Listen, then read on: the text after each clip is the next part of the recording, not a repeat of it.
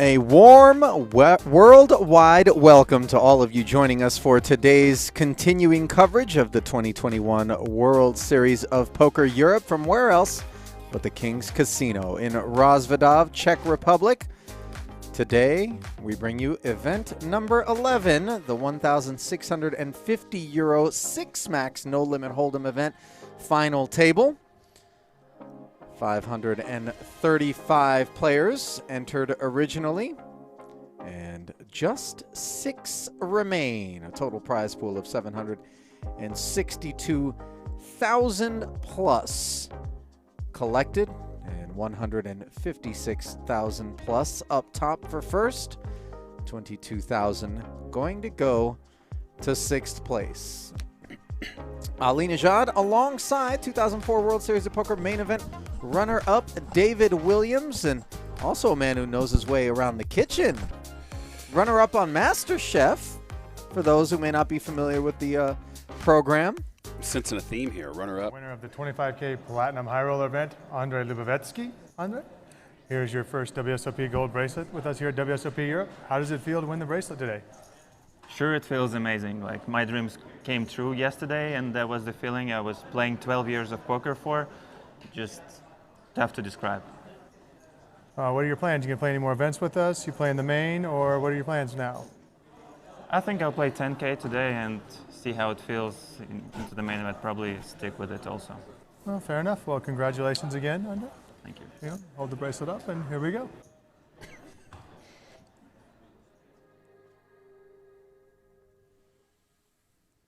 And a congratulations in order indeed. And we are still waiting to congratulate a champion here. As you see, the chip leader representing the United States. Very few Americans managed to make their way across the pond to participate in this year's edition of the World Series of Poker Europe, but Tony Tran has the lion's share of the chips with over 5 million. Not too far back from him, the Italian Simone Antrian, 4.5 million. Josef Snejberg at 50 blinds. Pretty tight cluster with Norbert Baumgartner from Germany involved as well. Then we drop off to Zlatin Penev and Jan Bednar, who have sub 30 bigs. But nobody really in any danger as we will get things started with the blinds at 40 and 80,000, David. So we could be in for kind of a slow-paced affair relative to some of the other final tables we've seen so far. Yeah, I mean, the average stack here, I think, is 45 big blinds, which is fairly deep. It is 6-max poker, so the ranges open up, and you're going to see a lot looser play than traditionally. There are some ICM implications. You know, people trying to ladder up. First pay jump's about 9,000 euros, then it goes to 13,000 euros. So it really depends. I mean, a lot of these players have a lot of career earnings. 2 players over $1 million, so maybe they're just shooting for the win and not really caring about moving up one spot. So it's just the players are going to dictate that. You know, we'll see shortly if it's going to be a shootout or a grind fest.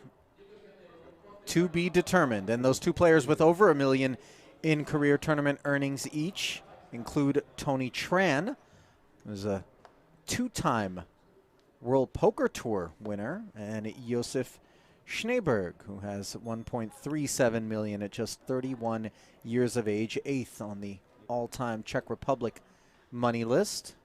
Finished 2nd back in 2019 at the Party Poker Live Millions Europe main event. Here is Norbert Baumgartner, who starts things off with the 2 black 8s. You're going to see a raise here almost certainly. 8 6-handed pocket 8s. Pocket 8s is a good monster hand anywhere, but especially 6-handed, late position in the hijack. Min raise to 160K. Ace-5 suited for Snejberg. I might just call him Josef, maybe, so I don't mess it up. Josef's suited ace in the small blind for a min raise. Big blind, it would be a no-brainer. Still think he's going to call here. Is he cutting out a 3-bet?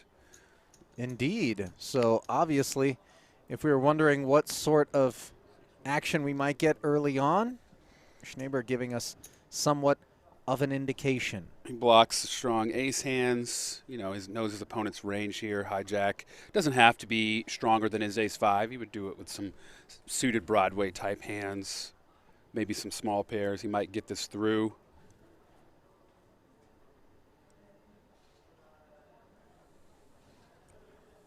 Two eights here I think is too strong to lay down, especially this deep.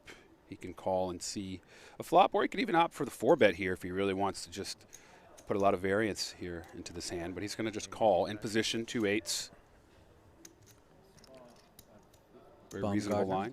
Sorry. Started. No, you're fine. 2.8 million versus Snejberg, who had 4 million to start. I think maybe the graphics or our starting counts are off because only 200,000 separates them according to our graphic. Does look like it's a tighter affair than we imagined, but Snejberg does have his man covered.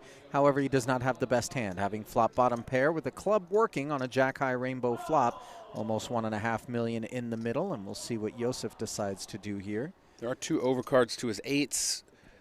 There's not a lot of hands with a jack or a 9 that your opponent's 3-betting you. He does check. I think that's because he did flop something, and he has the backdoor clubs also, so he wants to kind of keep the pot small, maybe get to the river here. I think if he'd flopped nothing, or if there was, that's the kind of board that hits, you know, your opponent's range here that calls and defends. So I think neither player is super comfortable, but the 8s have to feel okay. And he bets. Interesting decision there by Baumgartner, who must imagine that some of that bigger ace X is perhaps what he's up against, given the out-of-position 3-bet and then the choice to check the jack-high flop.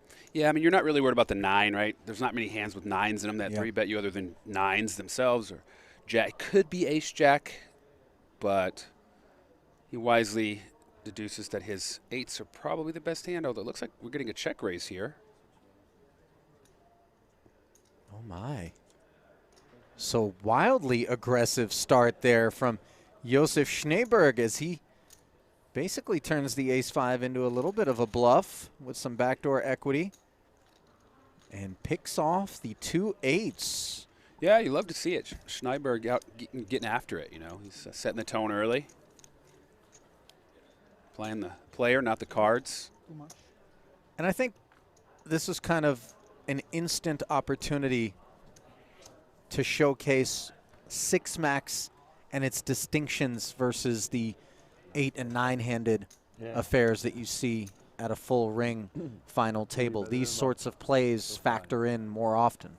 Yeah, I mean, I think at this stage, though, like, let's say this was a 9-handed final table and 3 players have been eliminated. It's equivalent to that stage just because it starts 6-handed. Doesn't change too much anymore once it's the final table. It's just as you lose players, ranges are going to open up and you're going to see more aggressive plays. One would imagine Tony Tran is going to get aggressive with this ace-jack, and indeed, up we go. Shoots it to 180 as opposed to the min raise. Bednar with a pretty jack-9 suited. Gets out of the way, and Snejberg on the button with Nichols. 2 5s here. Normally it would be just a call in position against the chip leader, as he does. I was wondering if he might ponder a 3-bet, keep the aggression up, but You'll note that when Snejberg had his man covered, he was a little bit more willing to put in the 3-bet despite being out of position.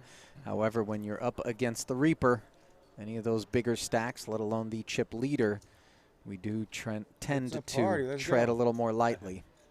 yeah, and I think actually being out of position that hand was one of the reasons he 3-bet, to give himself another way to win it without having to try to check call and get to a river. Took the initiative out of position. Meanwhile, the Italian, Andrian, participates for the first time. Is 10-9. Misses the 7-4 deuce board. Same story for Tran's ace-jack. Undeterred in the 3-way pot, however. He is reaching for tokens. Yeah, this is a good board to continuation bet on, and 7 deuce 4 probably doesn't hit your opponent's range. There are the hearts to worry about. Someone could have a flush draw, another reason to bet here. Not give that free card. Snejberg with 2 5s. Got to love your hand on that board. Going to call, and I think Tran's going to realize when his opponent calls, he can narrow his range. Something like his holding 2 5s, or maybe some sort of draw. The only draw he really could have is hearts. Probably doesn't have straight draw unless he had some kind of wheel draw. Well, he does pick up an open ender on the turn, does Snejberg, as the ace-jack does not improve at all.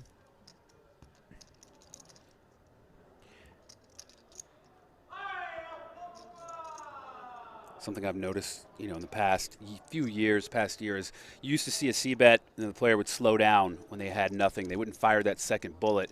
Players figured that out, started calling more on the flop because they knew their opponent would shut down. But now you're starting to see a lot more players fire that second bullet on the turn, as we see Tony here. As prophesized. And you can see how this allows Tran to set himself up for potentially not only winning it here, though we know up against an open-ender that's doubtful, but then being able to maybe fire a third barrel on the river. I will say this, though. We do see the second barrel more than we used to. The third is very rare in my experience because you just start to wonder. We also just aren't deep enough. And, like, if you're telling this four-act play, right, pre-flop, flop, turn, river, if it goes wrong, it's hard to recover from that. You've just spewed off a lot of chips. So that allows for people to open up and do it. And look, oh, my goodness. The 750K rich enough to dispatch. I'm a little shocked. Snejberg, I am too. That's a good turn for his hand. It does give some more equity. You know, he clearly has to know that people are firing that second bullet a lot with their ace highs. Maybe he just decided, you know, it's not worth it. If I'm wrong, you know, I don't want to lose those chips. I personally would call there, especially in position with that equity. Agreed. And like you said, it's a lot harder for people to fire that third bullet. But so often that I make that call there, river's a 3, they check, I check. Not a 3, that makes a straight, but whatever. Pairs of deuce, and they just show me 2 10s. Yeah. Just like, yeah, man, I'm a donkey. What was I doing? So. But the 8 outs are not insignificant. No, not at all. That we pick up. And oftentimes we imagine the 5's probably good. 5's exactly. good too. So 10 outs is not insignificant. Pocket 4s now for Tran, the chip leader. Under the gun, he opts to let him go. 6-handed, I think that's a little on the tight side. Could be one of those situations where when you play a pot and you just kind of got through with a bluff, you're just like, you know what, I'm just going to sit back. Yeah, I'm not gonna, it looks speedy. Yeah, I don't want to look speedy and get raised. And now, are they raising me because they have a hand or because I was just in a pot and I only have 2 4s? You see that a lot. Well, those sorts of perceptions do not appear to be a concern for Josef Snejberg as he is involved in his 3rd straight pot. Can't play them all if you fold. Open to 160 with the queen-jack offsuit. Now 2 deuces for. Deuces are a tough hand to play. I mean, every card's going to be an overcard. If you don't flop one, it's going to be tough to, you know, decipher if your opponent connected in the board in any way. Especially out of position. You know when you're going to check a lot. You're not going to lead a lot with deuces, and your opponent c-bets most of the time. Oh, and there is that big, beautiful deuce on a jack-high board, no less. Problems on the horizon for Snejberg, who has it checked to him. 480 in the middle. How will he navigate top pair? And not only do you have to flop a set, you don't have to, but you would like to flop a set, but you need your opponents to connect. So his opponent having top pair here is quite the spot.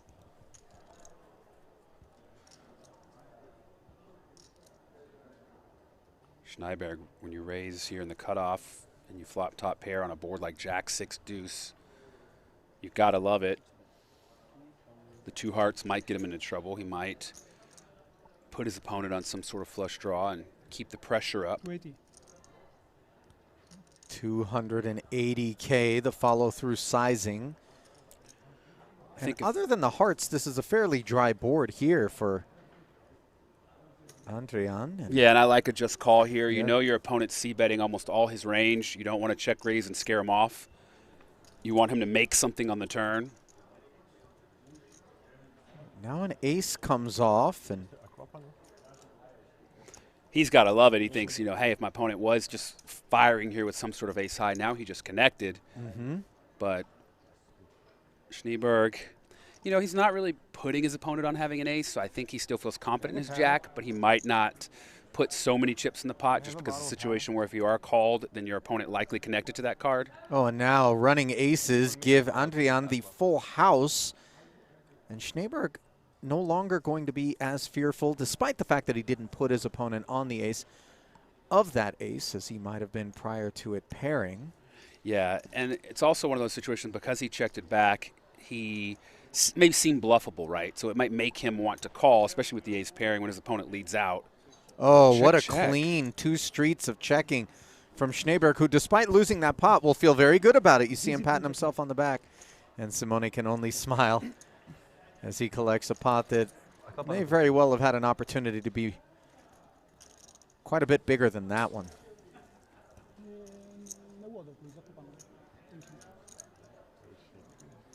Well, Simone, total live tournament earnings of just 8,000 at 28 years of age. His biggest online tournament cash is 17K, and you see him now sitting second in chips ahead of Snejberg, courtesy of that pot.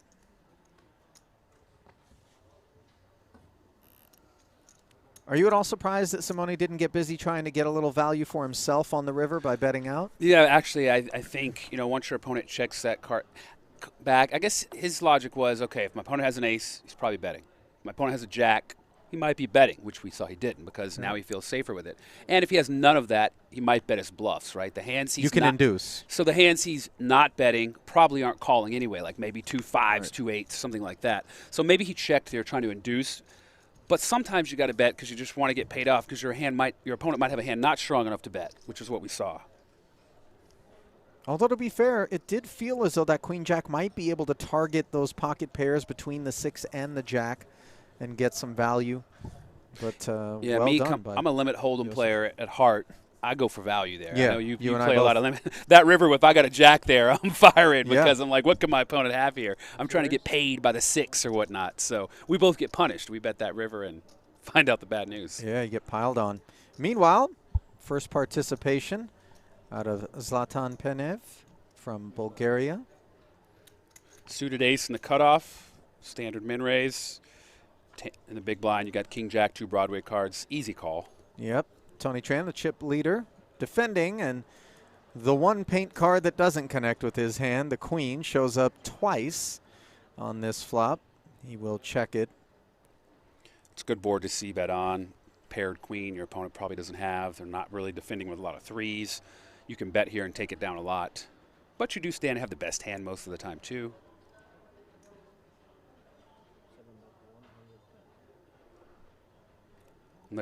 Unless Tony wants to get busy and make some moves, not really much you can do here with king jack. If you call, you're calling a kind of peel, maybe hit a 10 to pick up some kind of draw, make a pair. Your pair may not be any good. I don't think you really want to call here too often. It's not bad. Maybe your opponent's raising the cutoff with some kind of 9-10 type hand. But it looks like he goes for the check raise. Lovely stuff here from Tran, applying pressure. It's a really tough spot for Penev. His stack, you know, he's the shortest stack or one of the short stack at the table. I'm looking here. Pretty close. It's a large percentage of the stack here to call with just ace high. If you do call, which he is, then you have to kind of be prepared to make some calls on the turn, especially a player like Tony. It's not like he's just going to shut down if he is bluffing. So pretty gutsy of Penev to hang tough here, sort of sensing that Tran does not have the queen in all likelihood, and as such perhaps opportunities to improve meaningfully, which is exactly what Penev has done as he spikes the ace of spades. And of course, in the event that Tran was fast playing the queen, this is a plausible line for him to be taking to check and look to induce a bet on the turn from his opponent. Yeah. Penev wisely checking back, controlling the pot. Yeah, that's an easy spot, I think, to check back because you don't want to get check raised again. And then, you know, if your opponent has a queen, you're basically drawing dead. Keep the pot small, maybe get to showdown. You don't have a kicker. It's unlikely your opponent check raised you with an ace in the hand, so your ace is good most of the time. I don't think you're really worried about backdoor spades too much. Tran seemed to have given up on this once his opponent called the check raise when he had air. He knows his opponent has some strength. He decided to shut it down. Penev deciding if he can get some value.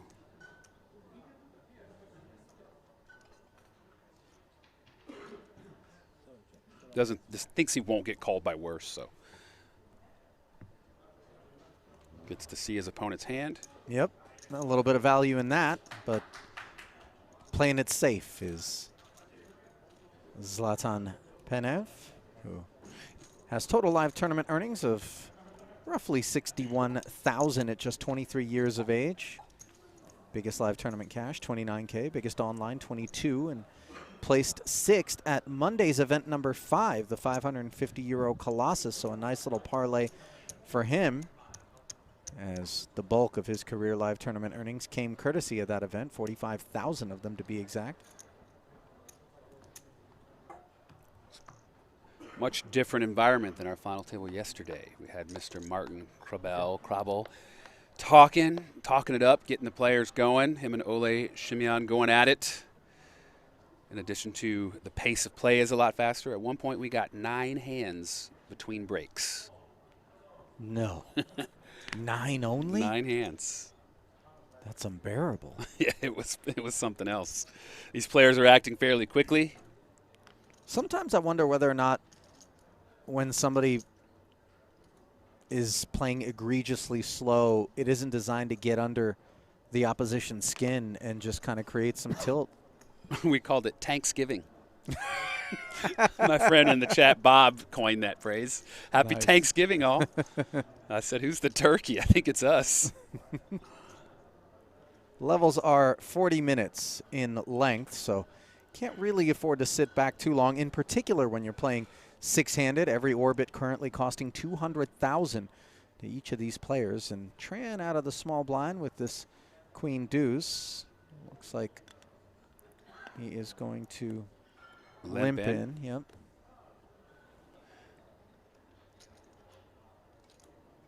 He's got his opponent out-chipped, decides to just limp in, put his opponent to the test. He knows his opponent with that chip stack is unlikely to make any kind of moves without it. He could raise here, likely take it down pre-flop. I think he wants to see a flop. He can lead, gets his opponent to fold most of his holdings if he doesn't connect. Ace 9-7, neither player has connected. Advantage king high, as we see Jan Bednar's first participation. One of 2 players from the Czech Republic here. Yeah, and I think he checks there because queen high is likely good. Your opponent's not going to fold a 9 or a 7 anyway if it's not good, so you might as well check maybe a deuce. Happens to have king high, but it doesn't matter. He improves on the turn. Makes 2 queens, checks it. Bednar takes the check back, hits a 4 on the river. Bottom pair is pretty close to the same as king high here.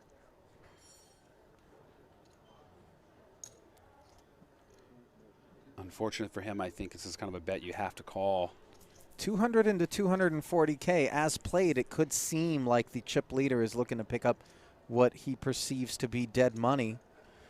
Your opponent's range of hands he's limping here could be some things like 10-8, 5-6 doesn't make anything. He's going to limp so many hands that when you pair here, you could look him up. Like I said, it is kind of the same as king high also, though. But with it check, check, check, check, no action, and you finally make something, he could be even bet his own 4, a worse 4. 200K comes off of Transtack so much more effortlessly than it does Bednar's, who has just 1.7 million behind and looking to preserve every one of those soldiers. Put in a raise here, just in case your opponent should have value bet something like a 7. At this point, though, it would seem ambitious, wouldn't it? Just given the way he's his body, he decided. Listen, he's not raising here, and he gave that away. But makes the right laydown, though. So 200K saved for Jan Bednar, as the chip leader continues to accumulate here in this first orbit at the final table of event number 11. I don't believe. He tells him good fold.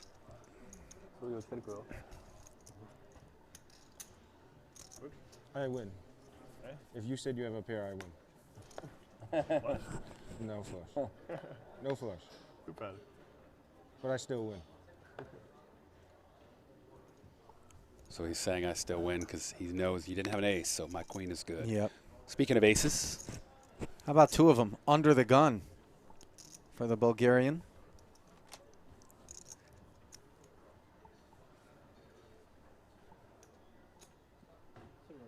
Buck 60, standard open.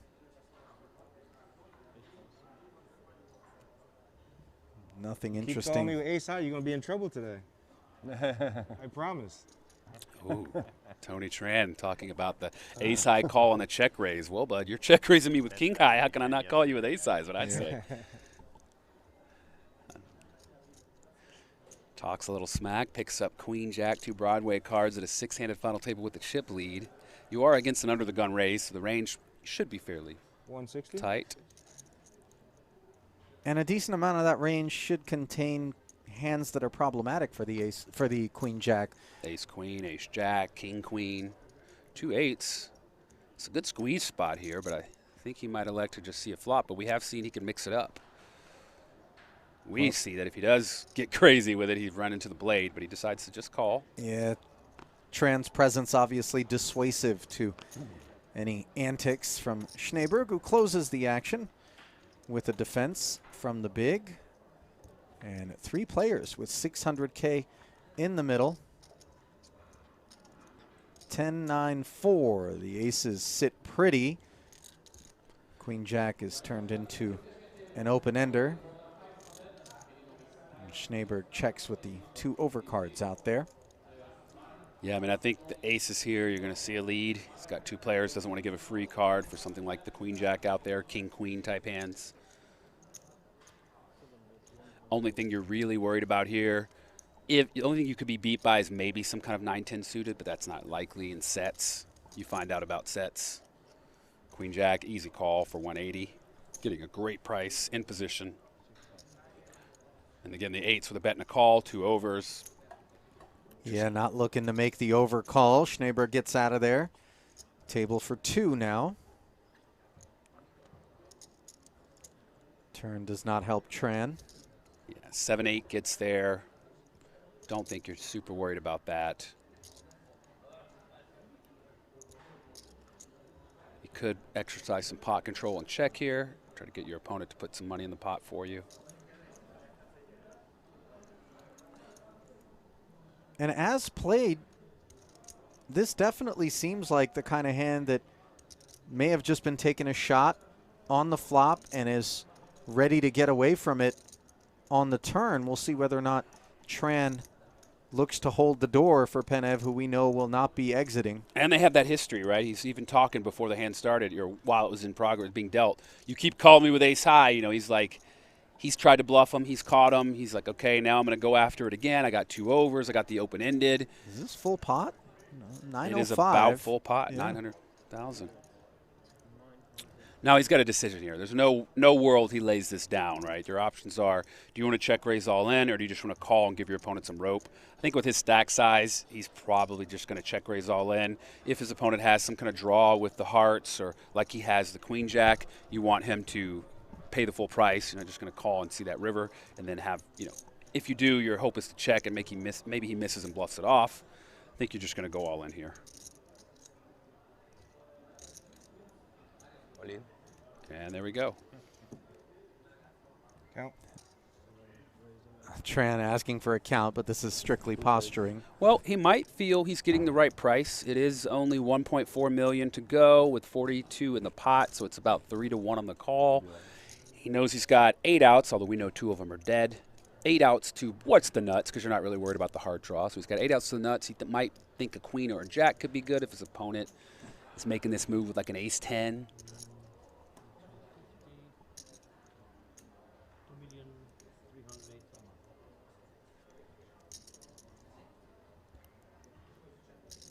$2,380,000.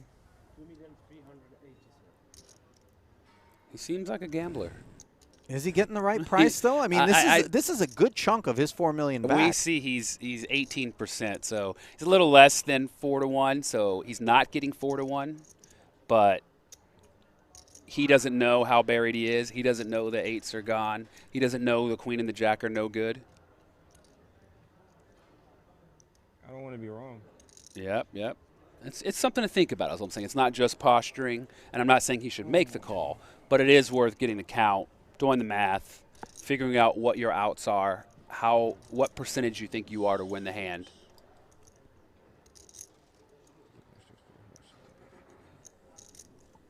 And sometimes you just feel it. You just like, I'm gambling today, baby. It's my final table. It's not sound poker, but you see it. You see it.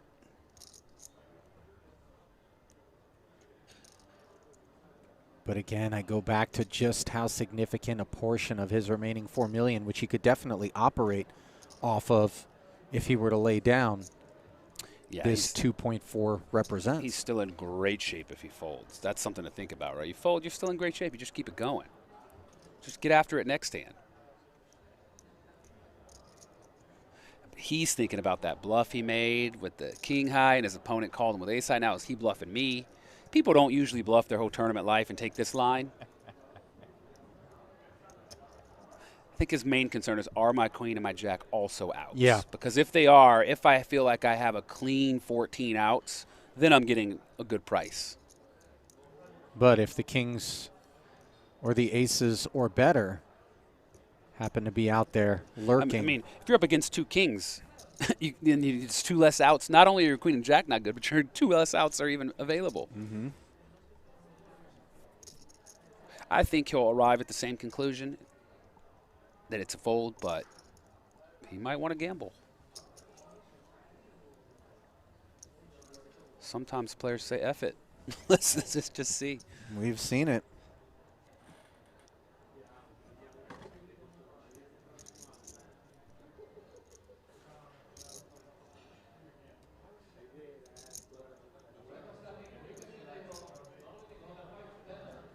Chat, all typing call, call. Do they just want to see some blood? Oh, there it is. He sticks it in. Wow. He sticks it in. Oh, but we know two of the, I think 3 8s might be gone. I think somebody else mucked an 8 pre-flop. I'm not sure. But we know for a fact 2 of those 8s are gone. It's got 6 outs that we know of. What a call. And I don't mean that in the way I meant it yesterday. Here it comes. Your buddy's calling for an 8. Blondie's calling for an 8. Belande? No, Blondie. Oh, okay, okay. Jean Robert? The 8 would be ambitious, given we saw at least 2 of them in the muck, but the king is available. Here comes the river. It's a queen. Tran does pair, but of course, it'll be no good as Penev's aces. And a reversal of fortunes. New chip leader here. End up earning him a very significant pot here that will land him in the chip lead with 72 bigs, over a quarter of all the chips remaining. Yeah, that was an ambitious call. I mean, he just really decided, look, he doesn't have aces, kings, queens, or jacks, so I've got 6 more outs, I guess, or he just wanted to gamble. High risk, high reward. And on this occasion, there was no reward for Tony Tran, who watches his stack evaporate down to 2.6 million. Yesterday, we saw our 8th place, or our 8th chip stack to start the day, ended up winning the tournament. Mr. Penev started here pretty close. He was in 5th, but almost tied for 6th, and there he is, the chip leader. And this is quite a bit more than I anticipated that Tran was going to have back, given that we saw 4.1. Well, he called an extra 1.4, so that's why he's got 1.4 on top of the 950. Well, he can navigate off of 33 bigs, and obviously that was a consideration.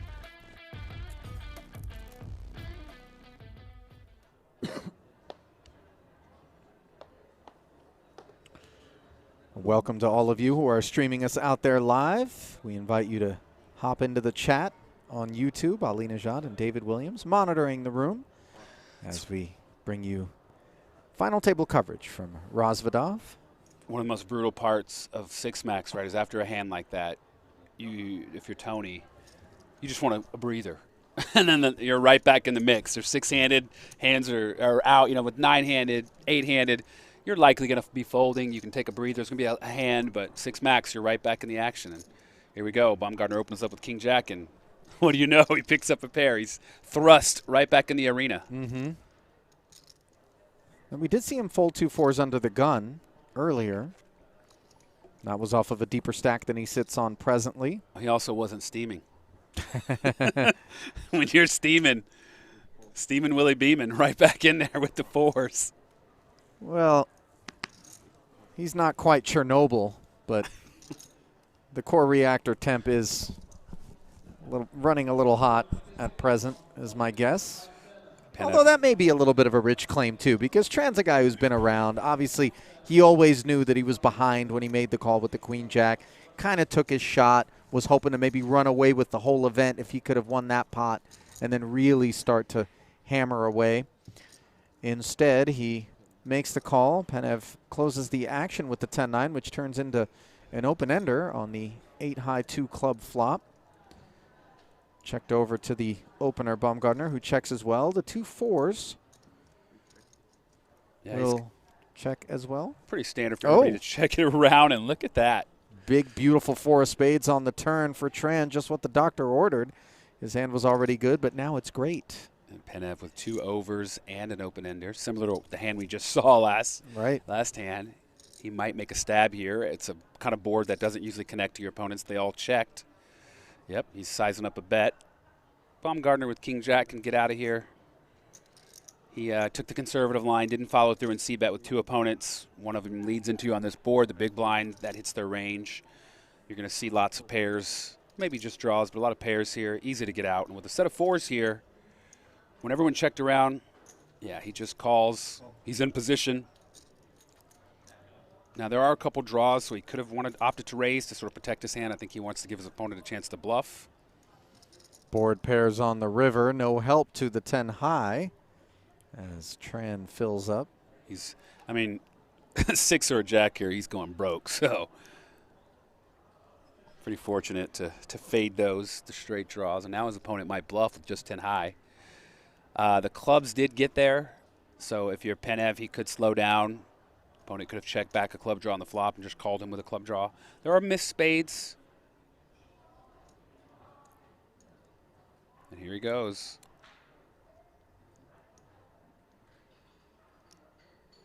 Tran's got to love this.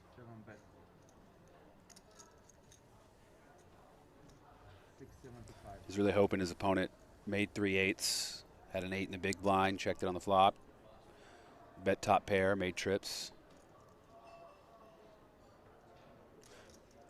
We can see once Tran raises, Penev's going to release.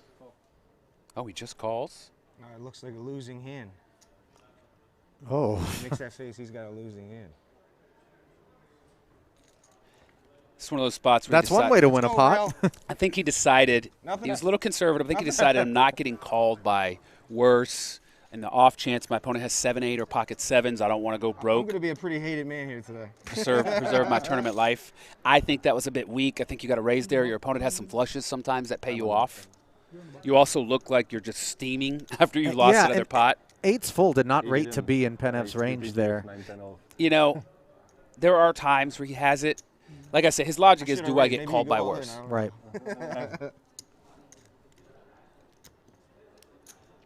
I think you've got to raise there.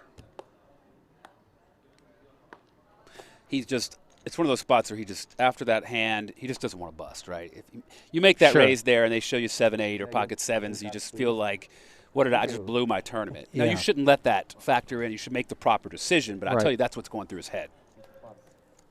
And by the way, flat calling allows you to force your opponent to either put it in the muck or roll it over, and then he put a little seasoning on the end of that. Yeah, that reminds me of, I was one time in Bobby's room. There's a huge game going on, like big PLO game. Four-digit blinds, right? 1,000, 2,000, 2,4, something crazy. And there was a pot with Brian Townsend. Remember him? Of course, SB Rugby. SB Rugby and Bobby Baldwin. And on the river, Broadway's the nuts. And Bobby Baldwin bets. And Brian Townsend raised huge. And this was like a 6-figure pot. And I'm standing behind Bobby. Bobby was a friend of mine, and he had showed me his cards coming to the river. So I knew Bobby Baldwin had Broadway, had the nuts. And on the river, he opted to just call. Brian Townsend turned over like a king-high straight. And Bobby Baldwin turned over Broadway, and they still had a lot of money left to play. So Bobby goes to smoke, and I go out with him. And I said, Bobby, why didn't you raise that river? You had the nuts. And Bobby says, Well, I knew there's no way young man could call, and I wanted to see his cards and make him show the table what he was raising with. And Bobby was dead serious. Wow. Yeah. He said, I wanted to make him show his hand and show the table what he was raising with. If he does jam over the top of that, as we see Simone, the Italian, flopping top 2 pair here against Penev, who is checking from the small blind. The only hand that's going to call Bobby in that spot is going to be another Broadway, in which case he chops, so there's no added money to be earned. So the 99% of the time. But sometimes you have an opponent who has the hand he had. Now, that's credit to Brian, right? He knows SB Rugby. Brian is not putting it in with that king high straight. But there are some opponents at the table that will call you with that king high straight because are you bluffing me with like a dry ace, you know, something like that. Sure. My favorite part is Bobby just casually, calmly just said, no, I wanted to make the young man show the table what he was raising with. Not show me. I wanted him to show the table what he was raising. I wanted to make him table that hand. There's layers. Bobby's an OG, man.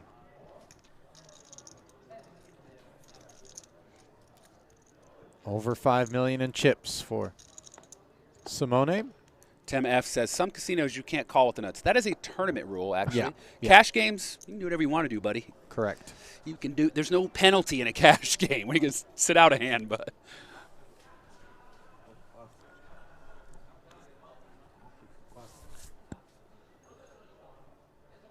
I like Noise Sauce. A West Coast Asian American would have raised there.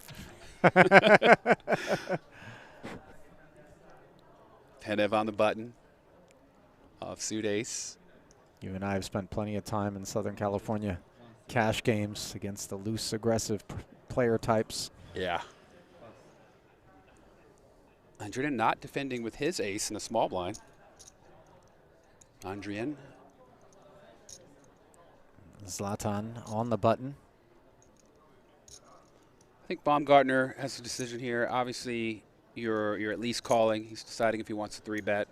Hand plays, flops well against the button. Button raise, pretty wide range. Sometimes you just have the best hand.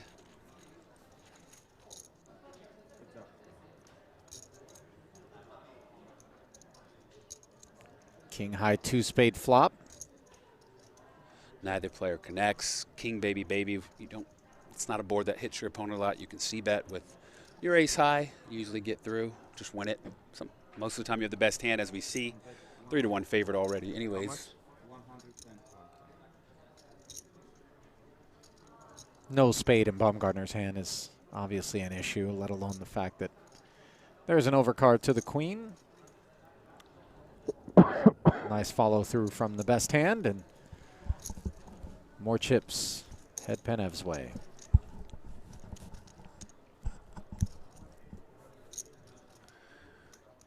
Four's full. Just call. What do you got? Oh, 10 high? No good. Must be nice. You put it in, a little suspect, lose a big pot. The very next hand, you get that guy to bluff off some chips to you, pump it back up. It's got to feel good. Seems to never go that way. Usually that guy just finishes them off the next hand. Yeah, They just 1-2 punch. They come get the rest.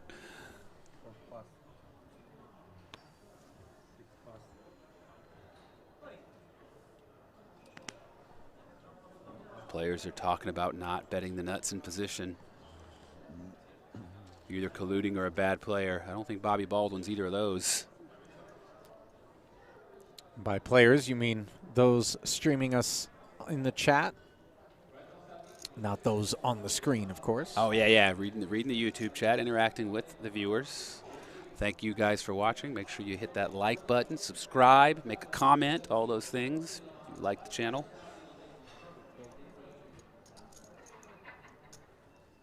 We've got a limp from Baumgartner in the small with ace-deuce. Obviously proceeding with caution against the larger stack of Tran, which has been an active stack thus far.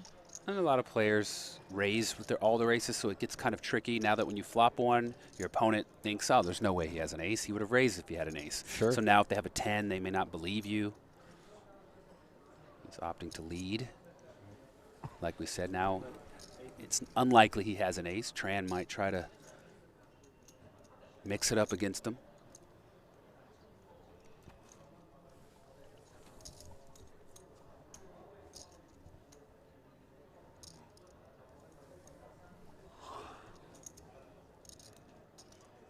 Stop looking at you already. Don't look at me. I'm looking at your chips. All right. Actually, did you last time spot the tell under the table or not? For me? Where you looked under the table? Oh, I was trying to be funny. I don't care. Tran's got a little personality. He's sassy. We need to get him somebody to mix it up with him, though. The other 5 don't look like they're ready to say a word to him. Hey, David, whatever happened to your diamond-crushed toothpick you used to rock? Diamond encrusted, I believe. And it was a toothpick holder. Yep, it was a little metallic cylinder with diamonds around it. You could put a fresh toothpick in each day. I specifically remember doing commentary on you when you debuted that particular accessory in the NBC Heads Up Poker Championship. Oh, my. Oh, so long ago. And if you think diamond encrusted toothpick holders are sexy, how about ace king suited as Snejberg under the gun? We'll shoot it up to 200,000 with the blinds now at 50 and 100K. Oh, yeah, and we're playing a little bigger. And this is trouble for Penev. Ace queen offsuit right behind the opener. And the blinds are 501K now, 250,000 in the pot to start.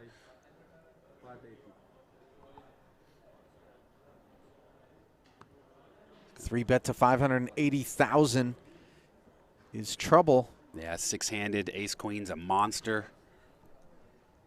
Oh, an ace jack suited. But Tran doesn't make a meal of it in the small blind against under the gun and under the gun +1 open and 3-bet. That ace jack begins to shrivel. Yeah, it's a tough spot because you don't want to just smooth call. You've got a player left to act that already showed strength. You don't really want to 4-bet ace jack suited. You're out of position in the small. So it's, if you were closing out the action, you could consider it. But where he's at right now, that's just an easy fold, I think. It hurts, but it's an easy fold. And Snejberg does pile on top of Penev here. 4 million. 3.9. He asks for a count. These guys are very similar in depth from what I could gather. This is just way too much for Zlatin to be considering. It was a quick all-in, too. He didn't think about it. He didn't consider the 4-bet to maybe 1.2. Just a giant bomb for 4 million. But that is a little suspect, right? If you're sitting there with ace-queen, you're like, is my opponent going to bomb all that in from 580 with aces, kings, queens? He lays it down. He lays it down. Doesn't make a meal of it, but the bottom end of the range always feels like best case an under pair to the queen. That's what I thought, but I'm still looking. You're never going to see ace-jack there, and it's like, do you want to flip a coin? And if you're wrong, you're not flipping. Now, my issue is the giant 4-bet all-in. Like, I know you're out of position, and it's tough because you're not going to flop a pair a lot if you do get called, but your opponent's not really just calling very often. So I'd like to see a raise to maybe 1.5, but you have to be prepared. If your opponent piles on you, or can you call it off? If you can't, maybe there's a reason to just pile it in yourself.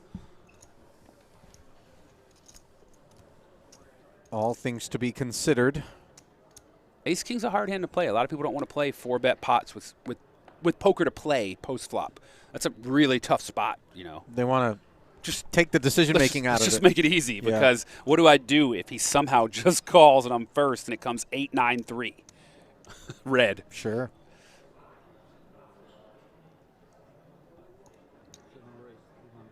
Penev right back at it.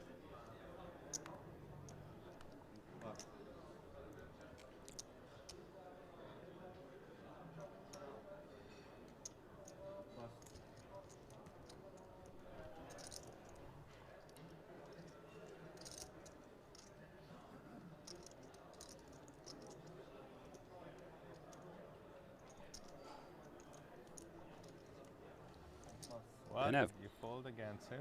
Playing a lot of hands.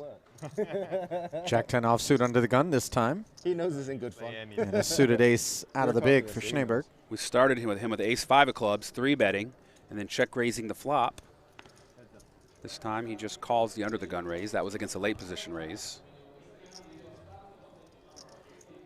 Paired flop.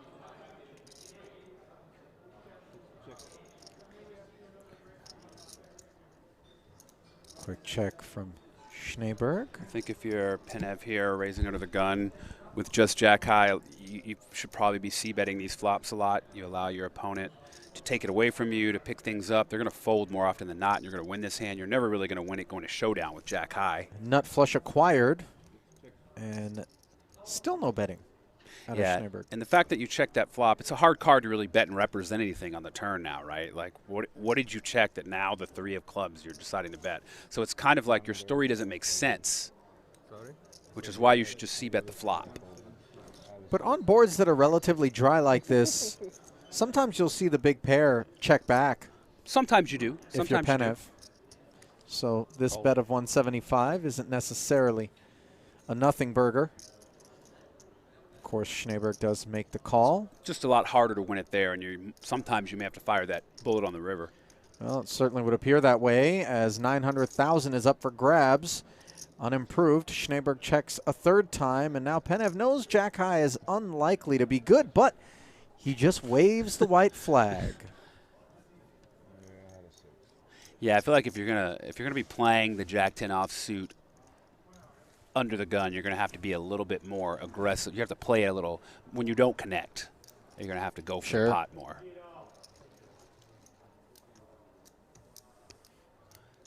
Specifically, when your opponent is defending in the big blind, if they have worse holdings, they're gonna take it away from you. They're gonna bet and take it.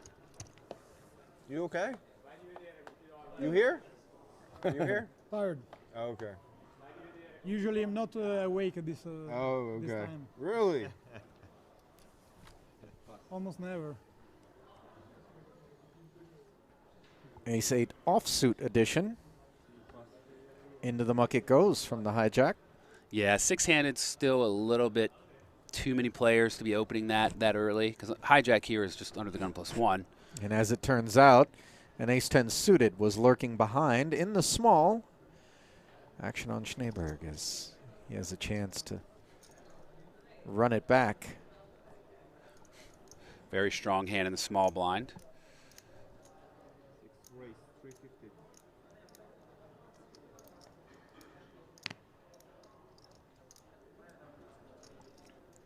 Not sure. The 7-5, when you get raised, you put it back. Just as I looked, put it into the muck.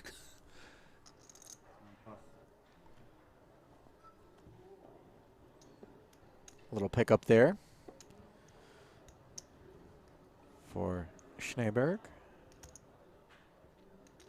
It's interesting. We've got 3 out of 6 players have been pretty active. I think every hand is involved either Tran, Snejberg, or Penev. One of those 3. The other 3 aren't really playing much. A little bit of card deadness, but Bednar has not been involved but once, I believe. And he's short stack, so he's waiting for a spot. No fault to these players, just pointing out an observation. Suited Jack 9s. Pretty looking hand. Under the gun, 2.4 million. It's a fold. A lot of discipline there to fold that. It's one of those hands where you want to play it so bad, but you know what's right.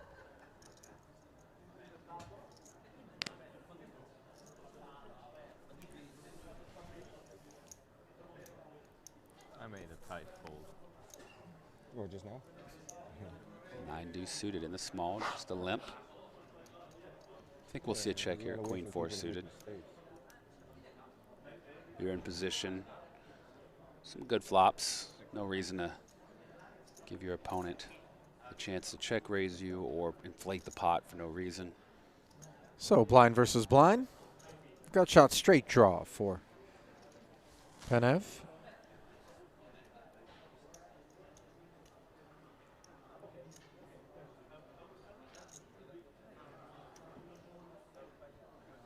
And he's going to come out swinging.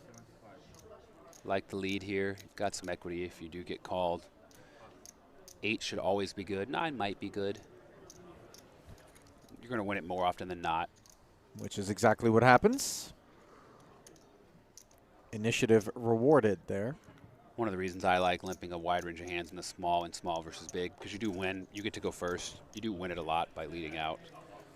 It's hard. A lot of players don't like to get tricky in that spot. Like Doyle said, don't go broke in an unraised pot, right? That's one of the old pieces of wisdom. Sure.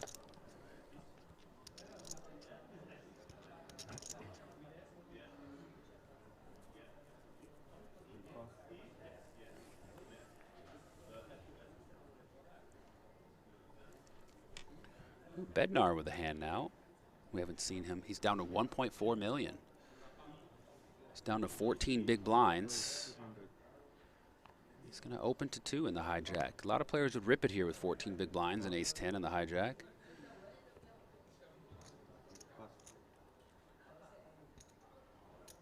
Decides to just min raise. Interesting as it might work out for him. Had he ripped it, I doubt Baumgartner calls 14 bigs, was like 22 himself with ace-5. Now for 100K more, he'll probably see a flop. Nope, he's got to give it up.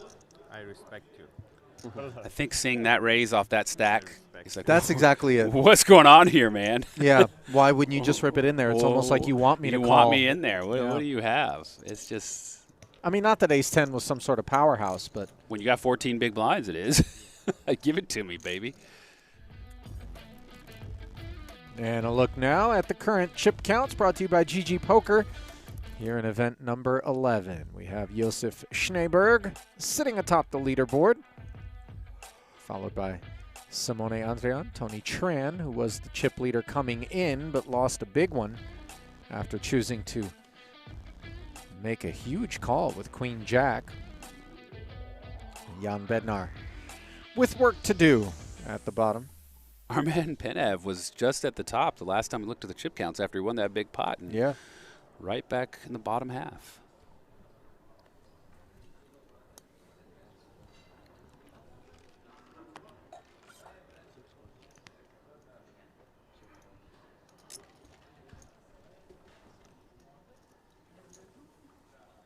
Jack-7 suited on the button. One of the larger stacks, 48 big blinds. I think we'll see a raise here, 200. Simone's got that, like, hacker chic. You know what I mean? Like, I could just see him at a laptop changing the world somehow. Changing the world, huh? That's the way to word it. Just like, listen, I had to shut that pipeline down. Go ahead and send me 400 ETH. I'll fire it back up. Baumgartner with that suited Jack-9 again, this time in the small blind to a button raise. For the time being, Simone just asking for 200K, and Baumgartner deciding to pile here. The look on David's face You says love it. something. You love to see it. You know he's asking. He's posturing here. Oh, yeah, like I've got a real hand. Come on, but there's no way you're calling. There you go. But it's you love to see it because you know the button's range is so wide, and more often than not that you're going to get that through and pick that up. And if you do get called, you know, Jack-9 suited ain't so bad. You're probably not doing so bad against a lot of the hands that call.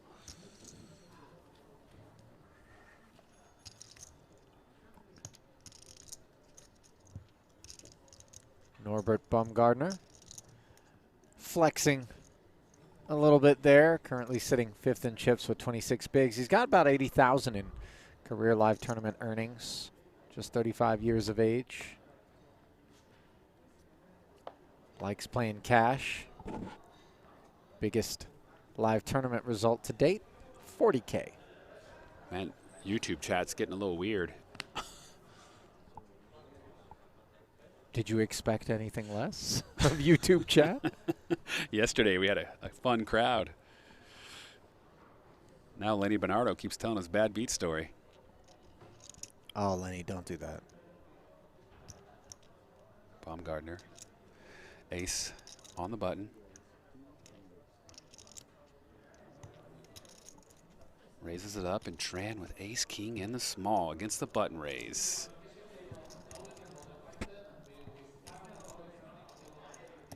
How much will he 3-bet it to? Now he does have the big blind with only 14, 15 bigs.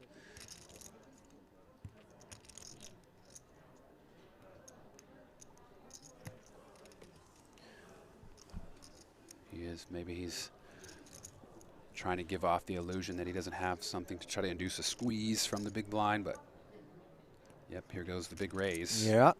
Tran slides a stack of those 100Ks out in front of him. And the 3-bet is to 2 million. Quick release from Baumgartner. Never a consideration off of ace-4. Tidy pickup for Tran there.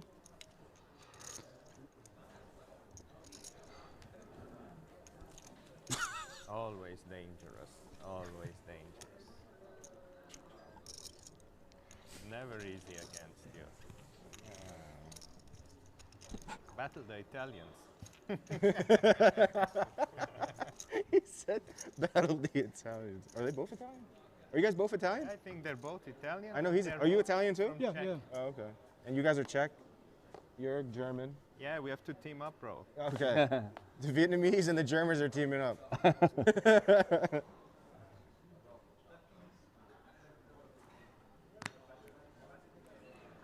Got a little table talk finally. The guys are settled in.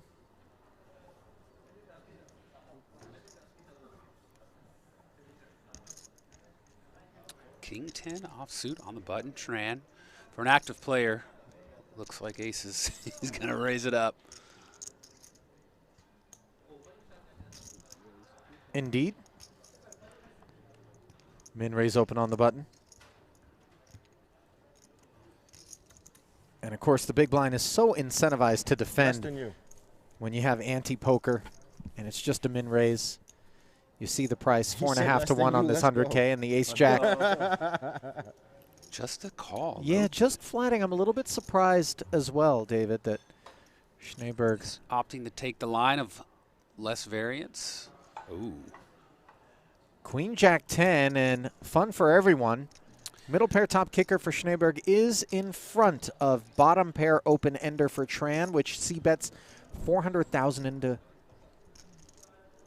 175, forgive me. Yeah, I think if you're Snejberg here, you just call. You're out of position. You know, your hand is likely the best, but when you raise it up, if you do get called, it's probably not the best anymore. Exercise a little pot control with just second pair. 4 to a straight out there now after the 8 comes off on the turn on the heels of the check call from Snejberg. Yeah, I imagine that card might slow both players down. You know, Tran knows that his opponent would play a 9 like this, could be opting for the check raise or just letting him bet his hand for him. So I don't think Tran wants to bet this. He could. We've seen Tran likes to mix it up, but I think we see a check here. You do have a 10. Your opponent just called. If they didn't have a 9, they likely had a pair that could be bigger, a queen or a jack. Instead, both players check. Inconsequential 5 of clubs on the end.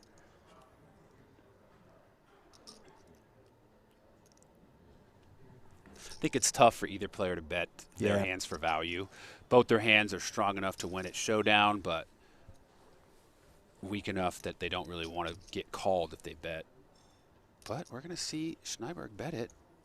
This is an interesting choice from Snejberg here as he leads out just 150. So maybe it's that he didn't want to face a potentially bigger bet on the river. Right, it's what you call like a blocker bet. It's like a little bit value, a little bit blocker, hoping his opponent, by checking it, his opponent might get frisky with just ace high and represent, and he doesn't want to call, to have to look up 400,000, 600,000. I think if I'm Tran, yeah, it's a fold, but I might, you know, I wouldn't be surprised to see Tran get frisky and raise it, but it's just he does have the king. It's just too risky if your opponent happens to just have a 9. Like, they're probably not going anywhere. Yeah. And the 9 is very plausible given just the defense out of the big from Snejberg, who hauls one in. Like what I've seen out of that seat so far here. He's done well for himself, sitting up top. Obviously, anybody who's played 6-max understands that there are less places to hide. You kind of got to get more aggressive.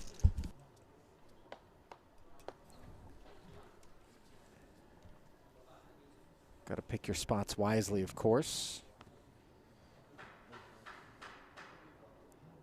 Suited ace in the hijack. Yes, Simone looks like he's part of Elliot's crew on Mr. Robot. I don't know if anybody watches that show or not. I haven't seen that show in years, but yeah. Ace-deuce suited, meanwhile, for Baumgartner. He likes the suited. He folded some aces in these spots before, but now that he's suited, he's in there. Oh, there's real value. Bednar, nothing. Snejberg, nothing. Ooh, 2 kings in the big blind for Penev against the hijack raise. And he does have Baumgartner covered. 2.5. 2.4.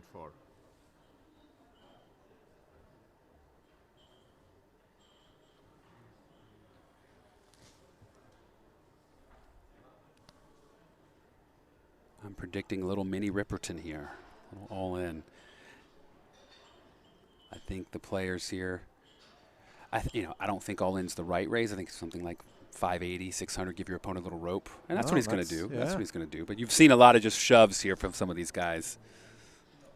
He opts to make it 6.25 to give his opponent a chance to move all in. Yeah, 625K. Still too rich for Baumgartner, who lets go of that suited ace rather comfortably. Yeah, when you have a deuce in your hand, it's pretty hard to put any more chips in the pot when you get 3-bet.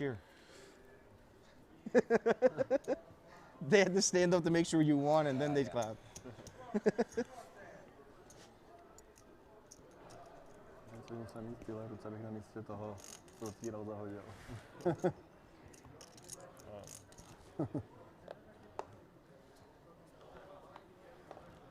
You heard Tran earlier identifying that Penev is apparently of Italian heritage,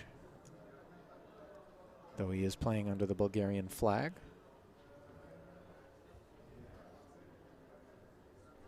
So here it is. Our man finally found something. 1.4. He did min raise open earlier. With the ace, right? Yep. It's just the ace 10. Ace 10 offsuit.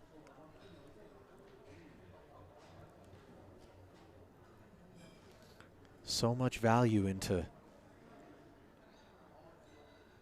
treading lightly, proceeding with caution, just staying alive in the event of disaster behind you. Granted, 22,000 euros plus is on tap for 6, but it's the 158 you want a shot at up top.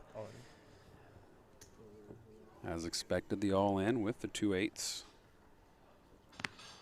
He's hoping somebody finds a couple 5s, 6s behind him. Nope, no one has anything. Finds them and gets married to them, more importantly. So Bednar picking up meaningful orbits worth of wagering tokens.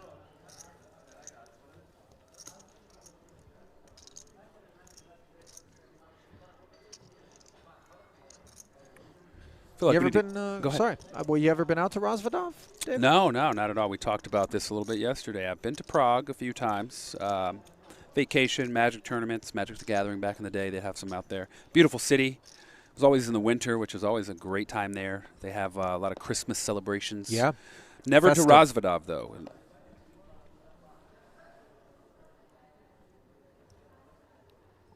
Never to Rozvadov. We saw Tran lose a big pot with the Queen Jack earlier today. He's back at it under the gun. No PTSD.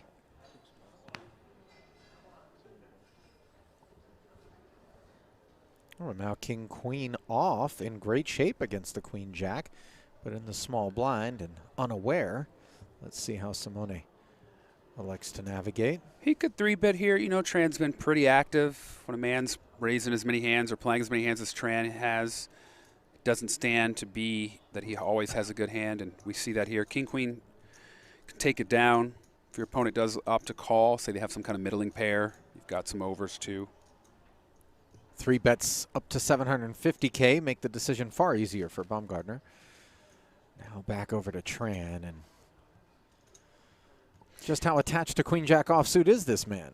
Yeah, I mean, I think at this stage, your options, you pretty much got to lay it down. He is in position. He could opt to call and see what his opponent does, but just don't think they're deep enough for that. Hey, David Williams, do you play Hearthstone? I play Hearthstone Battlegrounds. That's it. I don't play any of the other formats. A lot of times I say that, and people, oh, what's your latest standard? I don't know, man. I just play the Battlegrounds, the auto battler. Noisauce, do you have any valuable Magic cards? No, please don't come to my house and rob me. I don't have any valuable Magic cards at all. What's the, remember, I think a mutual acquaintance of ours, Thomas Keller, was a Magic player. TK Pro Tour champion. And you talked to him in a while? It's been a minute. It's been a minute. I know he's out in Arizona with the family, but I bought for him what I guess, I mean, we're going back 15 plus years, I want to say, was a tremendously valuable Magic card. The Black Lotus. Yes, that's what it was. And it was like in Mink. I had no idea what I was sitting on. I just knew that I was handing someone $20,000 for what amounted to a baseball card in my mind. And what today is likely worth somewhere between $500,000 and $1 million. Stop it. A lot of Thomas Keller, he had a lot of graded Magic cards, and a lot of those are worth a lot of money. Wow. And some of those ended up being dispersed amongst me and my friends. We bought some from him, and some of my other friends bought some from him. We all, yeah. $500,000 to $1 million. $1 million. Yeah. Money well spent. Wonder whether or not he's still sitting on that Lotus. Meanwhile, Tran is sitting on 6-5 and the best hand on a 7-6 deuce board where he pairs, but of course Snejberg is far from drawing dead. You see the percentages actually favor his ace-9 suited, and he's going to check back with 2 overs and a nut flush draw. Oh. Trip 6s on the turn, though, for Tran. The real fireworks card would be the 5 of spades, but it's in his hand, so we can't get that on the river. 550 in the middle now, and will Tran get busy betting his own hand, or does he feel as though his opponent is drawing dead? Maybe he wants to give some rope? Nope. You know, after your opponent checked back that flop, he wants to get some value out of this hand. It's not like the 6 is likely, considering you have one, for your opponent to now decide to bet. If your opponent's exercising pot control, you want to punish them, put some chips in the pot with the best hand. And, of course, you see Snejberg make the call. Pot up to 1.2. Oh, and in comes the flush, and now Tran's got problems. Yeah, and especially, you know, a lot of the times when your opponent raises pre-flop, if they did flop a flush draw, that's a perfect board to c-bet on. His opponent didn't. Likely disguised this flush draw.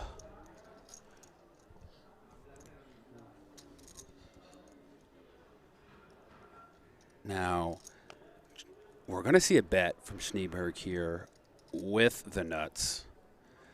I don't think Tran can or will check raise with it, as we saw him check back his full house. Not check back, excuse me, just call with his full house before. He's exercising caution and keeping his tournament life here.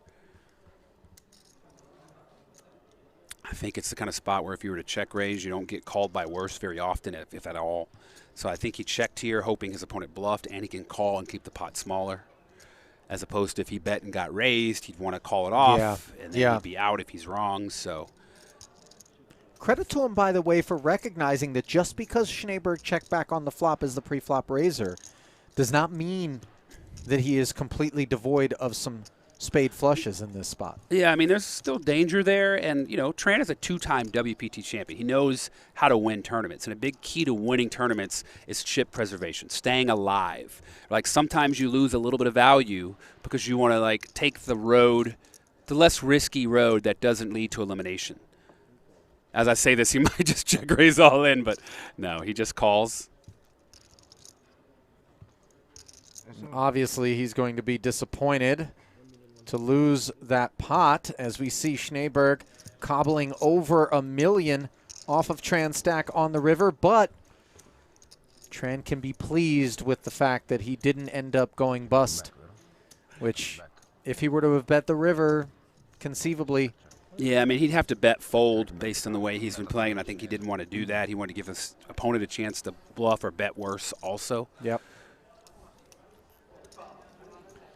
And Snejberg now up over $7.5 million, 35% of the chips in play.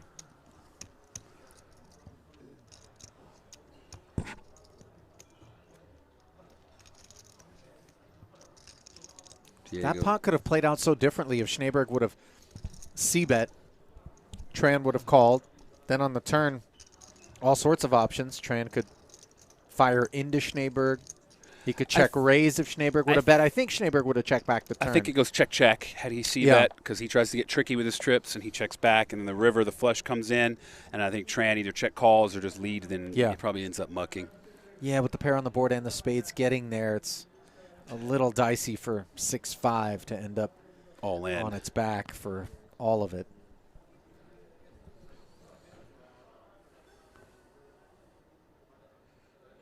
Suited ace in the cutoff. He is facing an under the gun raise from the chip leader.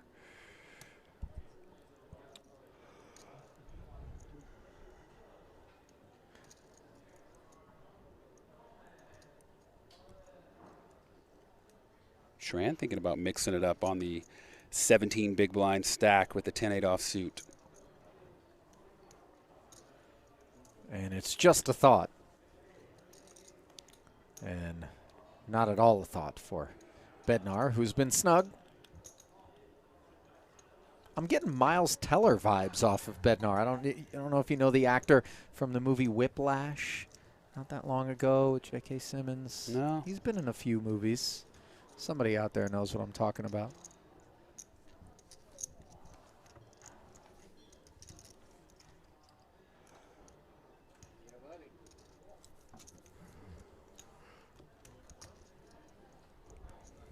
Still yet to lose a player here in Rozvadov as everybody navigating their stacks with proficiency.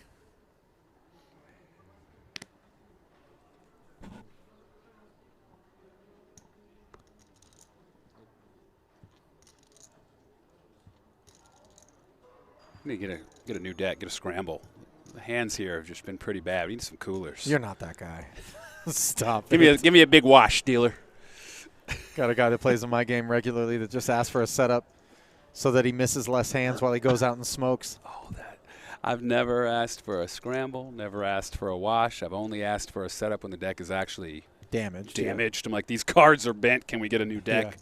I've never asked for the good luck setup. A walk there, unfortunately, for Snejberg, who would have welcomed some action.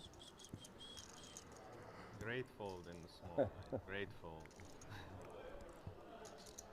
Raymond de Wilt, who won the PLO event. You know, I don't know which one you're talking about. I think there's been a couple. I think there was a 5K and a 2K Euro event, but you can find all that info at WSOP.com or pokernews.com.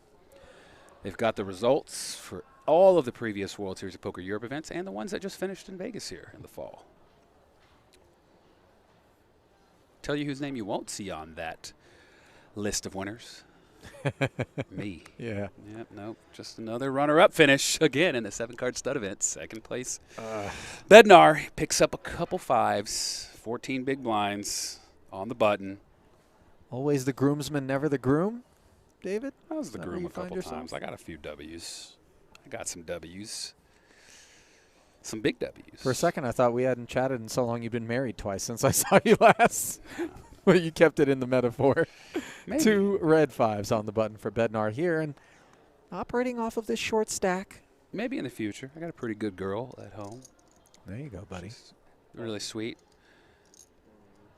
Really sweet is how Bednar feels about 2 5s on the button as he is ready to go sailing, and Snejberg might have... You know, you got the chip lead. It's only 14 bigs. You got king, queen. You know your opponent on the button. It's going to be jamming a huge range of hands. A lot of the time, you're going to be flipping. You know, is he doing this with queen jacks, queen tens, king 9 suited type hands? Likely. So you got some domination nation in there too. Now you do have the big blind behind you. That's something to consider. I think if you were in the big blind closing the action, this would be a lot easier call. You know, Penev behind you is tough, but he could move all in here and shut out a lot of hands like that beat him by Penev. Penev has to fold a lot of his aces that aren't like premiums if he were to shove all in. If he wants to play it, I'm saying, as opposed to just call. Or he could call, and if Penev wakes up with a hand, he can get away. Both are totally acceptable lines. Even fold, all 3 of those lines. Fold, call, all in. And the other thing for Snejberg is sometimes we seek to invite another participant into the pot in the interest of some assistance showing Bednar the door. And he just calls. So Here we go. Snejberg will be on his own against the 2 5s. Seeking to give Jan some walking papers as it's check-on-check violence here in Rozvadov. Small favorite with the 5s.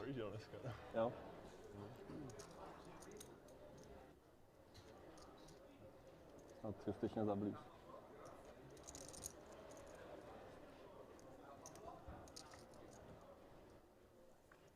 To the flop we go. Almost 3 million in the middle, and a queen in the window is a disastrous development for Bednar's 2-5s. That board texture doesn't give him any runner opportunities for a winner with a straight, but a 9 or a 10 could give him some opportunities. Oh! He hits the 5. He didn't even stand up and start to walk away. That's usually the key to summoning that 5. Well, from outer space, the 5 just delivered on the turn. It fills up on the river, and a healthy double coming for Jan Bednar, whose patience has been rewarded. Snejberg, not a mortal wound by any stretch of the imagination. No, he's still got plenty to work with. Almost 50 bigs, a little more. And the chips will stay in the Czech borders as he passes a bundle over to the right. If there's anybody that he was going to double up, he'd want it to be Bednar. His brethren. There it is. Now they can converse in their native tongue. I'm getting Mike Norrie vibes off of this Zlatan Penev. Before the chicken nugget bet. Oh, was there a chicken nugget bet I should know about? Was that chicken? No, the McDonald's. He had to eat like $10,000 worth of McDonald's in a day or so. No, it was definitely not 10K, but it was more than any human being should eat. He didn't do it. I think he ended up tapping out or something too, right? It was just like he ordered a couple apple pies, said thanks, I'm out, and like everybody who had bet on the side just got boned. Like all these people had bet on it, like bet on him, like come up with strategies, like if you eat 20 packets of ketchup, you'll get the calories and do this and ask for egg whites. And the guy was just like, give me 20 apple pies. All right, I'm tapping. Let's go play some golf. And all these people got screwed. I think it was something ridiculous like that. For those wondering exactly who and what we're talking about, Mike Norrie is a known cash game and tournament player. He just wore a bracelet this summer. Yes, but plays the cash a lot out here in the United States. And heck of a player. Also gets himself involved in some interesting Didn't he wear like a Ronald McDonald suit too to like walk in and order all this? He had to eat like some ungodly amount of McDonald's in 24 hours, and there was so much side action. People were betting 5 figures on him, against him, and the guy just tapped out. Didn't even he ate like 120 piece and an apple pie. It was like, nah. I was so disheartening, isn't it? I wasn't serious. That's why you don't side bet on these prop bets, because you never know what the hell's really going on.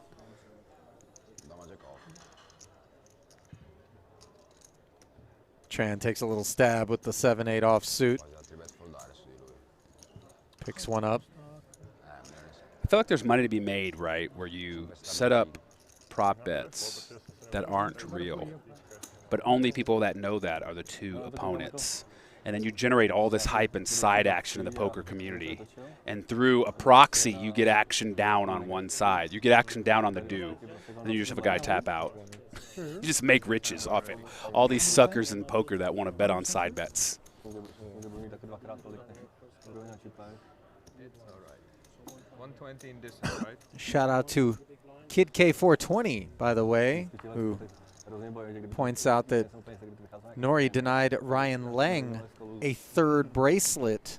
Is that correct? Or well, no? I mean, he might have been at that table, but I don't think he got second. So you can't say he denied it. Maybe he gave him the knockout blow, but, you know, Ryan Lang got knocked out of a lot of other tournaments that he did not win because he played them all and he won Right, but two. to be at the final table. Oh, did he? I don't know. I mean, maybe. I don't think he was at that table at the finals. No? Let's look it up. He could be. He could have been. I could be wrong. I don't claim to know all. Ryan had a hell of a World Series. Hell of a World Series. That is an understatement. Finished 7th in the Player of the Year. He did have one of the bigger blunders, which I thought, by the way, that he navigated with class and grace on the heels of having made it. I'm wrong. 2nd place in the Monster Stack to Mike Norrie. Yep. Ryan Lang had a 2nd place in the 2 seconds. Was it the 50K PPC where he failed to call for half a bet? A big bet against Jungle Man, who eventually came back to win it. And Paul Volpe also dealt with that situation with tremendous class as he should have been heads up with Lang for the bracelet, but instead ended up knocked out in third. But he didn't deny him his third. Ryan Lang only won one, according to this. Oh, looks really? like here. I thought he won two. Here's the results: 83rd in the turbo, 9th in the high roller, 2nd in the PPC, 125th in a bracelet online, 340, 25th, 2nd, 1st. Well, no other So first. there's just one bracelet for Lang. Okay. I thought he had two also. So did I, and I'm not sure why. Quick peek at the chip counts as we see Snejberg up at the top with 6.5 million. And a little cluster in second and third between Zlatan and Simone. Then all the way down to Norbert Baumgartner, who has largely been a spectator of late. Ali Najad and David Williams, pleased to have you with us here in continuing coverage of the World Series of Poker Europe, event number 11. 1,650 euros, 6 max, no limit.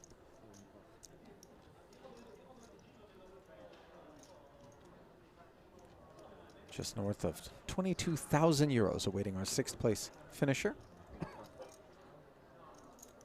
158K plus up top. And now the short stack of Baumgartner must choose how to proceed against a sticky and fairly aggressive Tony Tran, who awaits Baumgartner's decision. Blinds up to 60 and 120,000. Baumgartner will limp, and Tran with real dust.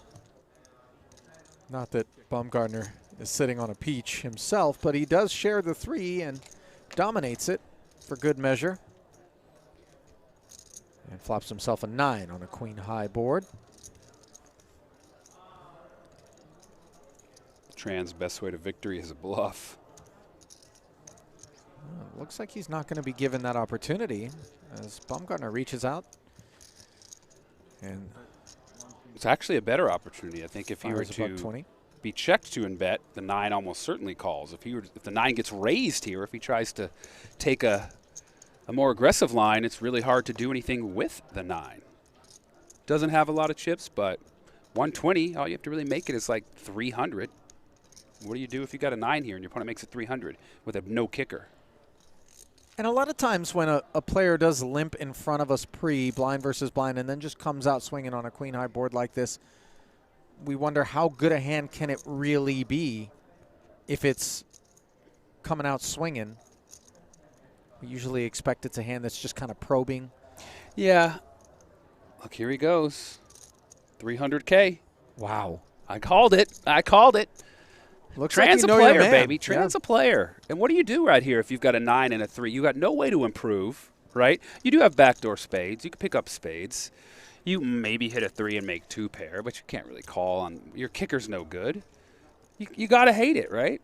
Because if your opponent has a queen or a jack, which they're representing, you're in trouble. You got 2 outs, maybe 5.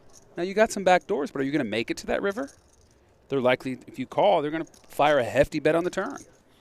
Oh, he's going to look him up, though, with just a 9. We got some poker being played here. No doubt about it. Can Tran fire another bullet? He did pick up diamonds. Ace of diamonds rolling off after Baumgartner made the call, and Norbert will check it. Now, your opponent limped in. The ace doesn't likely hit them. It can, but not likely. Diamonds got there. You could tell the story that you were raising your flush draw and got there. I mean, it does feel like that's fallen out of favor, though. The raising the flush draw on the flop move, I just feel like we see a lot more of people looking to realize their equity with a flat. Our man here sizing up a big hefty bet. You love to see it with such a short stack. Now, if you've got the 9 tray here, you've just got to let it go. Insta-muck, yeah. Very well played by Tran. Making the most of position Champion and the situation. breed stuff right there. Yeah. Well, you always look like a genius when it works out, and then when it erupts in your face. I mean, that's just such a tough thing to do with that chip stack, right? Obviously, the moves we talked about, I said raising that flop, you got to be able to bet that turn. But when you have 1.4 million and you're just sailing it in here with the 7 high, now you do have diamonds as a redraw, but it's like, how do you go home? What happened? I went crazy blind with the 7-3 off.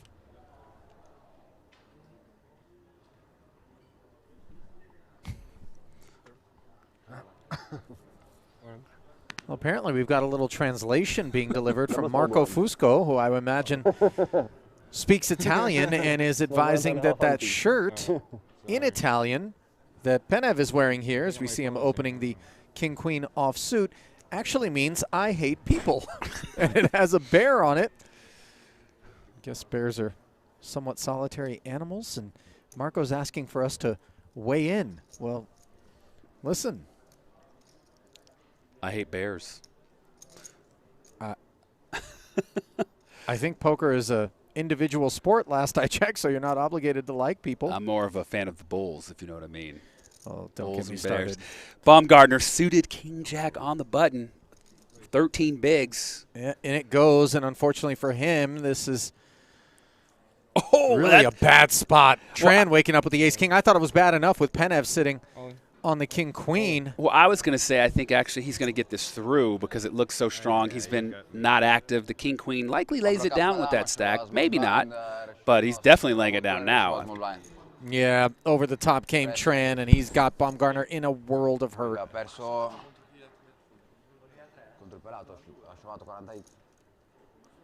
Diamonds are live.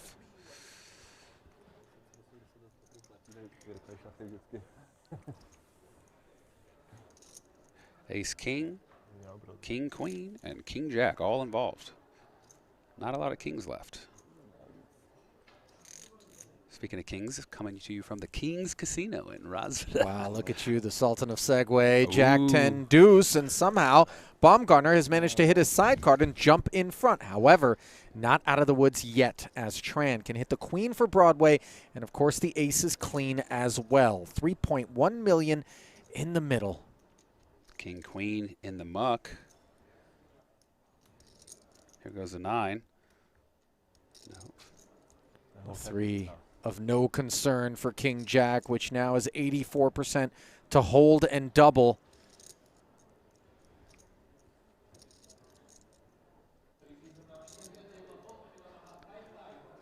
Got to fade those 7 outs. Can he do it? Yes.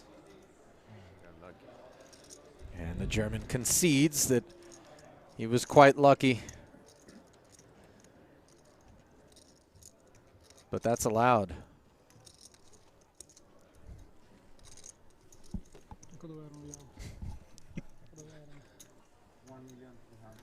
Never a good feeling. Get it in good, lose it. Now yours a short stack. And Tran came in as the big stack. Yeah.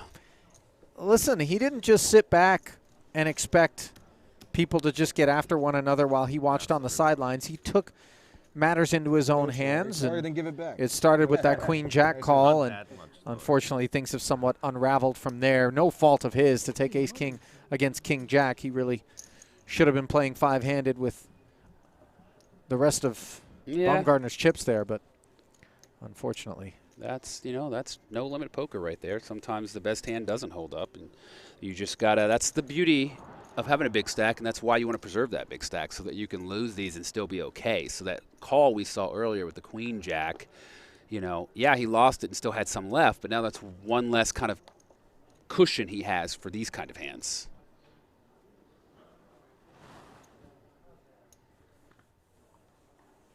Is it still Thanksgiving at the King's Casino? No, it's actually, the pace of play here has been refreshing compared to yesterday. The players are thoughtful when they have a hand like this, but all in all, I'd say it's been pretty speedy. Agreed. These decisions are being made. I love it. And I think a lot of times you'll see the players that kind of prefer the 6-max and short-handed streets will be a little bit, play with a little bit more pace. Absolutely. Than the ring game players. Meanwhile, a decision here for Baumgartner, fresh off of that double. He faces an open from Simone, who has king-jack, and the suited ace declines to participate, as does the offsuit ace-deuce. Tran could have 3-bet all in, but I feel like with the offsuit ace-deuce, you know you're likely getting called. Don't have much fold equity. You've got a deuce in your hand. Can't love it. Snejberg defends with the jack 10. Blinds are up, by the way. Did we talk about that? 6120 with a yeah. 120K? I must have missed that. 660,000 in the pot. Queen 9-5, an open ender for Snejberg, who defended. Checks over to the gutty and king high. We've seen a lot of open enders today, I feel like. Yeah. And we haven't seen any get there. No. Maybe We've this seen is the would-be open enders in the muck, too. Maybe this is the hand. Maybe the king hits right here, gets the open ender against top pair. Get a little violence, a little blood in the street. He's almost always calling here. Yep. Another 450 slips into the middle. Blank turn.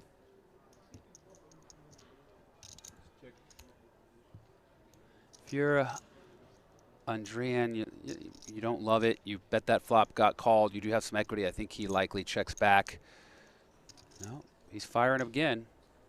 I like to check back here, keep the pot small, but he does give himself a chance to win it again in case his opponent were just calling with like a 5 or some kind of speculative draw hand or maybe even an ace high. That second bullet usually gets rid of him. And if you're Snejberg here, you've got a decision to make. It's a million chips. You've only got 6. You know, you don't think your pair is good. You're just calling for 8 outs. There's hearts now. Not the 2 of them aren't clean anymore. You're out of position, so if you do make your hand, are you going to lead? If you check and they check back, you don't get the value. So I think you can get rid of it here. Second time we've seen Snejberg get out of there with an open ender. He had pocket 5s very early on. And this situation a little bit different, but nevertheless. He likes to peel one on the flop and then get out of there. Anybody? Andrian hauling one in.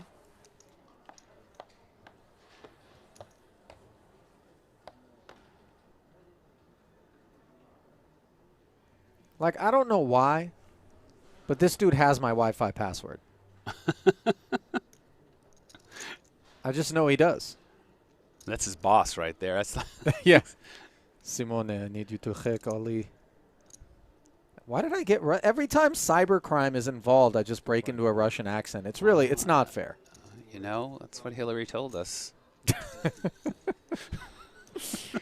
Baumgartner with the open at 240,000 with the king jack. I could have come with the German accent. Hey, I don't make the news. I just report it. Ace 10 in the small from our man who's been involved in a lot of pots. Fair and balanced. That's me and you, buddy. Now, you know, his opponent, Baumgartner, has been fairly snug, all things considered. He could 3-bet here with the ace 10, looking to just take it down. But he's going to just call.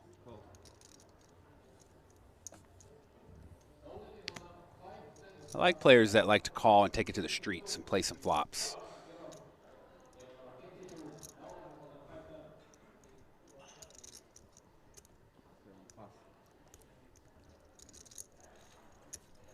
And Snejberg finds himself heads up.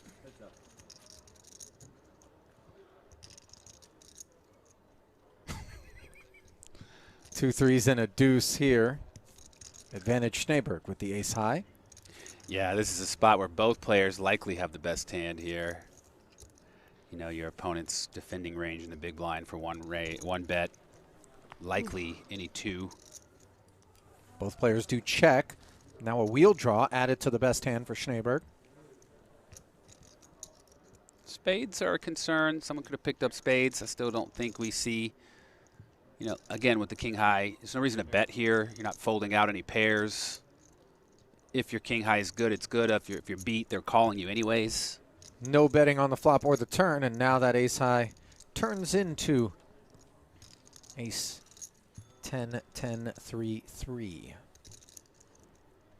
Yeah, Snejberg's got to feel he's got the best hand. Now the question is he going to check it and try to induce from his opponent, or is he going to lead to get some value? I think we'll see a lead to get value because if your opponent has a hand that he didn't follow through with, like ace king, ace queen, he'll look you up. Maybe he's got 2 4s, 2 6s, and would look you up.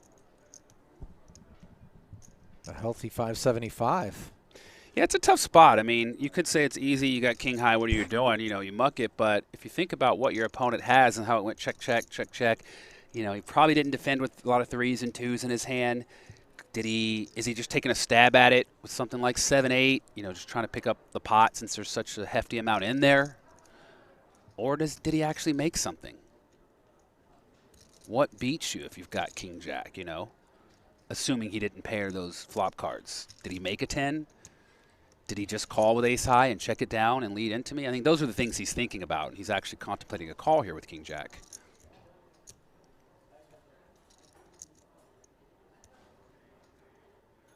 Like I say, a lot of the chat or people might think, oh, it's an easy fold, but it's really not. I mean, we see he's beat, but there's a lot of bluffs in your opponent's range here. So he's not raising based on that body language. And then when I bet the ace-10 there and my opponent does that, I feel like, okay, now they're... I mean, you pretty much know it anyways, but...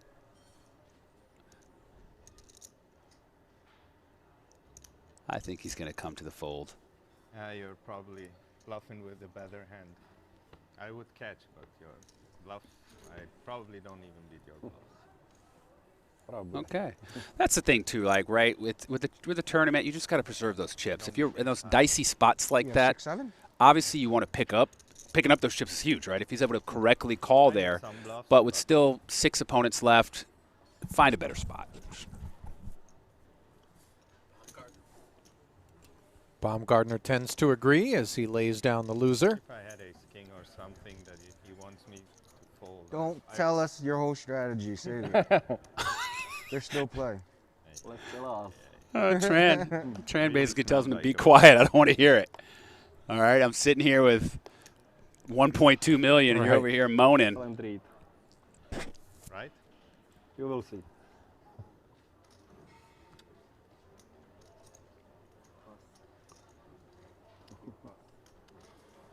Don't tell us your whole strategy. I haven't seen that one before.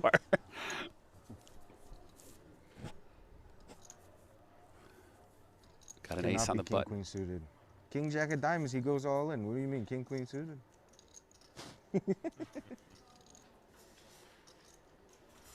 Snejberg raising with the ace on the button. You know, we've got a player with 12 big blinds, so the other players definitely don't want to go broke before him, so they're going to try to stay out of conflict if they can, as we see the queen 8 suited go down for just almost a min raise. And picking up the blinds and anti-chips is Snejberg, who I feel compelled to mention, not since the chrome scalp of Destro in G.I. Joe have I seen that sort of sheen. That's like on a man's dome. That's Brock Parker levels of sheen. Spectacular. Shout out to Brock Parker. I know he was watching yesterday. I think 3-4-time WSOP bracelet winner, Magic player, longtime friend of mine, and spectacular chrome dome, as we've called it. Nice try. It's got a really nice chrome dome. One of the. 120. 120. You think he oils it? Wake up. Oh, absolutely. You don't want a flaky dome. Keep that. If you end up with dandruff, but you have no hair, that's a real problem. My skin is so dry that if I were to somehow go bald, I would have the driest. It would be bad. Ashy head. You ever seen an ashy head? Look like a dry lake bed? Yeah. I'd have to keep that thing oiled. We're out here in the desert, my friend. Snejberg back at it with the 7-8 offsuit. I mean, he's clearly just taking advantage of the chip stacks in the situation here. Love this guy. And love king queen suited on the button as well. It's a tough spot, right? Like, you think you got the best hand, you want a 3-bet, he probably will, but you do have Tran over there with 12 big blinds, right? And you're trying to outlast him, which is why we might just see a call, a little pot control.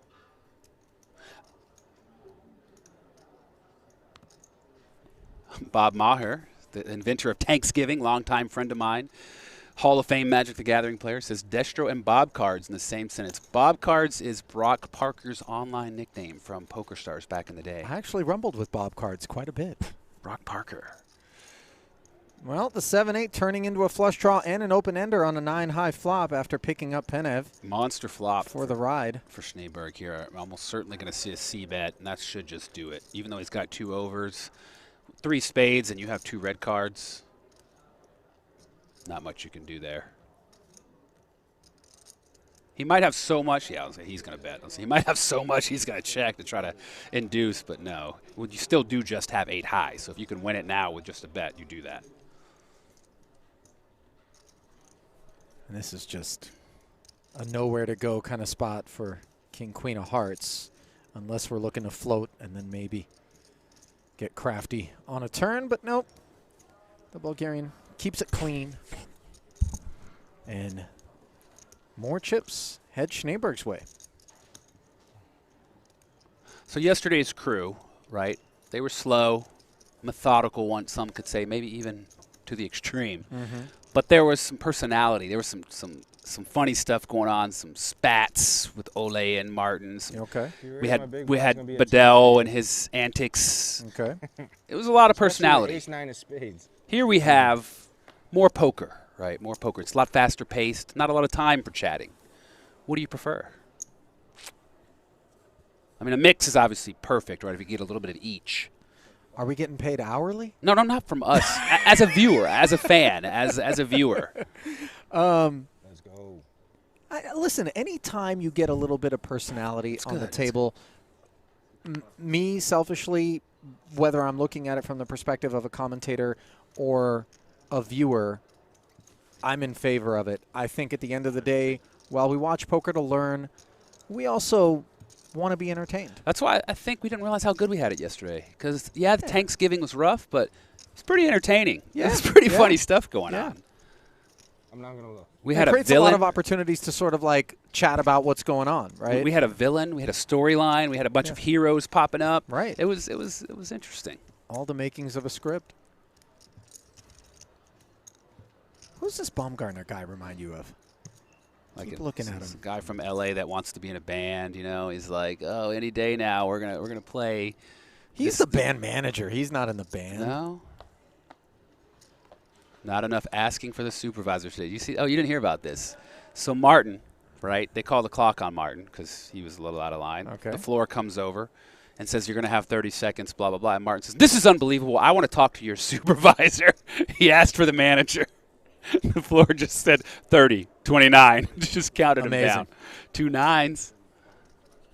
Snejberg's been involved in a lot of pots, and then you pick up 2 nines. You got to love it. Well, you love it until you run into 2 queens, which, of course, he doesn't realize he's done after making it 250 to go. For Simone, off of 4.8 million. Ooh. So this is, again, with the guy with 1.2 or 12 big blinds. You've got 1.2 million over there from Tran. Andrian is keeping the pot small. It also disguises his hand in position, so it's a little trappy. But he also is trying to not go broke before the guy with 12 big blinds does with the pay jump of 9,000 euros. And the ace. The ace is going to cause a little uncertainty in the hand. Sure. Your opponent raised under the gun. If you're sitting there with 2 queens, you know his range includes some aces, ace-king, ace-queen, ace-jack. He c-bets. I don't think you give it up here, ace-6-deuce, because it also includes hands like he has, 2 nines. You're going to call here, no reason to raise, no reason to fold.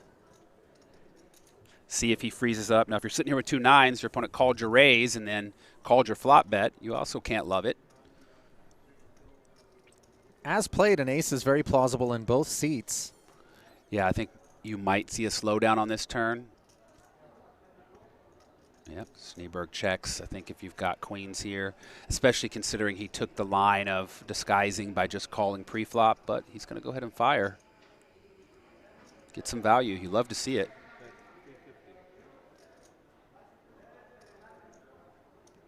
And one of the things that this turn bet accomplishes for Simone is perhaps the opportunity to simply check back on the river instead of face a bet. Yeah, you get to control the pot and make a decision what you want to do on that river depending on what it is, if your opponent does call. And Snejberg with a nice clean fold. And the guy who stole your bike in high school wins a pot. I feel like that's the guy selling weed, like, to the high schoolers. 100%. There's a few nickel bags that have been the guy that dispensed on graduated that 2 years ago, but he's still hanging out at lunch selling weed to the guys. Hey, it's legal. It is. Maybe not in Italy. Yeah, I don't know. What's going on over there? I don't keep a firm finger on the pulse of Italian I feel like over in legislation. Europe, they don't care about anything, though. Oh, a couple aces again for Penev. Second time already here at the final table. It was 2 aces, you'll remember, that gifted him a massive pot against chip leader coming in, Tony Tran, who spun the wheel and came up short. And I believe it was under the gun that time as well, as he opens to the standard adopted 250K. Ooh, Bednar, suited king in the small. He's got some choices to make here.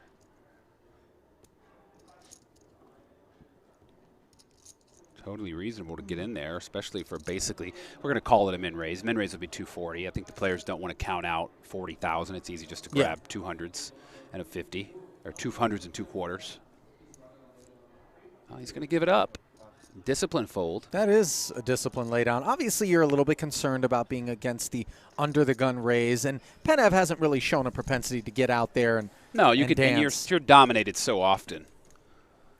But it's definitely something to consider, and you see some of the looser players, myself included, would want to play that hand. I think I'm in there.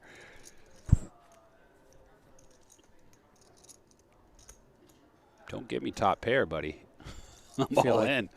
This guy's sitting at a Starbucks just waiting to grab my key fob, handshake, and then drive away in my car. I think it's the double jacket. It's the hoodie with the green jacket. 100%. Cybercrime chic, man. You cannot dress like that and not and it's the know my hair. last 4 of my social, my mother's maiden. This guy knows my bank account number.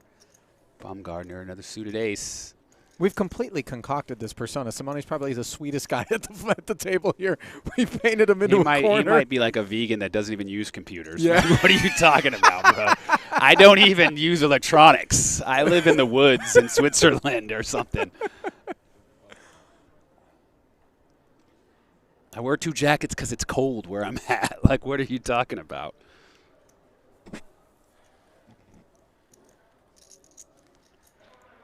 Snejberg in the small with just queen deuce.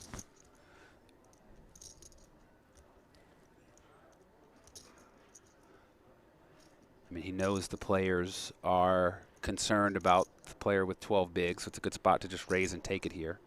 He's cutting out a raise. Your opponent's holdings are going to have to be a lot better than normal with the 12 big blind player at the table. 360. 3x out of Snejberg.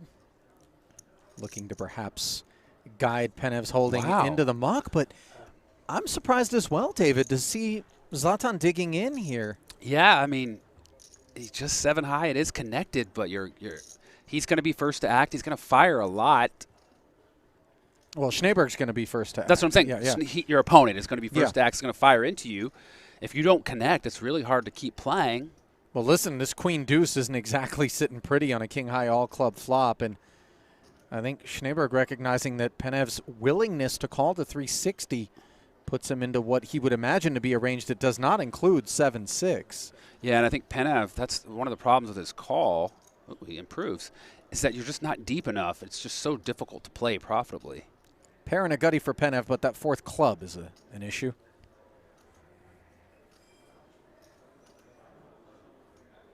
Snejberg looks like he's just going to give it up.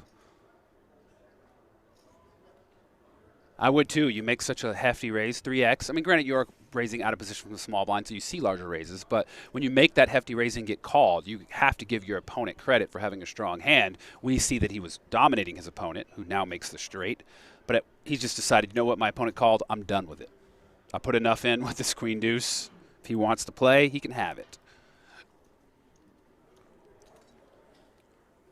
Oh, he's going to fire a bluff. Bad timing. I mean, it's an interesting spot, though. Like, it's not impossible for Snejberg to have a club as played. Right. And if you have the straight here, your opponent could easily have a club. You don't have one. You're basically calling, your straight beats. He's not really betting things that aren't flushes, so it's either flush or nothing. Oh, he's going to look him up. Straight's just too strong. Queen high. It's like if my opponent had a club, he probably would have continued on that flop. Maybe if he flopped a strong flush, he didn't, but I think you just got to look it up here with the straight. And indeed, Penev does exactly that and ends up earning Snejberg bucks. It's a little. And I feel like that line is a little sus. You know, if you're going to make that play, I think you should have just c-bet on the flop. And as we saw, he probably just takes it down. But, I mean, not just being results-oriented, you allow your opponent to make something before you decide to start betting. Italians are tough. No, he could have had a draw and called you on that flop, but you find out a lot of information by betting that flop.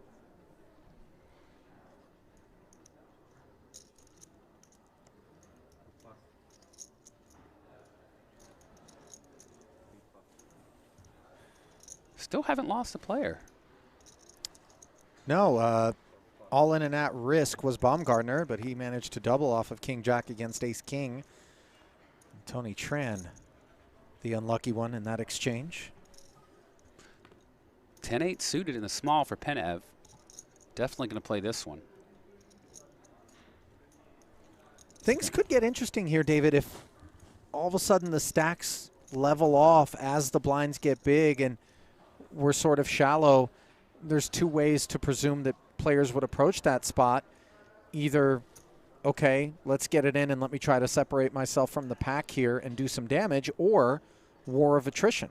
Yeah, I think we would see a war of attrition, and if somebody were to get out front, they would put the pedal to the metal. These players all seem to have a grasp on tournament poker and force the other players to react or wait for their opponents. And look at Simone asking questions of this Penev limp with just 6-4 offsuit. And again, Penev hanging tough, blind versus blind. His hand's a lot stronger than before. 10-8 suited is a very strong hand here. Oh, especially on the King 10-8 board where he's got bottom two.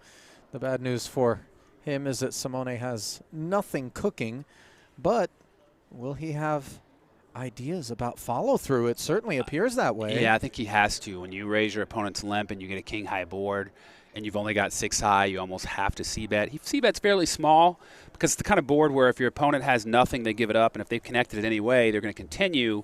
So why risk a lot of chips? You can accomplish the same thing, right? You can pick up the pot if they missed, which is what you're hoping. They whiffed. For 250, you could pick it up for 400, 300, so 250 is enough.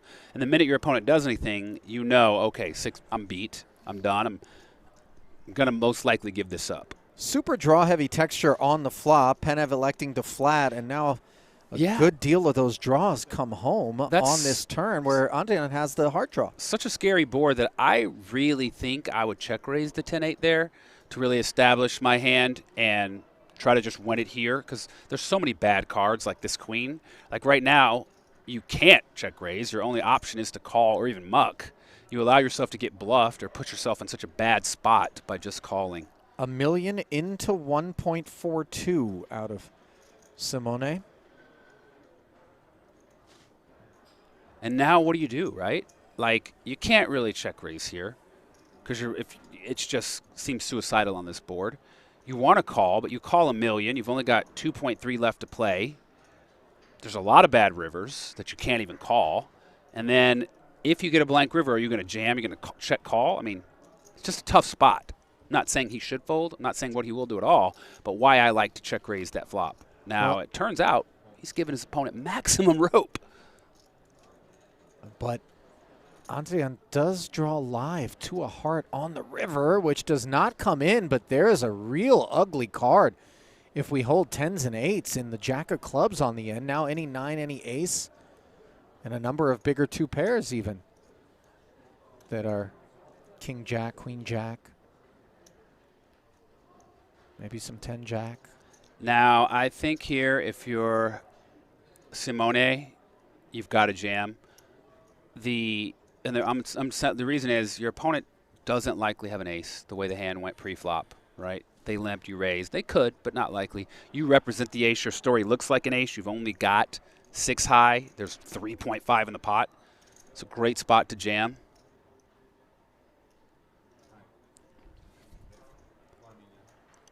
Oh, and how milky does this look? 1 million into 3.42, and boy, these 10s and 8s have just dried up.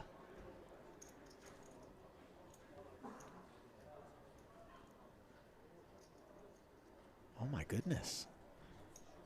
Measuring out the call, but not exactly delivering it.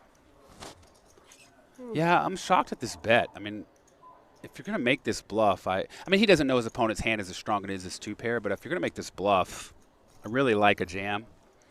Maybe but to be fair, the polarity of the jam is stripped away when we bet this sizing, and obviously an ace looks like it's begging for a call when we're firing $1 million on the end, so it gets through. Nice three-barrel spot there from Simone, who rides 6-4 offsuit to glory.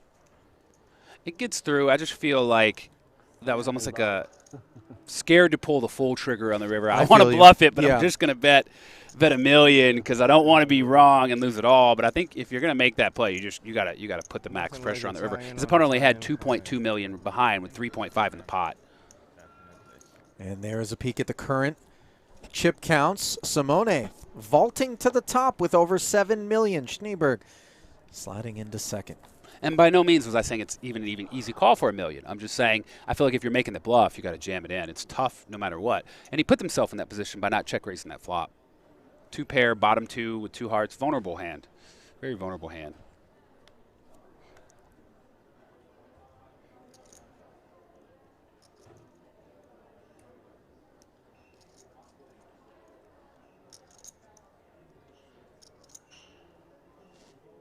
What is Bednar thinking about here? Josef says, what hand is he going to call for $1 million that he'll fold to a shove? How about a 9, right? 9 was a straight. I've got a 9. It's a lot easier for me to call a 9 for $1 million, whereas I might fold that for all my chips when one ace beats me. No doubt about it.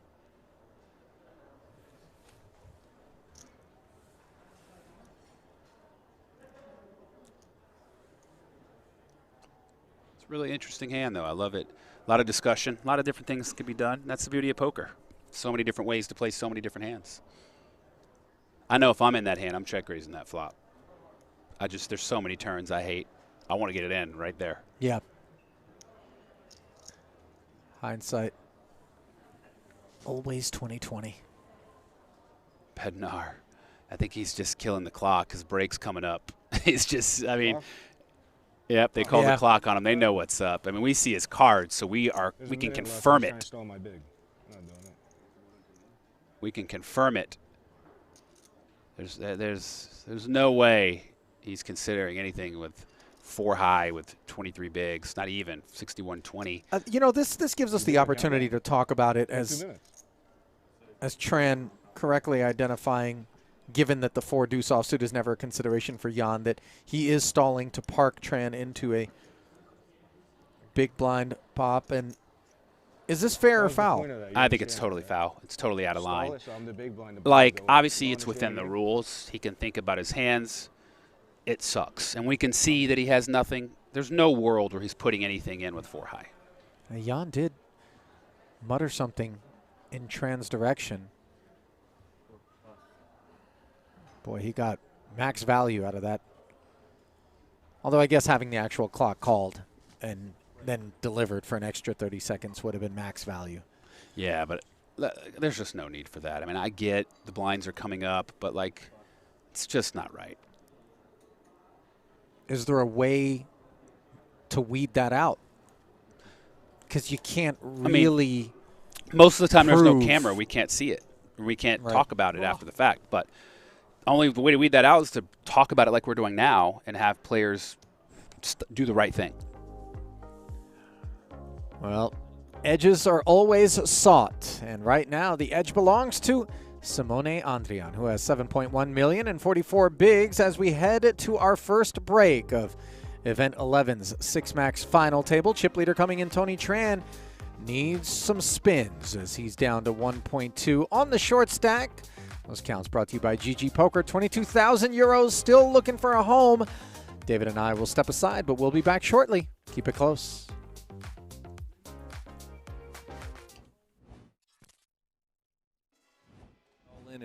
You know, can be a little awkward. He's got 50 bigs with 2 8s. Is it best to just call, or should we ship it all in? Maximum pressure now. Yeah, I mean, this move right here really, let's say you wake up with 2 9s, 2 10s right behind it. You got to think twice, and you might want to let it go.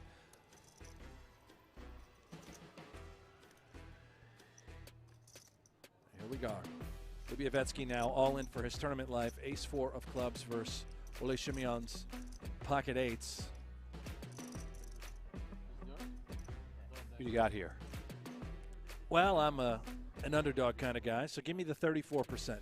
I'll give you the 66. I got a good feeling about that ace-4 of clubs. You like that, Em? It looks good. Clubs are live.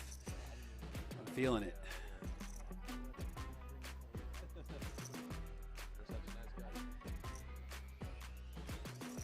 Oh, there's the ace. Oh, it's not over. We've got an all-heart flop shimmy on now.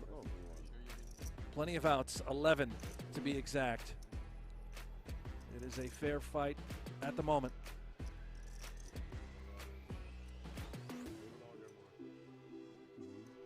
Doesn't change much. Yeah, it removes one single out from the deck. The 4 of hearts. Can Shimeon find a snowman or any hearts that doesn't pair the board down to the river?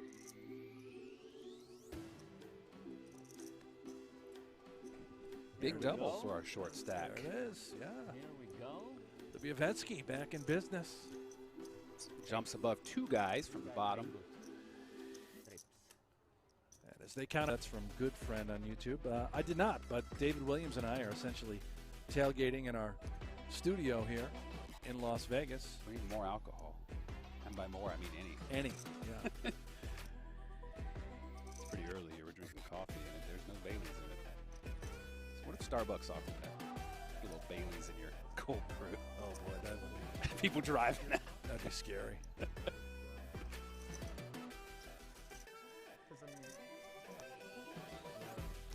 Still talking about it. He can have ace-8, see? I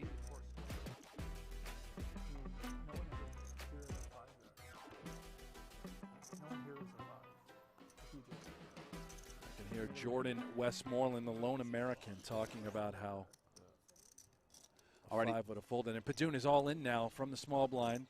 about 12 bigs. Uh-oh. Uh-oh. Yeah. It's interesting, though, because the big blind doesn't have that many chips. Like, I feel like he has to call, right? Yeah. That's a great hand against the range. Small blind's moving all in. But you're just like, oh, if I just... There it is. He does it. On Gets the the back. good news. 2-1 favorite. I saw that. I saw you watching it. Don't worry. Yeah. Don't worry. I was watching it. 9-9. Tomer Padun from Germany, all in for his life against Libyavetsky in the King-Jack suited. Take that one. Who do you got here? Always gonna make me pick. I'll take the underdog again. We're taking the king jack. You got the King Jack. All right, I'm one and up. We should get some bucks out and just go by the odds. Just neutral EV gambling. I'll put up $66 to your 30. We just keep doing it. Keep a tally. Sounds scary. Sorry, honey. You might lose 33 bucks.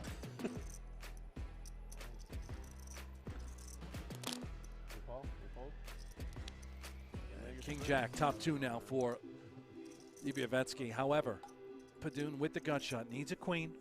It's funny. You wish that jack were a deuce, on the board. Get that out of here. 4 outs, 2 cards to come.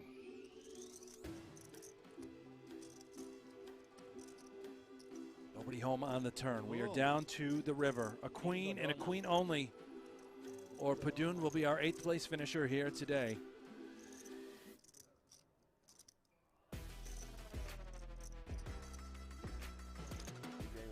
And it's nobody home. Padun, he is out of here in 8th place. He's going to take home 57,000 euros and change. And, short showing, but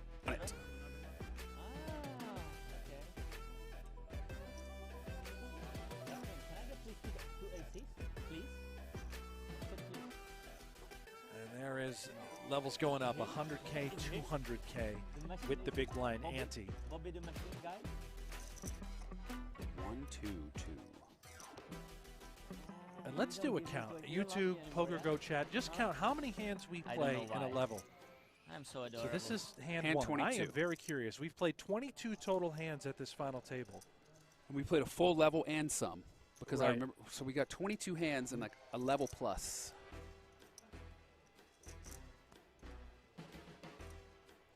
It sounds like Stats has informed us we played 9 hands 9 the hands last an hour. level. 9 hands an hour. In an hour. Well, 9 hands in an hour. Yoni here with the ace king offsuit and the cutoff. Really big hand, great spot, raises, and Ole in the big blind with ace jack off. He's definitely in there. The question is he just going to call, keep the pot small, or is he going to 3-bet? I think with these stack sizes, you likely see just a call. Well, he's just got gonna just jam over it in. 20 bigs, unfortunately. Oh, Here the it blinds is, did yeah. go up. The blinds Levels went went up. up, so Shimeon with ace-jack. Unfortunate situation for him. Jokimainen well out in front with his ace-king, and we have a battle of the Titans. Yeah, just over 20 bigs standard. I was still thinking we're at the last level about 30. I think with 30 it's close, but with a little over 20 you got to shove here. It's Two of the best. Ole Shimeon of Germany. Joni Jokimainen of Finland. Why is it not there? High stakes I always pros. wanna sweat there. And a massive all-in situation. Here we go. Ah, here we go. The big screen. Netflix, let's go Netflix. Is he in the hand? He's not even in the hand. No. You No, go he's there, like me with the best hand. Yeah. A lot of Ole fans in the chat rooting for a jack. I was doing that mistake before. And ace, 5, 7. Have to chop now. Ole still needs a Have to jack chop now. or some sort of help. I know it's results already, but even if he just called, he's getting all in on this flop with that stack size. So. Like 7-7 maybe, but tough. Really tough. With Yasmin, really tough. Turn is a 10 of clubs, no help to Shimeon. He's down to 3 outs in the deck. A jack and only a jack, or he will be our 7th place finisher here today. If he goes out, who do we have to call the clock? Goes the river. And it's a 6. Nobody home for Shimeon. He is out the door in 7th place for a nice 69,000 euros for one of the best to get it done from Switzerland. Folds to him on the cutoff. Queen, jack off. Have to imagine it's good enough. 7 big blinds, a little bit more. I think he's going to shove here.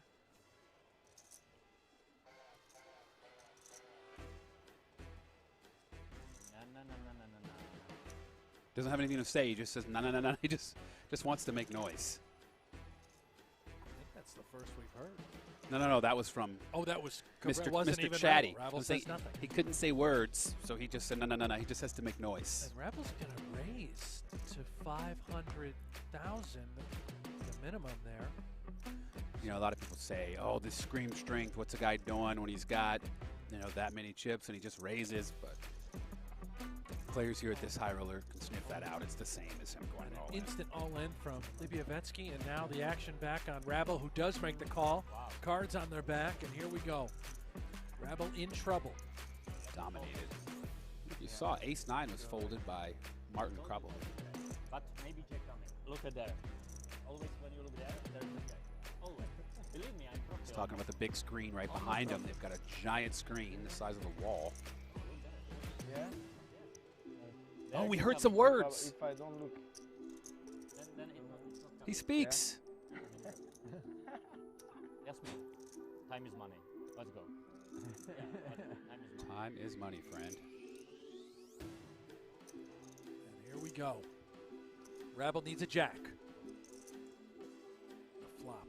It is 5, 10, 3. It's all hearts. All of a sudden, Rabble has picked up a flush draw. He's got 11 outs. Favorite. Nearly a coin flip. He says he's a favorite, but he's not. You see that.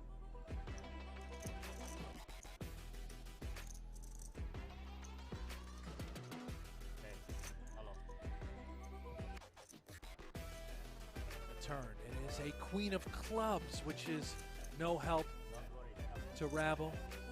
Doesn't change anything. Jacko of club socks. 11 outs. To the river we go, looking for any heart. Here we go. The river's the 5 of diamonds, and that'll do it Good luck, guys. Good luck. for Didier Rabble from Switzerland. He goes home in 6th place. 88,000.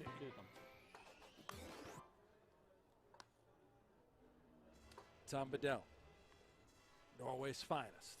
He will pass.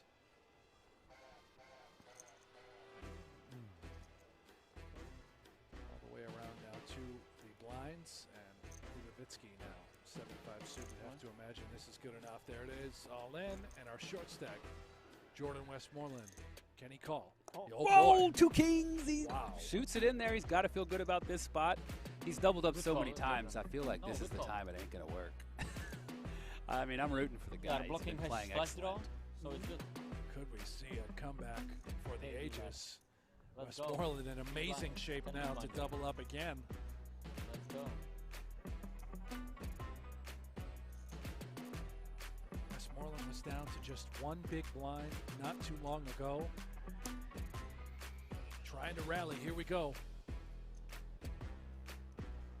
Flop it is for Jack 8. That looks good One in club, Ukraine. gut shot In straight Ukraine, for this looks good. Leibovitsky. It's like 49.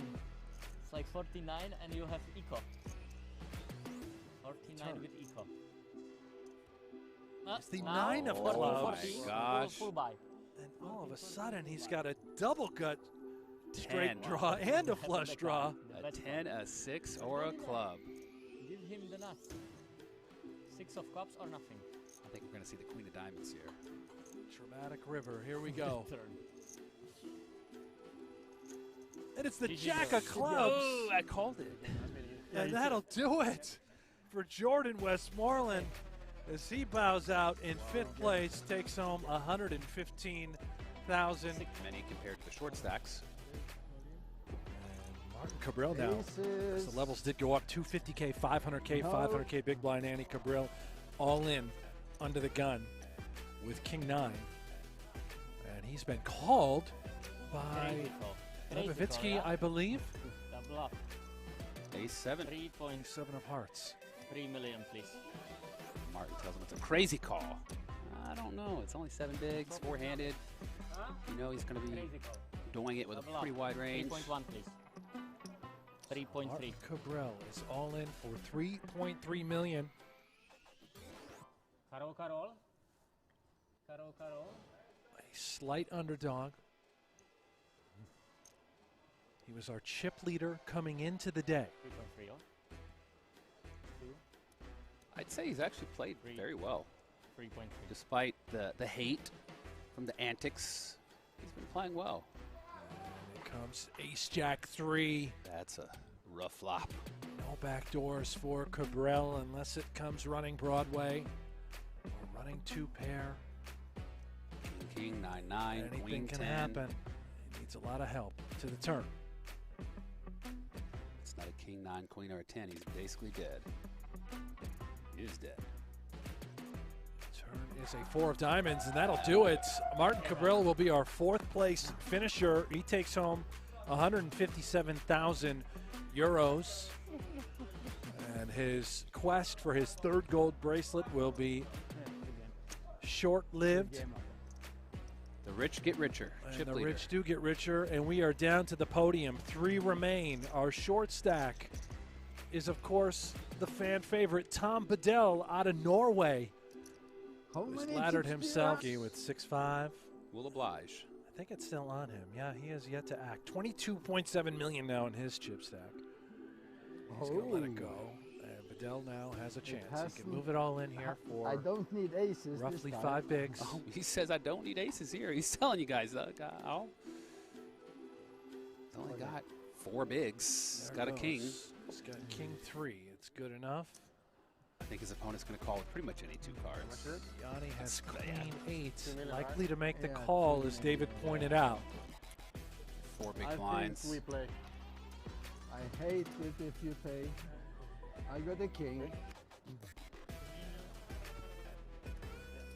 3-2 favorite. 2-3-25, yeah. Got to be happy. He says he hates I it, but don't like want to when you leave got so 4 bigs far. and live from the King's Casino in Rozvadov, Czech Republic. I'm David Williams, joined by Ali Najad. What's up, bro? Listen, I'm looking for a little more job security than you were able to offer right there, David. That was, you just Here slid we are right with into our my event lane. Number 3 winner, the mini main event winner, Emil Bisa. Emil, Here's your WSOP gold bracelet. Thank you, Andy. Thank you very Congratulations. much. Thank you very much. So how does it feel to win your first WSOP gold bracelet here? My dream is true now, and I'm feeling very good. And thank you for this event. I like it. For me, it's the nicest event every time. Well, I mean, we can see how happy you are. I mean, so what's your plans? You're going to play the 10K today and the main event, or what are you thinking? Yes, I go now play 10K and look what's happened, and tomorrow main event, of course. Yeah. Main event, of course. So obviously you're feeling good going into the main event now. Yes. With a very good feeling. Very good feeling. I think now we make something very good, and I have run now, and I must play. Well, congratulations again, Emil. Thank you very much. Let's hold that bracelet up and show everyone here. Thank you, everybody. Let's hold your bracelet up. Hold your bracelet up here. Let's see everyone here. And just wait for it. Thank you. Wait for it. Getting a little hands-on with the bracelet presentations there, but you love to see it. Is that Jacques Eiffel? Wow. We're not even in France. A look now at the leaderboard here at event number 11, where 6 of our original 6 are still in the hunt, but our original chip leader, Tony Tran, is sub 10 big blinds here. Simone Andrian, the most fruitful of the stacks across that first stanza. And yours truly, Ali Najad, alongside David Williams. Happy to have you with us wherever you may be streaming our coverage from on YouTube. David and I are monitoring the chat, so feel free to get in on the conversation.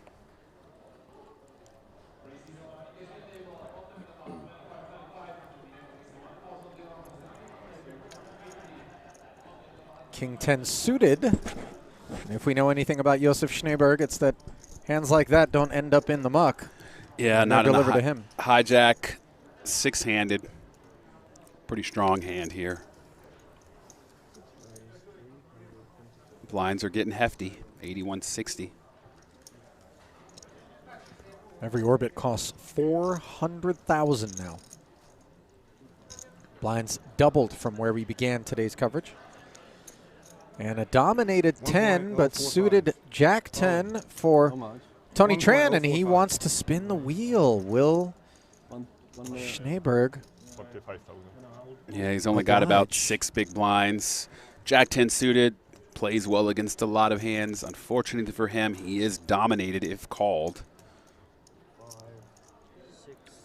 It's only 600,000 to call. He's getting 2.5 to 1. I think we're going to see a call here. Hanks, much love, the most uncomfortable form of love. That being Brent Hanks, your partner in the booth from yesterday. He knows no other type of love to engage in than the uncomfortable type. I speak from booth experience. Uh-oh, Tran got the bad news. You'll see. Yeah. It's the worst nation in the world. Domination. He's dominating. All black. Jack T.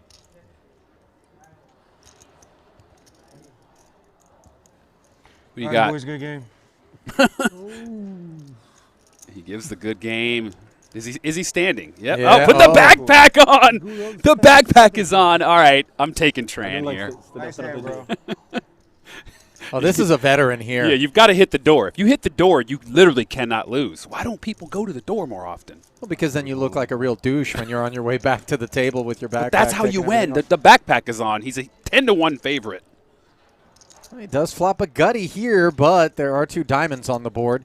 Prospect still grim. 16% is Tran from this point forward in a 2.3 million chip pot. And what a disappointing outcome it would be for him. Turn. Oh, the slow roll there. Ooh. Who authorized that? I don't know. That's the Bob Barker. You're going to let him squeeze the river? Baccarat style, pass it over to Tran. I believe it was Rozvadov where that happened. Monkey. One last pull for Tony Tran. And unfortunately, it is a flush Good game, boys. for Good luck. Schneeberg Good and luck, guys. Tony Tran. Good luck. Good luck. Good luck. The lone American at this final table dispatched after coming in with the chip lead, picking up 22,000 euros and change, but needless to say, he's got to be disappointed there. Very disappointed. You know, I'm sure he's going to be kicking himself for that call with the queen jack. That's where the lug nuts were loosened. Not to say that it was steam that landed him, you know, in the showers. No, he actually played fairly well after that call. Got unlucky with ace king against ace, what was it? King jack. King jack, yeah. Yep, jack on for the flop. Baumgartner. That's how it goes from time to time. By the way, I'm just getting a glimpse at the rail. I think they've got even nicer seating than the guys at the table. Did you see that? No. What is Recaro sponsoring Rozvadov? Listen, Leon spares no expense. The man owns Napoleon's baby crib. No way. True story. Wow. Wow. So we know there's definitely no rake back going on out there. How much do you play? Million. 2.1. You like one? 2 point what? 1. Ace 8 in the cutoff.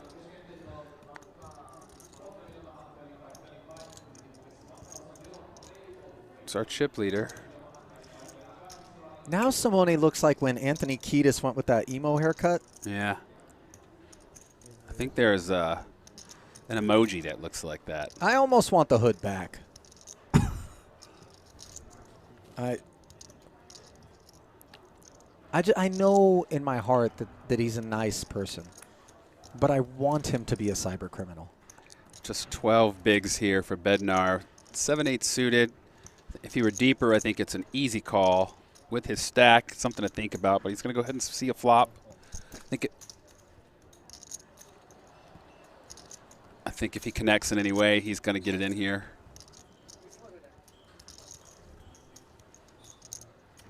Oh, and an 8-high flop is disastrous for Bednar. Obviously, he thinks it's a dream, but up against ace 8, it is but a nightmare. Yeah, there's no way this money doesn't go in here.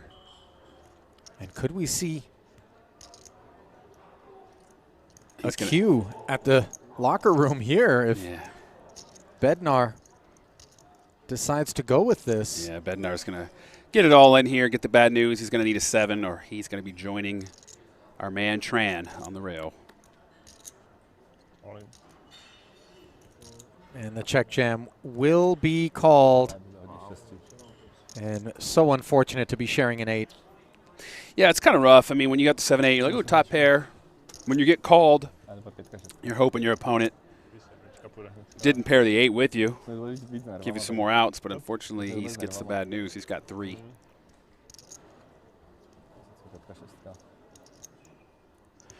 A little karma, perhaps, for stalling with the 4 deuce. Oh, prior to the break. Although he did outlast Tran, so. The 5 does present opportunities for Bednar. As 6s added to the fold of winners. He is only 16% to escape elimination from this point here. Really? Will the chip leader absorb?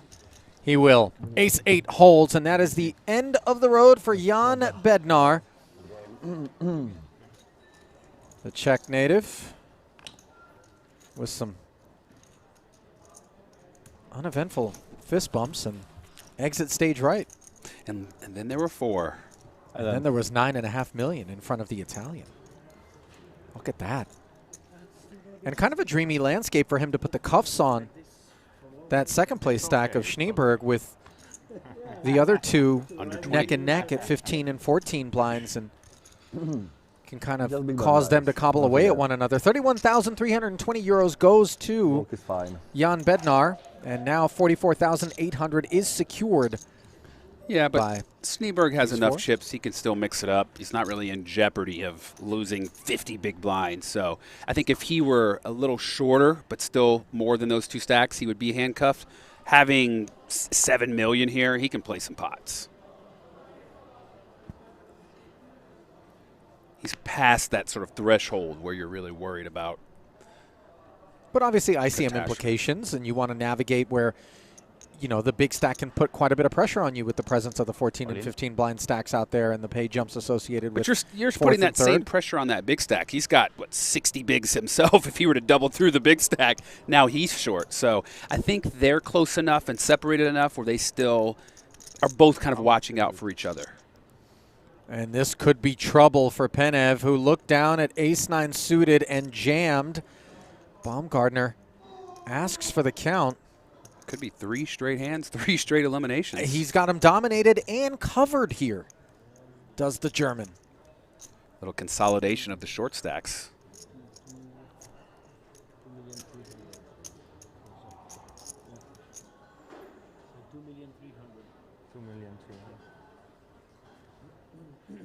Thinks he hates people now. He's really going to hate people more after this.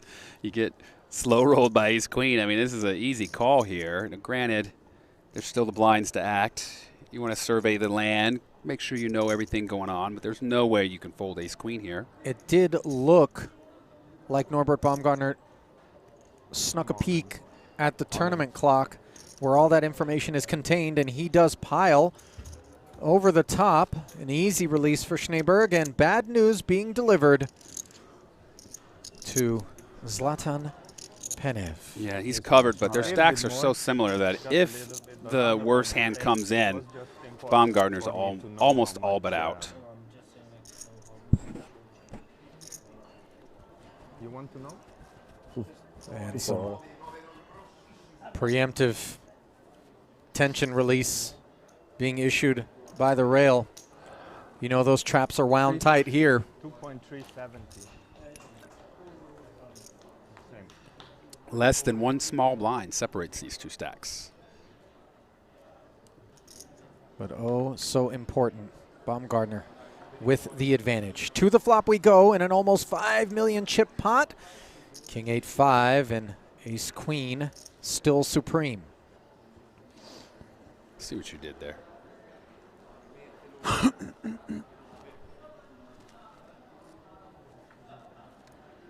Let's go.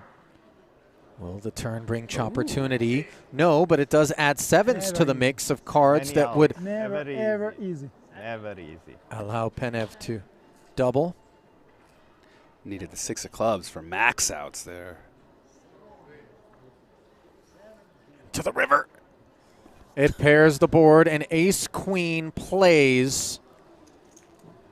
And Penev realizing it's a wrap on his outing. Really good game. And just like that, down to 3. 3 hands, 3 quick eliminations after 2 hours of no eliminations. Some tepid fist bumps, a little bit of GG, and 44,000 euros for the effort. Never feels good to come up short at a WSOP bracelet final table.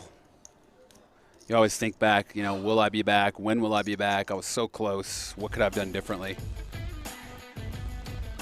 Penev's liver must be a remarkable feat of nature, because he was working a Red Bull, but you never would have known it through the entire time at the final table. I didn't see anything caffeinated or even remotely resembling caffeinated coming off of that guy. He doesn't like people. That's what his shirt said. It's bear on his sweater. Well, 3 remain as they drop like flies on the back side of the break. Baumgartner manages to get himself up over 30 bigs after absorbing all of the Penev bucks. Each player with an elimination. Even distributions, 65,540 euros secured now as the podium is set, but the running order is not. All with a scalp. 6.5. And he covers you. Yeah. He's massive chip leader. Hope to be the only chip leader at the end. Yesterday you flipped several times for your life, huh? I guess more times. I guess more times. Like every 5 minutes was like, okay. Wow, that's the most table talk we've had all day. How it is.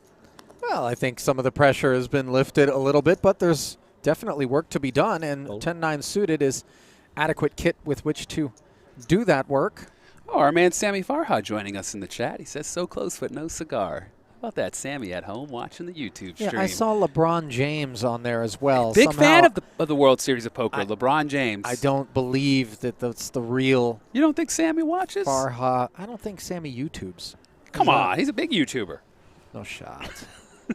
He's got his own channel. William Shatner's in there as well. That's not what that says, but whatever. Okay. Beam me down. 6 tray deuce, all diamonds, as both players shared the 10. And the limp from Snejberg follows through with a question. Oh, we have an update, though. Jose Flores says his shirt said, "I don't hate people." Were we lied to earlier? See, that's why we can't just trust translators in the chat. It could say nothing of the sort, but now we could be wrong. Well, we need fact all checkers. of that journalism that you laid claim to earlier just unraveling. We need fact checkers. We're going to get mega trolled moving forward when they realize we'll just say whatever you put in there. Sammy, can you look it up for us? It's not Sammy. It is Sammy. He said it's him. He's even got his picture. He's even got his picture. That's slightly alarming.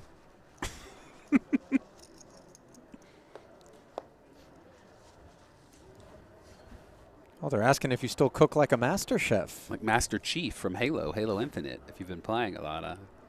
Is there a new Halo? Yeah, there is. I've hung up my console cleats. Me too. We're old, man. I don't think it said no, though, right? It said like I-O? I don't know. Who cares? Sammy Farhas in the chat. Let's get back to the poker. King-Jack offsuit in the small blind, three-handed. He's going to raise it up. Number impending. 480, right? Jabol. Couple trays for Baumgartner. He could 3-bet here, but you're in position. You just give it a call. Sometimes you flop a 3. Sometimes it's bricks, and your opponent fires a C-bet. You pick up some pot, pick up some chips. Šťastňáku. Já jsem šťastňák. Základně procenta. Hard 6. Will defend against the 3x open. King-Jack 3. Oh, bottom set, but unfortunately for Baumgartner, nothing cooks for Simone. But might Andrian fire the C-bet? No. And understandable, given the raise. I think it looks suspicious to come out swinging on that board texture. Yeah, small blind, big blind, when you raise and your opponent calls, it usually signifies they have a little bit stronger hand than average. Baumgartner fires 350 and a nice. I love that little thumb 1x1 release, by the way. Some swag on that. Has a whiff of arrogance, but I like it. I don't know, they can be arrogant if they're mucking when I'm betting. Whatever did happen to that diamond encrusted toothpick holder? It was lost in the sauce, my friend. In the sauce? Lost in the sauce. Can't find it. It's too small. Little thing. Sometimes you just misplace it. It fell out of a bag, got pickpocketed, left it at a poker table. Somebody said, ooh, who knows? If you ever see somebody with one, though, we know it's mine. Because that was one of a kind, baby. It was custom made. One oak. One of a kind. Custom made by my buddy Benny and Lior. Oh, yeah. The Mordecai. jewelers. Mordecai's kids. Yeah. The jewelers of Las Vegas. For all your jewelry needs out here, go see those guys. Tell them I sent you. Now, not to put Benny and Lior on the spot, but there weren't any armless tweens running around Sierra Leone as a result of the diamonds utilized in that toothpick holder, were there? No. I'm very anti-conflict diamond. You know, little diamonds those are scraps from like the big stuff they're doing. That's the dust. Snejberg. But was it the dust of conflict diamonds? Hey, listen, dust is dust, my friend. We get a limp with the 8-6. Snejberg raises king, queen in position. 8-6 folds for the hefty raise.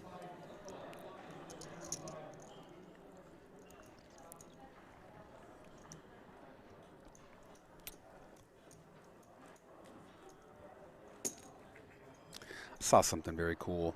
There's a guy who can make diamonds from ashes. So people, when Yes. they die, get cremated. Is that and- Shark Tank? and no, I saw just a website. But I about think that 17 years ago, and I bookmarked it because Oh, I really? want to be cremated and turned into a diamond. If you die before me, do you want me to rock you? No, I want my daughter to rock me, or my wife if I get married again. But Wear it on their finger. could Maybe I I'll make buy a few, you? maybe a few diamonds. You What can if wear I it too. bought you? You got to put it in your tooth. those little tooth diamonds. DW is right here with me, so I can eat what you eat. Make you into a Jesus piece. That's right. Baumgartner, raise it up. Now the little baby suited ace in the small for Snejberg. Snejberg's, you know, he's been getting after it with the raises.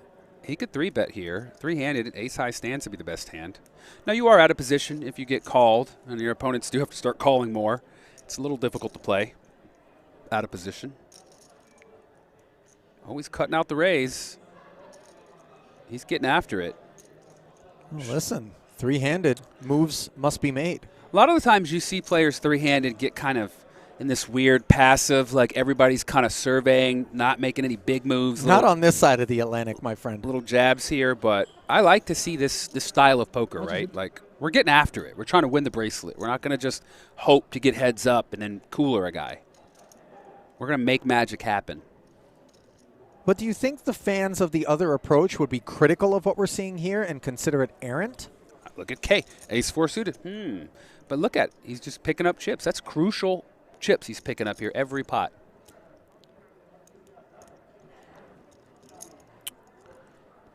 How do you like it when you got the king 10? Not you get much. 3-bet to 1.1 million. Nice work from Snejberg. Jackets off. Snejberg's ready for action.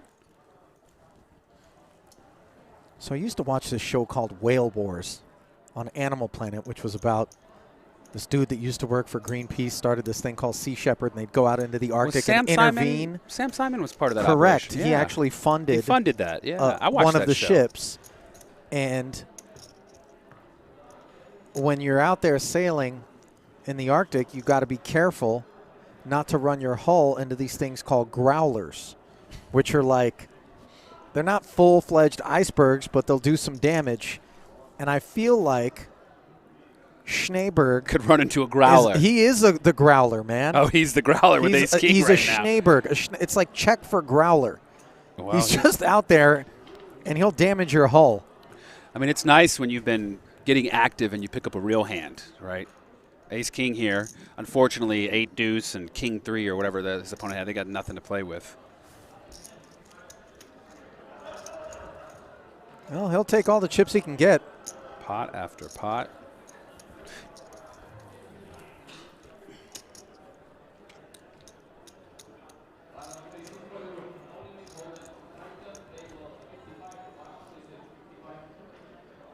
$8.5 million now for Josef.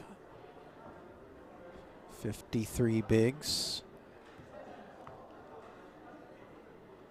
Oh, yep. We're back to our terminal. Hood's back up. Yep. He's downloading the codes. Like, what are the odds he just has a random thumb drive in one of those pockets? Right? There's just got to be some sort of USB viral load somewhere. He's got a card reader. Read your credit cards when you walk by. Oh, he's a skimmer. Yeah, that's the one thing. He's got a skimmer. He's over at the Texaco just loading them up. Raising the button. 10-5. Just mostly playing position here. 5 deuce suited. For a min raise, you can defend there. Close to a min raise. And the players are sharing the 5, which still shows up on the flop. Both with bottom pair, neither with a heart. 890 in the middle.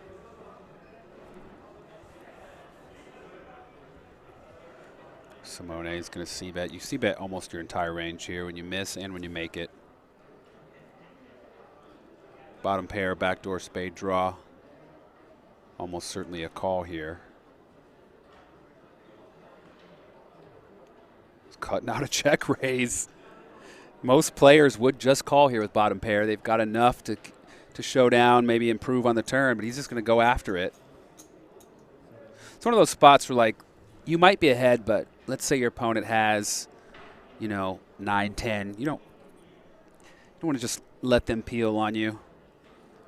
When you set sail in the waters of Rozvadov, beware of the Snejbergs. You might get your opponent to lay down a better hand, just like that. Snejberg is dominating right now. I mean, listen, and it's not like he's been hit with the deck. I mean, was this guy in trouble. is making things happen for himself. Yeah, you love to see it.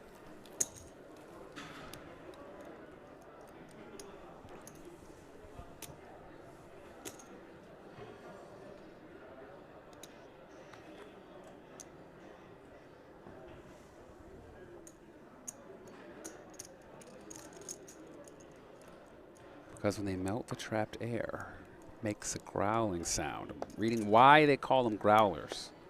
Oh, in reference to the maritime hazards.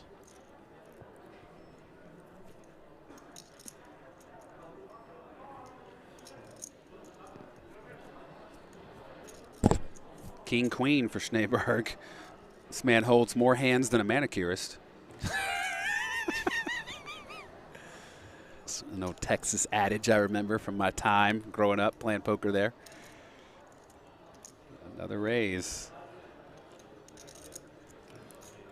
And while we've seen 100% of the hands that he's been doing this with, the remainder of the field has not. And as we alluded to, when you're out there and you watch a guy looking like he's just in there every single time, check raising, opening, 3-betting pre, you start to question whether or not these are all real hands. And as we've seen, they're not all real hands. Some of them are just taking spots and going with them.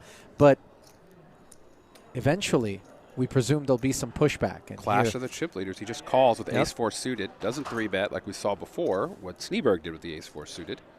And he flops himself top pair against middle pair, does Andrian.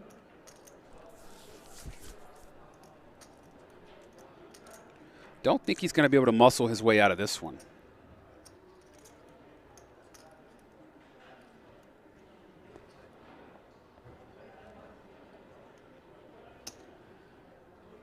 It's going to continue. Especially with small blind, big blind, you raise, they just called. Queen's got to feel good. Second pair, but your opponent shouldn't have a lot of aces in that spot. We see he does. If you do get some resistance, though, you don't want to go crazy, but when you've got ace with a 4 and you're in position, there's no reason to raise them. You don't want to raise out worse hands. Just let your opponent keep betting if you've got them beat. Third diamond shows up on the turn now. For Snejberg, you might want to slow down here. It's hard to get value from worse. You don't want to bet into better hands. You let your opponent bluff.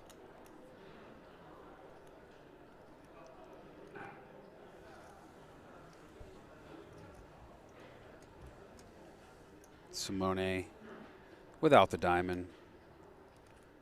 Going to go ahead and bet here. It's top pair. Allows you to take the initiative. So on the river, by betting here, if you get called, he might check the river to you, as opposed to if you check back, you might be facing a larger bet on the river. Sure. Put yourself in a tough spot. 1.3 into 2.1. Snejberg not done with his hand just yet. And this is part of the benefit of Simone choosing to flat pre, is the ace seems less plausible, and so this nutted queen. Yep, Snejberg is going to look him up, see if see what his opponent decides to do on the river. I don't think he's betting many rivers here. Definitely not that one. And two quick checks on the river. Neither player strong enough to bet that river. When Simone bets the turn and gets called, he knows his opponent could have an ace here, and he doesn't have much of a kicker. If he suspected his opponent had a queen, he could have tried to bet for value there, but again, he knows he's not likely called by worse by betting that river. Not worth the risk on running into a better hand. This guy's like human ransomware. His nickname is Norton Antivirus. Kaspersky? Yeah. Almost 10 million in front of Simone. who we've had a good time with so Your far here at Baumgartner. this You've got to love to see that hand, final though. table. The chip leader's tangling. Oh, yeah. All of a sudden you get a huge collision, and you can just realize that ladder, which is not at all insignificant between third and second, 33,000 euros. I'll take 33,000 euros. I don't think it's offered, though. 7-8 suited in the small. Well, you can always buy Simone's ransomware and then steal it. Like take a hospital's records hostage or something. How much for 8? I'm getting Frederick Eklund vibes off of Baumgartner, the Swede from $1 Million Listing Los Angeles and New York. Yeah. That's, I think, I see it. where my doppelganger radar is resting at the moment.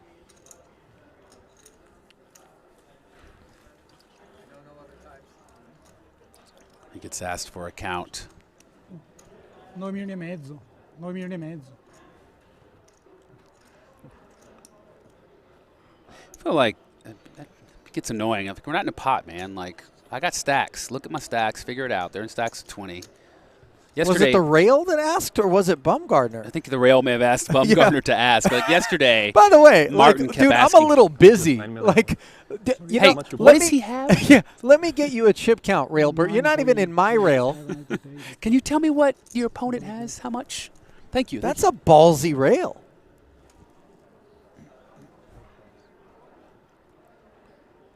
Jack 9. He's gotten that hand a lot. It's been suited a few times, but that's his hand. No, maybe 10.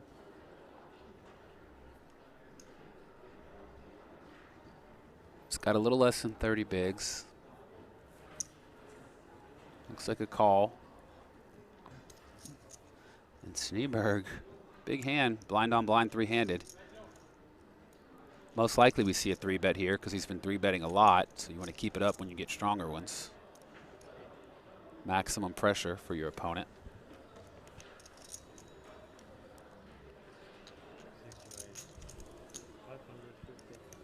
$550.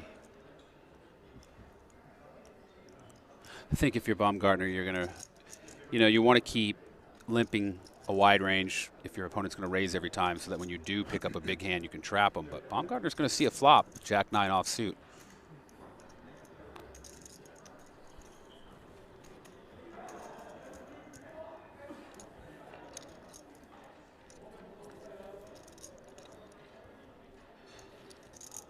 Ace, queen, deuce, top pair for Snejberg. 1.2 in the middle. Baumgartner checks it. Not the flop you were looking for if you're Baumgartner. Snejberg's going to continuation bet. I think Baumgartner has to let it go. So easy to be basically drawing dead or needing runners. If you're up Yeah, against the an jack ace. of hearts. Yeah. Maybe some backdoor straightiness, but ambition required. Yeah, it's just one of the reasons why I'm not a fan of limp calling there with such speculative hands against an aggressive opponent. Because if you don't connect, you're going to lose all the pots you don't connect on, which is more often than not. When you're sort of short-ish, you want to preserve all the chips you can.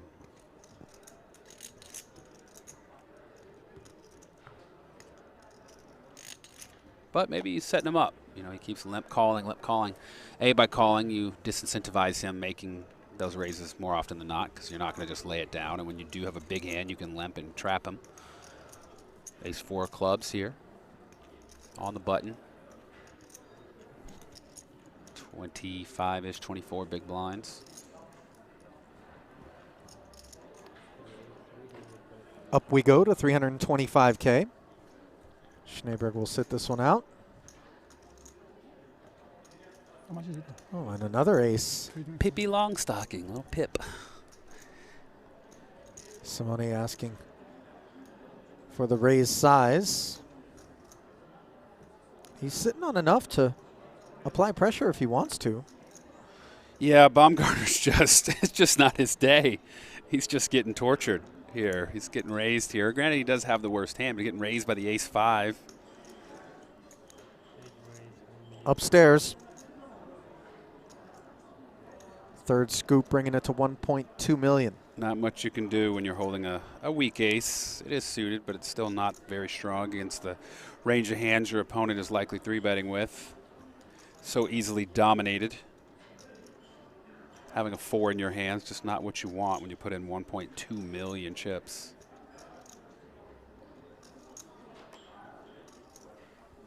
Now he could decide this is the hand I want to go with and go all in, which is what I was going to say. Put your opponent back in the blender, and as we see, quick muck. Three-handed, you know, he's like, you know what? I got an ace. I block a lot of your ace holdings. If you've got the big pair, the kings, queens, jacks, tens, I mean, it probably gets called by nines, but if you got one of those hands, God bless you. But I know that I've been getting abused, and I'm tired of it. So kudos for that raise. Yeah, Bumgarner drawing a line in the sand there and saying, let's spin if you want, picking up some Simone bucks as Andrian slips down below 9 million, still sitting up top. Not a tremendous gap between he and Josef Snejberg. And then Bumgarner now over 30 bigs once again with just 3 remaining here in Rozvadov. In event 11, €1,650 no limit hold'em 6 max. The chip counts and payouts brought to you by GG Poker. If you had to pick somebody to win it right now, who would you take? Snejberg's my man. I think I'd take him too, even though he's not the chip leader. 10 big blinds, not a humongous gap, but I like his style. I do too. Well, we know this isn't going into the muck. Queen 9 suited on the button. I like how he started off the broadcast first hand, right? With that 3-bet or something like that. He started off with just a 3-bet right away, getting after it with like ace 5, ace 4. Statement.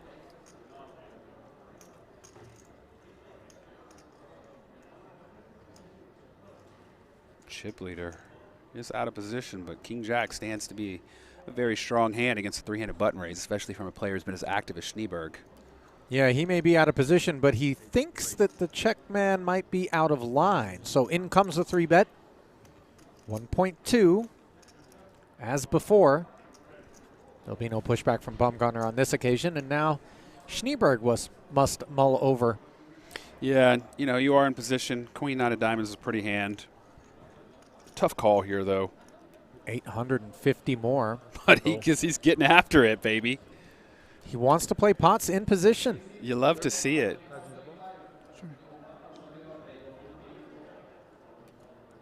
He says, I am in position. Let's play a big pot, baby. I'm not afraid. This is a case where the lights came on in the club and the Queen 9 suited was still good looking enough for Snejberg to go home with. Imagine how you feel with King Jack here. You 3-bet your opponent and they just quickly stick it in and they're in position. You got to hate it. I think 10-6-4 is no assistance to Simone. We saw this before where he had a King Jack and he just slowed down on the board once I think it was blind on blind. I could see him not even c-betting here and just waving the white flag. He's done that a few times, but no. He's cutting out some chips. Well, let's not forget, this is the man that took the 6-4 offsuit to 3 streets. He did indeed. Pretty hefty bet here, 1.3. And a quick muck from Snejberg. Nice bet. Didn't even dress him down, by the way. Nope, didn't put him in the torture chamber and stare at him. Just insta-muck. Every now and again, I feel like it's worth getting at least a little bit of value out of that call that you make pre-flop. Yeah, give him a little. Just dress him down, and then you never know. What if all of a sudden the guy gives you a tell that feels real strong, and you're like, well wait a minute. You just don't, you know, you insta-muck there. You're kind of letting him know. Because, like, if you have, like, an ace-king, ace-queen, ace-jack, granted, you might have 4-bet him, but if you have some sort of strong hand, you might think about it. You're just, like, what do you got, napkins over there? Like, it's just, yeah. Speaking of ace-king. Far from napkins. Suited on the button, 3-handed, and we've seen some 3-bets from the small and big.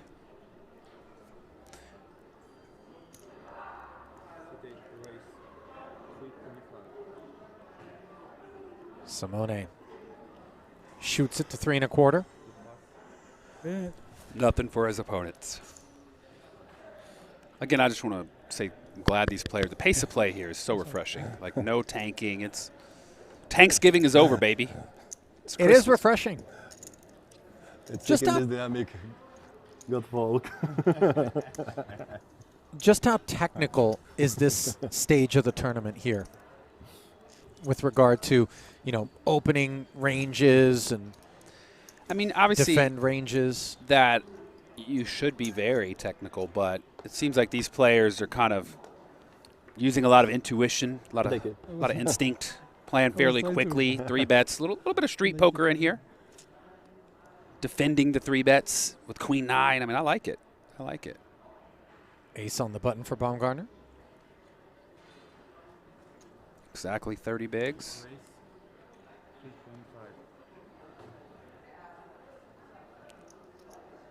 Snejberg, 2 Broadway cards. Don't think he's given that up.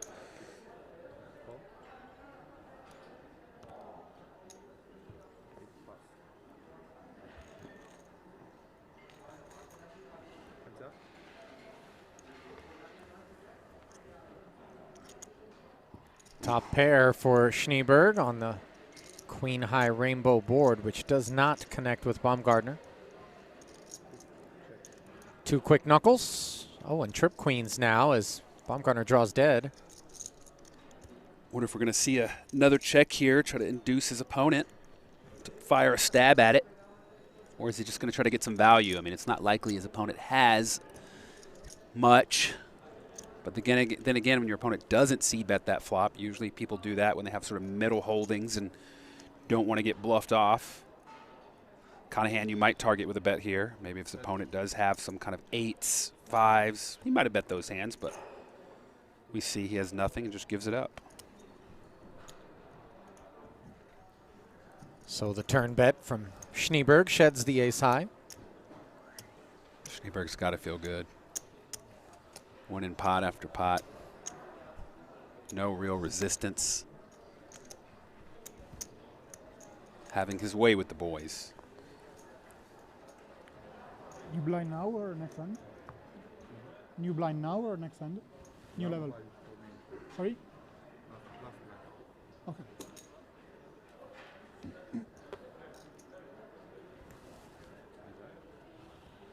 You know, Anthony Brigandi, I don't know what you're getting at. I'm not going to fall for it. I'm not going to answer. I don't know what you're trying to do, bud. If that's a serious question, no. If it's a joke, I'm not playing. Yeah, but you've just acknowledged. Look, but I acknowledged in a way of not acknowledging. I don't know what you're talking about, so I'm not falling for it, okay? It's like asking me, do you know Ligma or whatever? I don't know anything about Ligma. I don't know who that is. I don't know D. None of those jokes.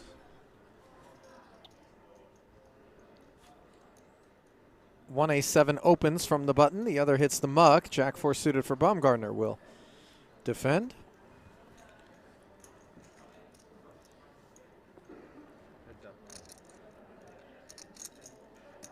Ooh. 9-8-5 all hearts. Baumgartner with the jack high flush. And Snejberg with the nut flush draw and a gutty. Wow. I think we see some fireworks this hand. Snejberg almost certainly is going to c-bet here. And the question is Baumgartner going to get it in now? Or try to sucker his opponent in?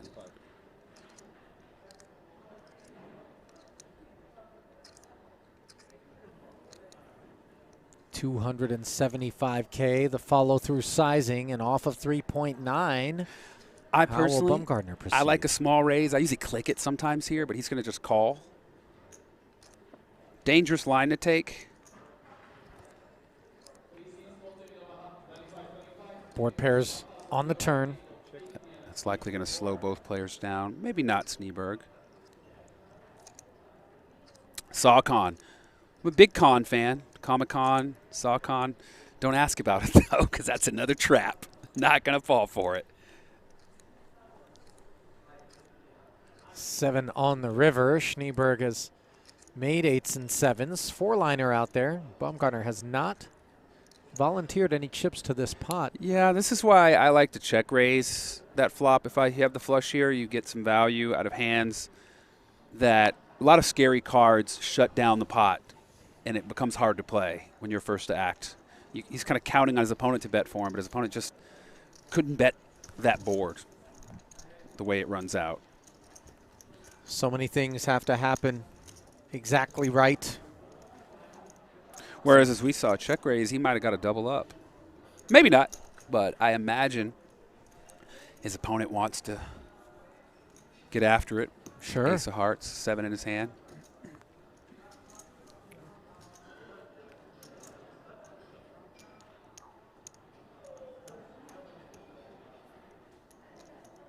What a lot of value being left on the table in some of these hands we've been seeing.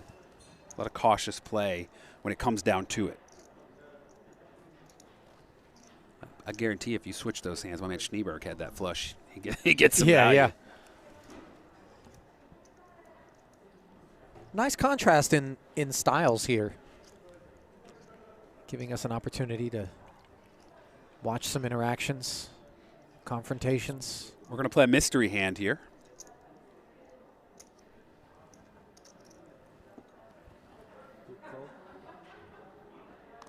Got a call, no graphics. There it is, ace king on the button. A raise from Simone. We got a call in the small with king jack and a three-way pot, 9-10. The first in three-handed play. 1.4 in the middle. Queen, queen, 5. Ace king still best.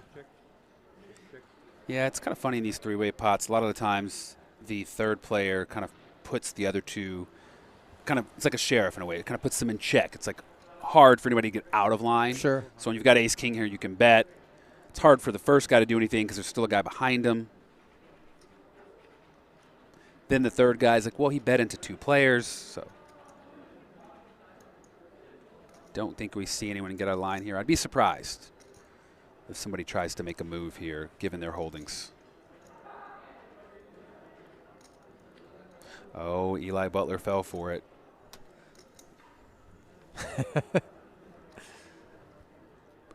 Ooh, tricky. Here he is with just king high. And he's going to look to rep the queen with the check raise to Again, 1 million. The third player gives a lot of strength to his story, right? You're sitting here with ace king, a guy's willing to check raise with a player behind him. That says a lot about the strength of his hand. We see he's full of it, but great play by Baumgartner. Well, he's full of Simone bucks after putting king jack to work there. Was? Well done by the German. Ace jack. Ace jack. Ace king. Really? Again? No.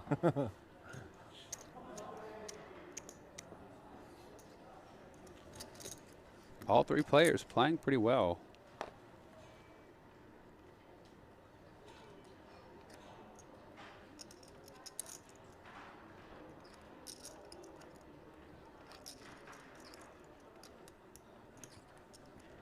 Baumgartner up to 6.5 million. Blinds are up now, 100, 200K with a 200K ante, $500,000 in the pot before the cards even come out. And you realize just how quickly that stack depth erodes with each level up. Ooh, just a limp with the ace-jack offsuit. Trappy trap. Well, Simone does have that big stack. Obviously, there's that big pay jump. Maybe Snejberg is either looking to trap pre or looking to shift gears. And oh, well, we'll find out here because Simone's raising with the king-8. So we'll see what line Snejberg takes. Is he going to check raise big or just call out of position? Keep the pot small-ish, not small. It's a really tough spot. I mean, I think personally you're limping here to induce. I like 3-betting, or 4, yes, excuse me, 3-betting, which he does. Again, if you were to just call there, it's going to be really, you're out of position.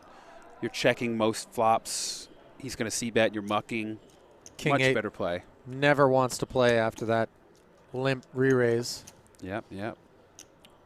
I like it. Kind of felt like the adjustment was deployed there by Snejberg as he recognized that Simone had shown a propensity to put more chips into the pot pre when he's in position like that. So yeah, he's been getting out of line, so he said, okay. Got what he asked for and Ace rode queen it to glory suited. pre. for our man. Yeah, even nicer than the ace-jack of hand to go. On the button.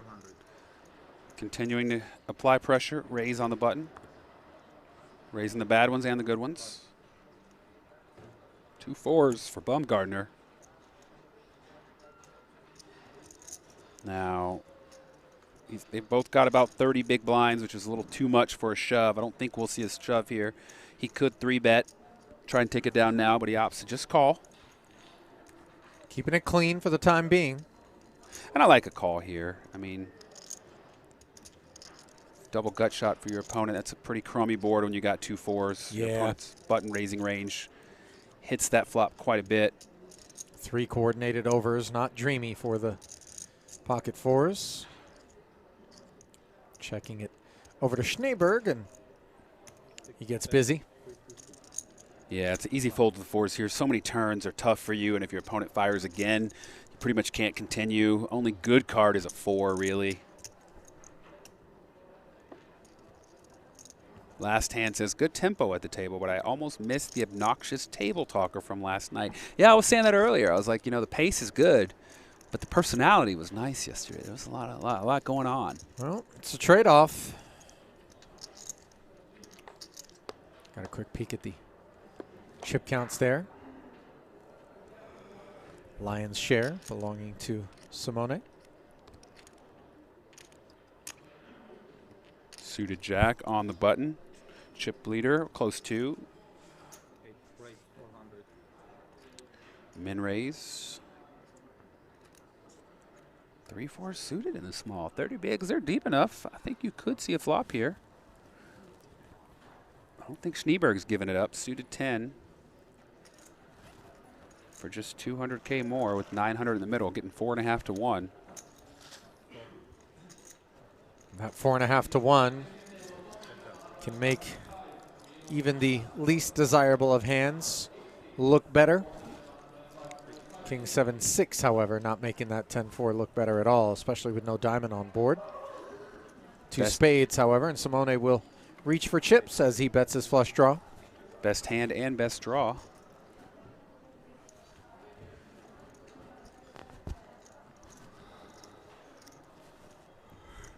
Michael, unfortunately, many times as you repeat it, doesn't mean it's going to happen. We can't turn off the screen. I'm not going to close my eyes and try to commentate because I won't know what they're betting. David interacting with the YouTube chat, referring to their desire to get us to commentate a hand without seeing the whole cards.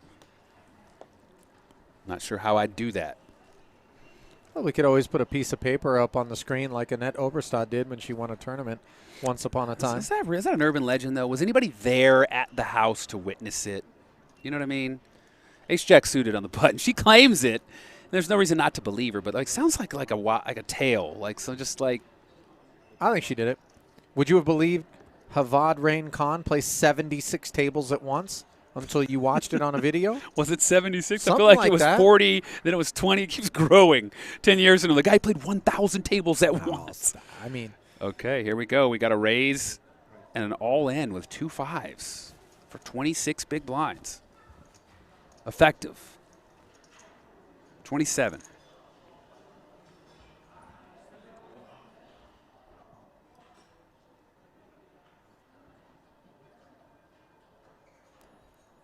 Bumgarner's been pushed back on quite a few times already here at this final table, and you wonder whether or not he's had enough. Yeah, it's so dicey right here. He's got just enough chips to, like, he could fold and still be in the mix.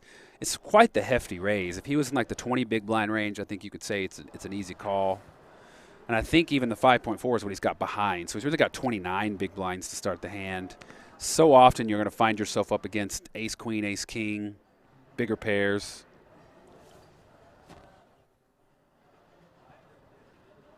But three-handed, you know, might be time to get in there. It's a strong hand.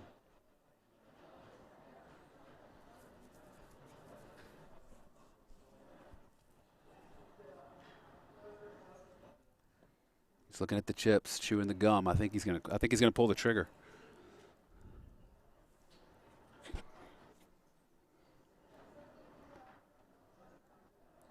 Either If that I or he's make going the call, it's a loose call.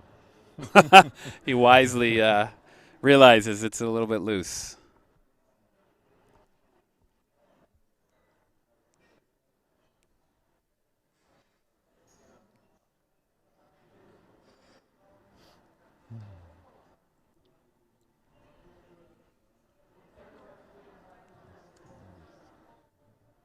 It's interesting with fives because you know you're probably best case is a flip, right? Like if he ever has fours or lower, he's probably not calling you. Obviously, he folds out some flips. Oh, and Baumgartner does come with the call, as he will choose this point in time Have Jack 10, Queen Jack.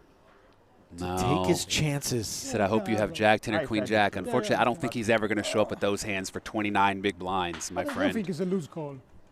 I don't think it's a loose call. No? It's a snap. What? He says snap call 29 bigs. I don't yeah, know. yeah. Simone suggesting that the call is not as loose as Baumgartner would have him believe,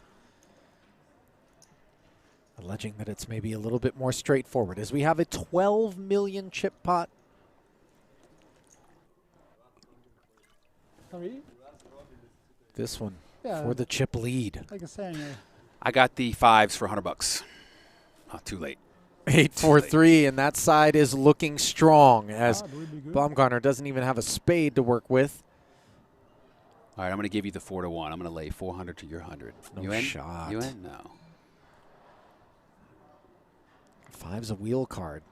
And look, it's relevant now, as the deuce comes off and Baumgartner can no longer hit the ace, don't want to set. but he can Yeah, hit set the is 5 good. or the jack. 5 outs once I prefer just a pair. for I'm Norbert humble. Baumgartner.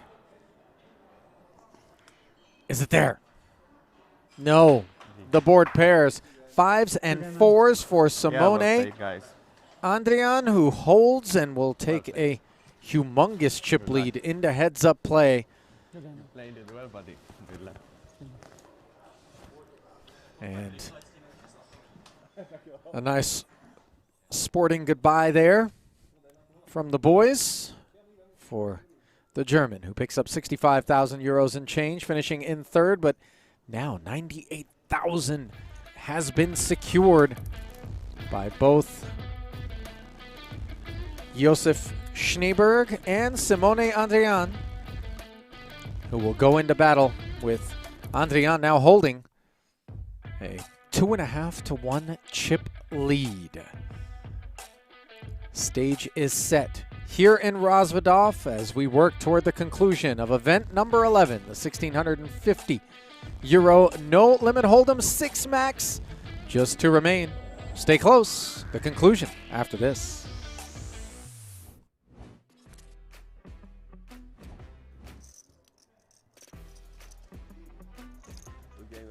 And it's nobody home. Padun, he is out of here in 8th place. He's going to take home 57,000 euros and change. And, you know, short showing, but on it. Ah, okay. Jasmine, can I get please two aces, please? I said please. And there is levels going up, 100K, 200K with the big blind ante. Bobby the machine guy? 1, 2, 2. And let's do a count. YouTube, Poker Go Chat, just count how many hands we play in a level. I'm so adorable. So this is hand 1. 22. I am very curious. We've played 22 total hands at this final table. We played a full level and some. Because I Right. remember, so we got 22 hands and like a level plus.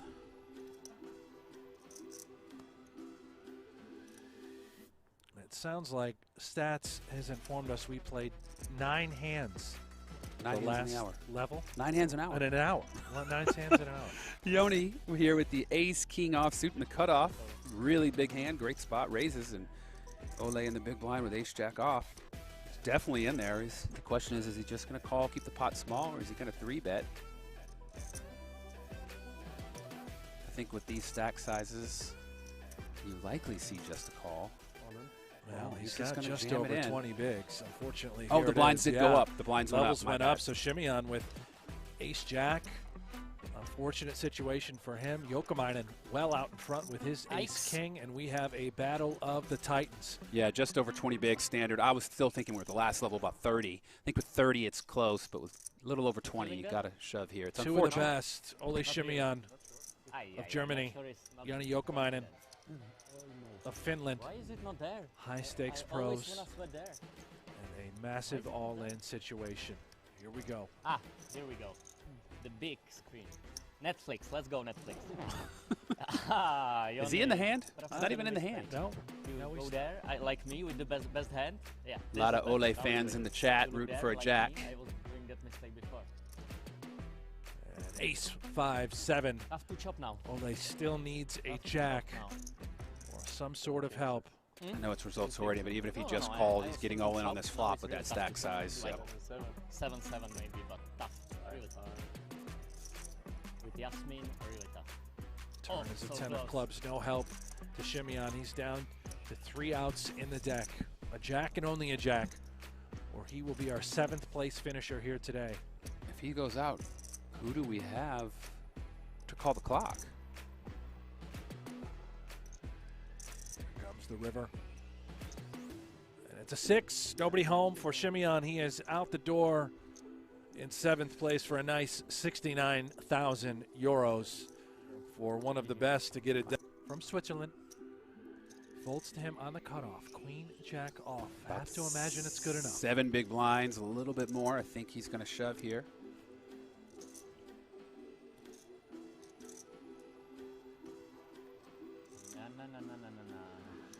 Doesn't have anything to say. He just says no, no, no, no. He just wants to make noise. I think that's the first we've heard. No. That was from. Oh, that was Mr. Chatty. Rabble says nothing. He couldn't say words, so he just said no. He just has to make noise. And Rabble's going to raise to 500,000, the minimum there. You know, a lot of people say, "Oh, this scream strength. What's a guy doing when he's got, that many chips and he just raises?" But players here at this high roller can sniff that out. It's the same as him going all in. Instant all-in from Livepoker, and now the action back on Rabble, who does make the call. Wow. Cards on their back, and here we go. Rabble in trouble. Dominated. I don't know if you saw, Ace-9 was folded by Martin Krabel. But maybe jack coming. Look at there. Always when you look there, there's a jack. Always. Believe me, I'm profitable. He's talking about the big screen right behind him. They've got a giant screen the size of the wall.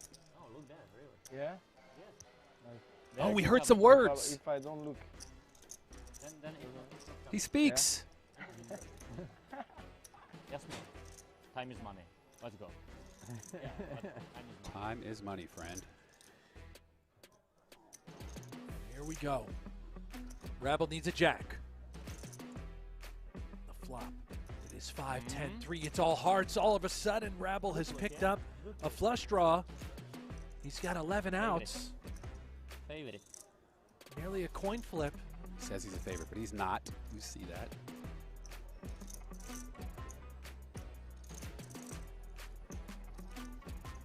Okay. Hello.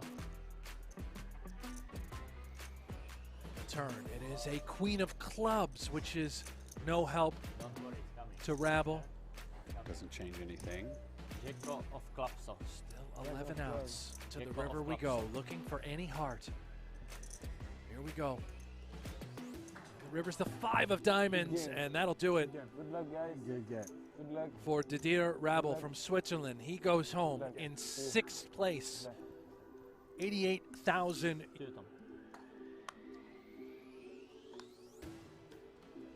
Tom Bedell, Norway's finest. He will pass.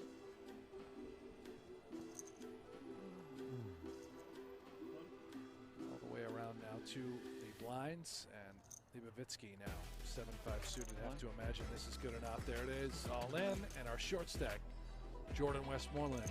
Can he call? Whoa, 2 kings. He wow. Shoots it in there. He's got to feel good about this spot. He's doubled up so many times. I feel like this is the time it ain't going to work. I mean, I'm rooting for the guy. He's blocking been playing his draw, excellent. so it's good. Could we see a comeback for the ages? Westmoreland in amazing shape now to double up again. Let's go. Westmoreland was down to just one big blind not too long ago. Trying to rally. Here we go.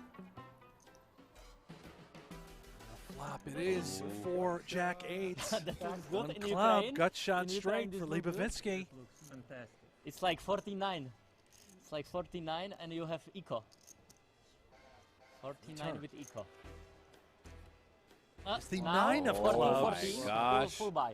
And all of a sudden, he's got a double gut straight 10. draw and a flush draw. A 10, a 6, or a club. Give him the nuts. 6 of cups or nothing. I think we're going to see the Queen of Diamonds here. Dramatic river. Here we go. Turn. And it's the GG Jack girls. of clubs. Oh, I called it.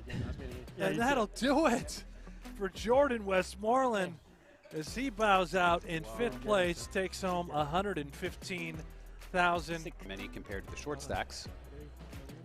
And Martin Cabril now, as Aces. the levels did go up, 250K, 500K, 500K big blind. Annie Cabril all in under the gun with King 9.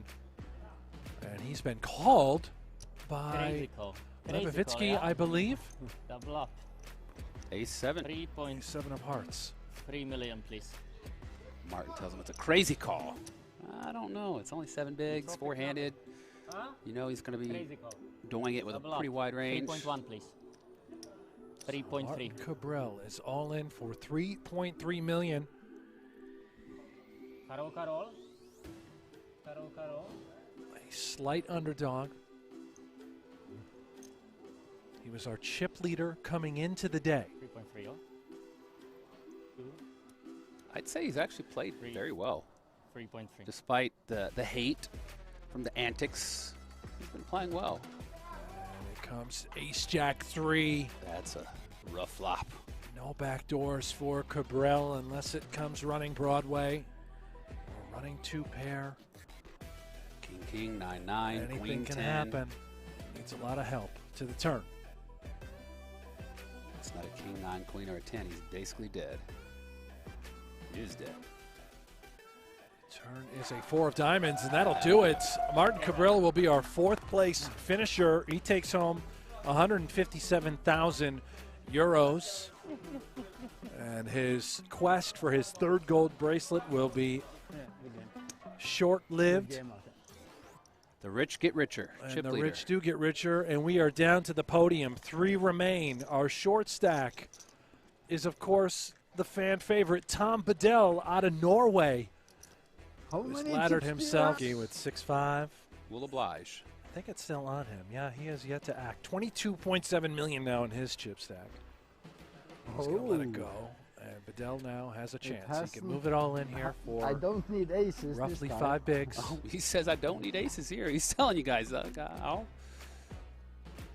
only got 4 bigs. He's got a king. He's got King 3. It's good enough. I think his opponent's going to call with pretty much any 2 cards. Yanni has That's Queen 8, 2 million, likely to make the Yeah, call, 2 as David million, pointed yeah. out. 4 big I blinds. think we play. I hate it if you pay. I got a king. 3-2 favorite. 2-3, 25, yeah. Got to be happy. He says he hates I it, but don't like want to when you leave got so 4 bigs fast. and you got to put in the big blind ante every 3 hands to be a 60-40 favorite, when you when you stand do up, go you're with it, Not a hey, bad spot. You got to take it. My first card was the 3, so I wasn't that happy with that one, but Here we go. Bedell stands up. Let's see 3. Here we go. I wonder how that blunt was on the break.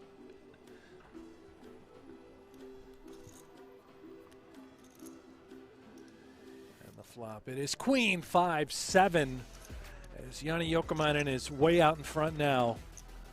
seems like we need some kings over there. The Norwegian King's Casino. Tom Bedell Kings Casino. certainly looking for a cowboy. The turn is a 5. I'm satisfied with a king. A king and a king only. 3 outs in the deck. Which suit? It Otherwise, doesn't we are heads up. do kind of kings it comes. Here we go. The river. And it's a 6 of hearts, and that'll do it. Tom Bedell, he bows out in 3rd place, good for 220,000 euros. And he was a fan favorite amongst our chat. Heck of a showing. Yeah, I actually was fairly impressed. He was a little on the tighter side, didn't have many cards and made the most of it. We're going to see our second actually at the table.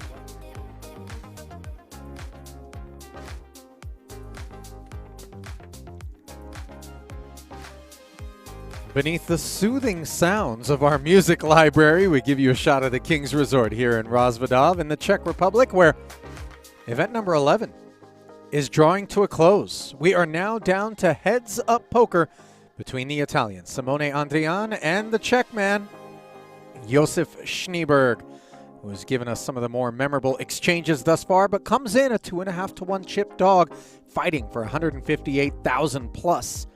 And of course, the coveted World Series of Poker Europe bracelet that awaits our champion. That count brought to you by GG Poker. Well, are we still riding Snejberg to victory despite him being out-chipped? That is the question I pose to my partner in the booth for today's coverage, David Williams, Ali Najad alongside. 15 million.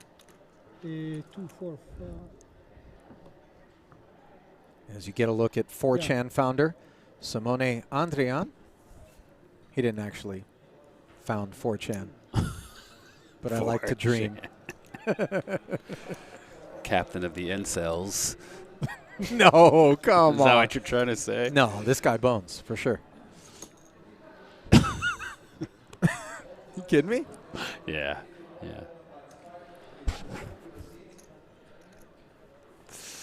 My favorite thing is that during the break, as we see Simone raise and take the first hand of heads-up play, I stepped outside the booth only to encounter a member of our staff here at our production facility, Julian,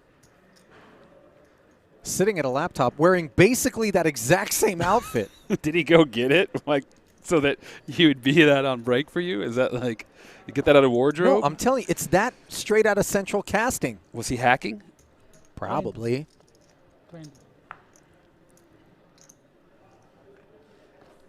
Our man's got some work to do. Our pick, not that we're rooting for him, but we were just picking a horse in the race. Snejberg, he was getting after it. We'd love to see it, but he's down 2.5 to 1. And listen, let's not take anything away from Simone Andrian, who has worked hard to get himself here. Absolutely. Playing great, too. Look at this, a limp with the ace-queen. We saw that limp with the ace-jack earlier, trappy trap. Snare not stepped in here by king 6. I mean, I like the limp here. I mean, obviously you want to raise with your good hands and get some chips in the pot, but if he's going to be limping a wide range, some of the worst hands, you want to limp some good ones too. Got to have a balanced diet heads up, that's for sure. Patterns can emerge and be exploited. And despite being out-flopped, the check back from Snejberg yields a queen on the turn, which gives him the best hand. A second check here from Simone, who looks over. Neither player has a diamond. Top pair, top kicker, no diamond. He's got to bet this.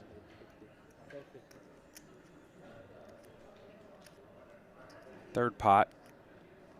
A little less, almost half. Excuse me. I meant the pot's a little less, almost half. Simone calls with third pair, the 6. Can we ban this webcam's chat? They're in there yesterday too, just spamming. Ace on the river in the YouTube chat is what I'm referring to. Top 2 for Snejberg. Again, he limped, so his opponent may not believe he has the ace. Not something you see often on a button limp heads up.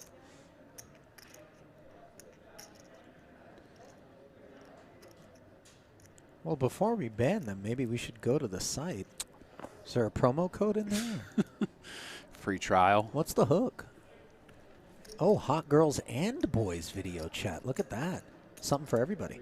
Maybe it's not what it seems like. Maybe it's just like a fun party line, like chat, you know? Good-looking people chatting. No, I'm sure it's a real Sunday school. Just good-looking people having chats on the internet. Yeah. Video chats. Hey, what do you look like? Stone cold meat roulette. 1.5 million the bet from Snejberg. Full pot here goes for the banger. Unfortunately, his opponent wasn't strong enough to look him up. Targeting something like a curious top 7, you know, maybe a queen, but it's unlikely with you having a queen that your opponent also has one.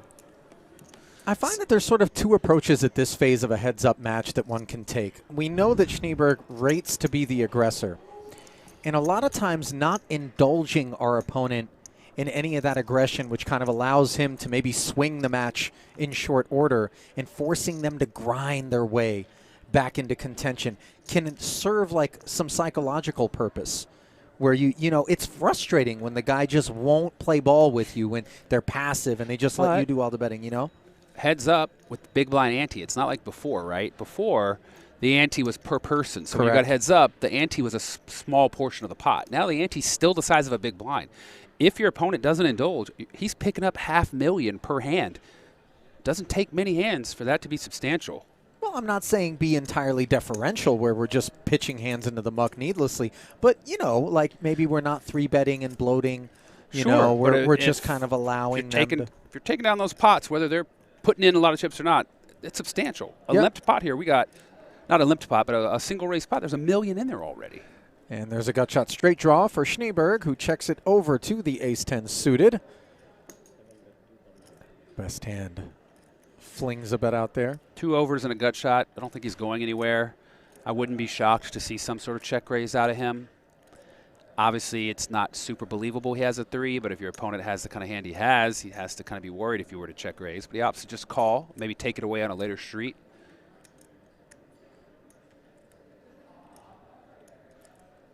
Eight, no assistance to the 6-5, which checks again. Ace-10, likely the best hand, checks it back, keeps the pot small, denies his opponent the option to check raise.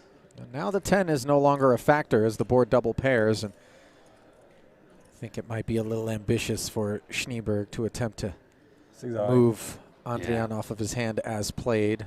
Yep, Snejberg knows his opponent probably isn't folding a high card if he tries to bluff that river there.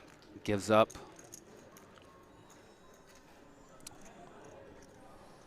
Do you think Simone skateboarded to the casino?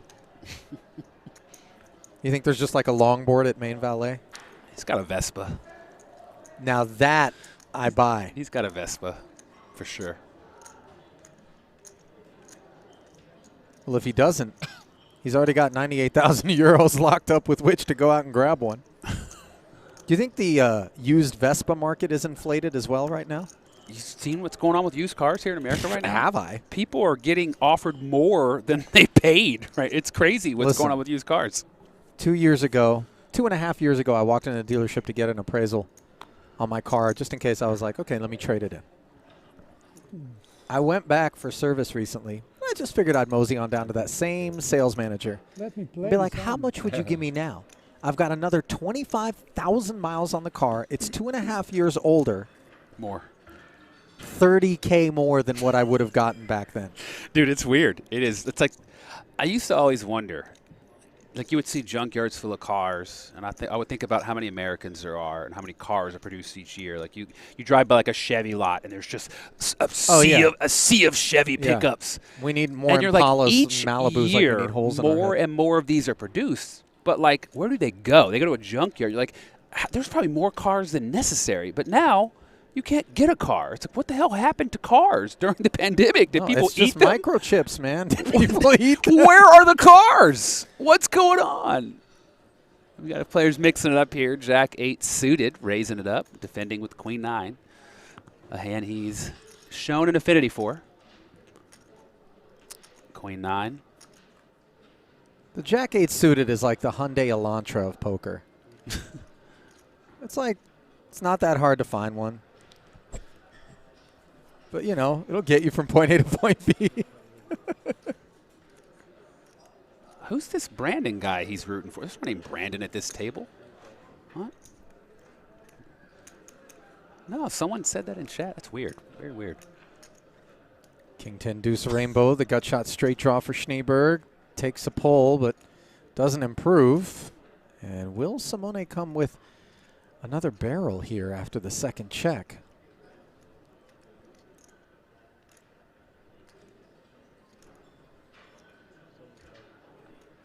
The answer is no, as he checks back.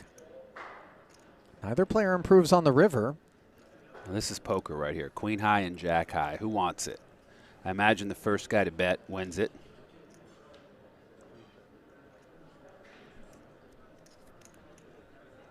Again, the players' names is Simone and Josef. Not sure who you guys are rooting for, but here we go. We got a bet from the jack high, the worst hand. Pretty hard to call here with queen high. I mean, you wouldn't be surprised to see it, though. It'd be a tough call, but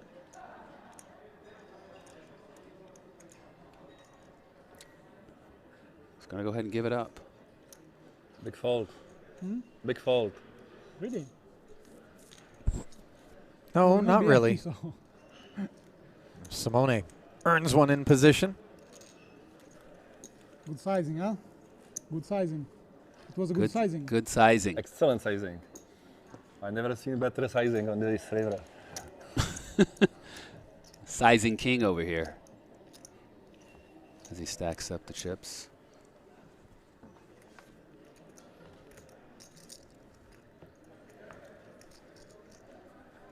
It should be said that the Vespa is a one-person scooter. Is it? Can you throw somebody on the back? When look, I get it. There's something romantic. You're in Europe. Throw your shorty on the back of the Vespa, but really, it can barely get you from point A to point B alone with that one-stroke motor. One of my favorite situations here. The pair and the 2 overs, where the 2 overs is the favorite. Jack 10 suited against the pair of fives. Lemp the Jack 10 suited on the button. Oh. And Did two little words cross those lips? I feel like they did, and all of a sudden Snejberg is hating it because Jack high is Jack high at the end of the day. But as we see from a percentages standpoint against this specific situation, he is the favorite. How can he possibly know that, though? His hand. And he's got 25 big blinds Deuces? to start the Deuces? hand. Something like. Little does he know. He says deuces because he knows he's a favorite over deuces. Right. Same situation right here. I took your shorty on my Vespa last night, he But again, says. you, so what is better? Well, I don't know what's worse, you taking my shorty or that you have a Vespa. I've heard your shorty's not so short, though. I heard she's taller than you. Is that true? People talking about my shorty? Is that true? Huh? She got a rep out there I should know about? Is she taller than you? No. That was my old shorty. I don't mind him, by the way. You know, I want to scale the summit. I like it. I like it. Snejberg, queen 9 suited in the blind. Is LeBron James still in the chat? LeBron James. Welcome LeBron James to the YouTube chat, everyone. It's not actual LeBron James, David. Actually, Sammy Farha texted me and said they're playing poker in Houston, and it is both of them. Yes, that's true. I didn't make that up or anything. Who's trollier, the chat or my co-commentator? 10-5 on the button with the raise. Queen 9 defends. And the 5 connects with Simone, who has really enjoyed the lion's share of the good fortune. Yeah, I mean, the aggression is being rewarded here. Ooh, he looks him up with just queen high on the ace 5-7 flop. Backdoor spades, backdoor hearts, backdoor straight draw. Tearing one off and hitting the queen on the turn is Snejberg.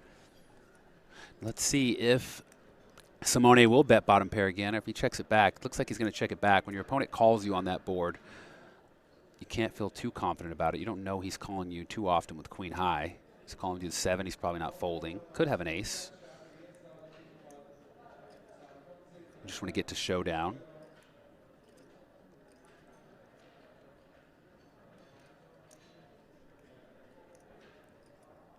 King presents a second overcard to the queen, and look at this. Snejberg's going to fire. Maybe looking to cobble a little value or just... Yeah, at that sizing, it's not a block bet, right? It's a strange bet. Like, if your opponent has the ace, they're probably not going anywhere. They likely aren't calling you with a 5 or a 7. Maybe they are, but I feel like I like bluff catching more with that hand, even though it's quite strong. I don't think you're getting called by worse very often. You might. They want to know what type of car the 30K 2-year offer 2 years later was on. I don't, Ali is quite the connoisseur of cars. Hey, listen. I don't think we're going to talk about it, but just know if the offer 2 years later was 30K, it's a nice car. It was not. It was 30K more. That's what I mean. 30K more. If the increase was 30K, that's a nice car. Snejberg here. Couple ducks on the button. Heads up. He limps again. He's limping them all. He limped ace queen, limped the deuces, limped the jack 10 suited. Hoping to catch his opponent slipping. Not with these deuces, though. It's hard to call it off with deuces.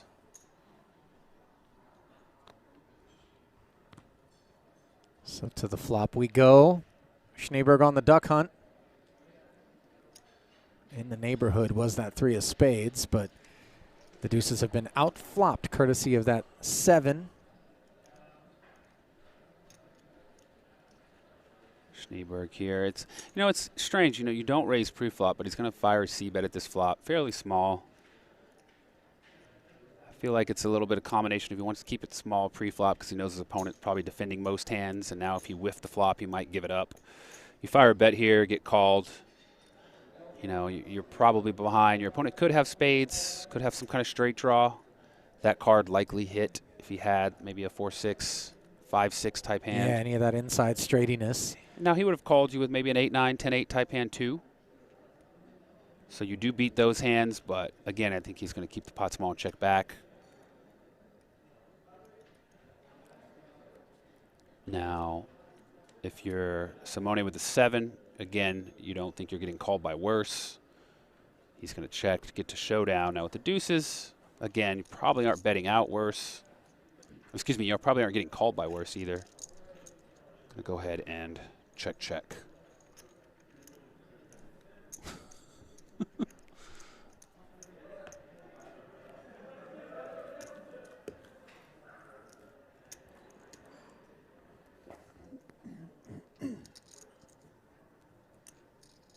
Well, advantage Simone yet and still here. Heads up, Snejberg trying to put something together, narrow the gap, which has been widening since the onset of heads-up play. And a very hefty pay jump of 60,000 euros. That's what this is, basically, a sit and go for 60 racks, European edition. Oh, we got another one. 10-5 suited, limps the button. Snejberg with just 8-4 offsuit. Ooh, mixing it up here. Gonna raise the limp. We haven't seen this much. Big hefty raise, 800,000. Well, he's trying to do something to get it going here. And obviously, at some point, we begin to imagine that our opponent just doesn't have a hand that they can go with every time, and yet Simone. Yeah. Problem with this raise is the size of it. It's a little small. I mean, he's going to have to fire another barrel, obviously, but it's raising 500,000, 1.1 in the pot. His opponent's in position, a lot of chips. He looks him up. He did outflop him with a 4. Second pair, a little bit easier to play. I feel like if you're going to make that play, maybe your raise needs to be a little bit bigger, especially being out of position post-flop. Fire a small bet, and that's good enough to take it down with the best hand. So tidy little operation there from Snejberg, earns him some Simone bucks.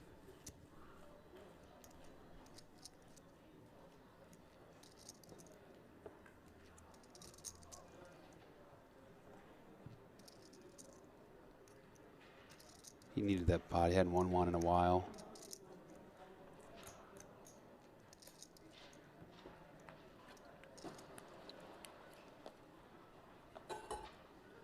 Guy's trying to trick you. As an automotive photographer, I'd like to know about the car. He's like, oh, okay, well, yeah. He won't get you to disclose it.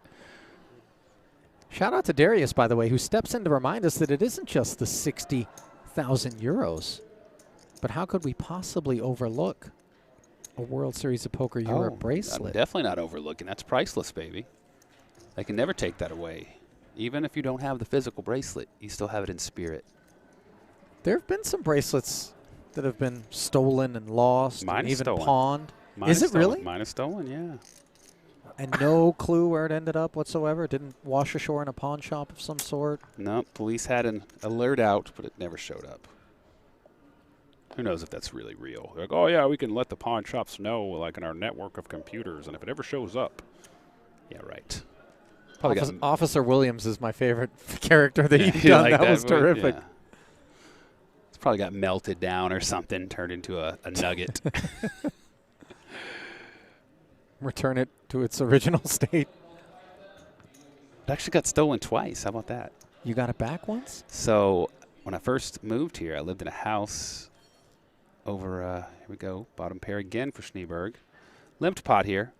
Someone broke in my house. And while I was at a nightclub back when I was 27, living over here on, what's that street called? Whatever. To be fair, at 27, you were living at the nightclub. Yeah. Let's just and be they honest. knew that. They knew that, and they came in, and it was gone. The World Series of Poker helped me secure another one. I had to pay for it, about $2,500. They got it, you know, they went to the jeweler who made them. They made me another one. They eventually caught the burglar. It was a guy that lived down the street and around the corner, saw the Bentley pulling in and out of the garage, figured there was money there, broke into the house while I was at the nightclub, cased the joint, saw me leave, knew I went every Thursday to Tao nightclub, snuck in the house, got all the stuff. They found them, but of course none of the stuff was still there except my laptop. My money was gone, the cash, the jewelry, everything was pawned. I'm sure he smoked it all or something. But I got a new one. That was in 2007. My house was broken in, again, a different house here in 2019 in Las Vegas with an alarm. I think it was an inside job. Long story. Stole my safe. Crew came in with a dolly. A crew. 4 people with a truck and a dolly. In and out. How do you know this? You had video? The video from across the street. The neighbors have cameras. And you couldn't make out a plate, but you saw a crew pull up, go in the house, in and out 5 minutes, extracted the giant gun safe with my bracelet in it. I mean, and some other jewelry. If we would have known that the neighbors had a camera. Fortunately, it was rainy and it's not good. It's across the street, grainy. That's terrible, though, man. Listen, Yeah. I'll tell you, like, it's a feeling of violation. Listen, we got nut high and nut low going to war here. Yeah, we do. He just limps the aces. Can we get possibly the 2-3-4? The ace 4-5 flop. Do you think Simone broke into your house? He does. He fits have the profile. silhouette of the guy on that camera. So the bracelet's gone. Bracelet's gone. That's sad, man. Yeah, that's okay. It's just possessions. I've gotten sort of detached from possessions. I don't really care anymore. It sucked. You know. Well, you were involuntarily detached from your possessions, as it turns out. Bottom pair here for Simone, who checks it over to the trapping Snejberg. A 200K min sprinkle.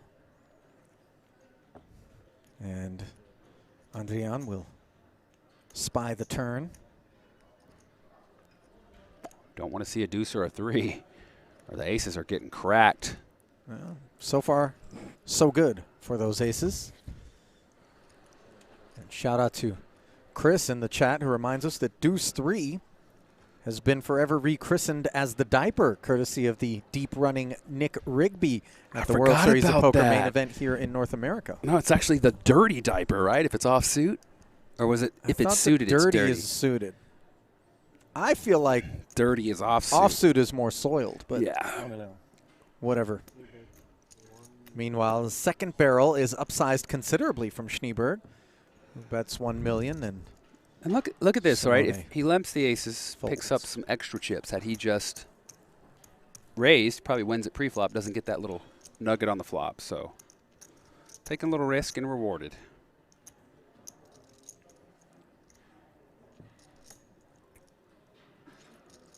Would be a hard one.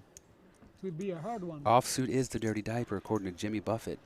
Welcome, Jimmy Buffett, LeBron James, Sammy Farha. We got some all-stars in the chat. Dude, this is, what do you think? We're like Bill and Ted. We're going back in the past and bringing historical figures out into the YouTube chat. Is Jimmy Buffett not alive? Is Genghis Khan in a Copeland Sports right now I should know about? Is Jimmy Buffett not alive? I don't even know. I don't even know who he is. Is that the Margaritaville guy? Yeah, I think so, right? Jack 10, raise. Notice the difference in styles, right? Simone's raising a lot of buttons. Snejberg's limping them. Difference in stack sizes. 400K. Oh, he's cutting The out a 3-bet request here. from No. Queen Trey. I feel like if you're going to play it, you want a 3-bet, which he is. Yeah. Not really a hand you want to just call with.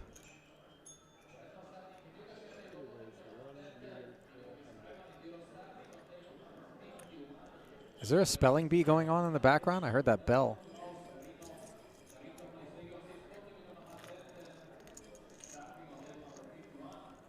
You guys talked about the stolen bracelet yesterday. Actually, different commentators in the booth. Well, half of us at least.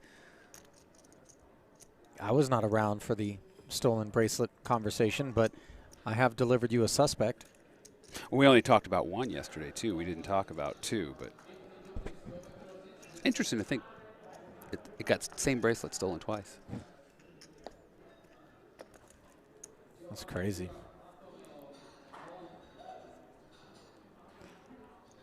Ooh, here we go. The big lick, 6-9 suited on the button.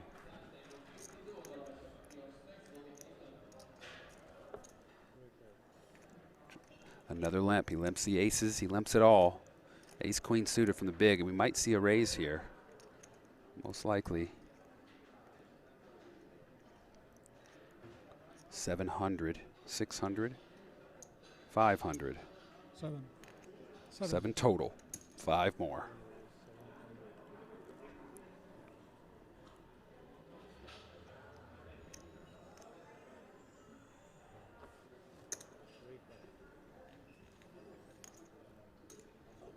So the 9-6 indulges in 700,000. 1.6 in the middle already, and the ace-queen suited turns into the nut flush draw and 2 overs up against a gut shot straight draw for Snejberg. We're going to see a continuation bet here, probably on the small side, 500,000, 1/3 pot. 400,000, 150. He's going to look him up. It's tiny. He doesn't want to see a 7 of clubs here. That would be catastrophic. Pot Likely. swells to 2.4, and here comes the turn. It is a jack, which now adds gut shot Broadway draw, 2-way draw actually, for Adrian. His opponent makes a queen. He makes a straight. It is a 1-card straight. A lot larger bet, though, sizing up here. Here's 2 million. And Simone feels comfortable enough to deliver 2 million out there, and you see Snejberg kind of grinning as he has the open ender now, but 2 million's just too substantial with 1 card to come and 2 clubs out there. and he's been forced to fold open enders on multiple occasions on the turn. Yeah, it's surprising he's never check raised or raised with one of those open-ended draws. Not saying he should be. It's just you haven't seen it. He's had so many and hasn't raised with one of them yet.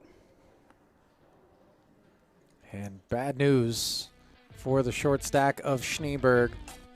The blinds are going up northbound to 125 and 250,000. And he is experiencing inflation in real time. Yeah. 23 big blinds. Not so bad for the short stack, actually. I mean, you've lowered the gap between you and your opponent in a number of big blinds. Silver linings. Like right now, if we made the big blind 5 million, it'd be 3-1. He just has to win win 2 hands, and he wins the tournament.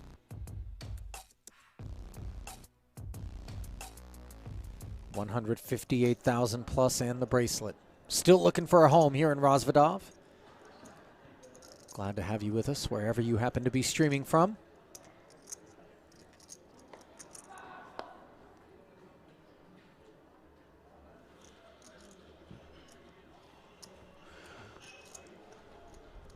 Both players with offsuit kings.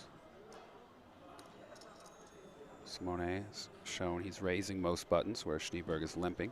He's going to raise here.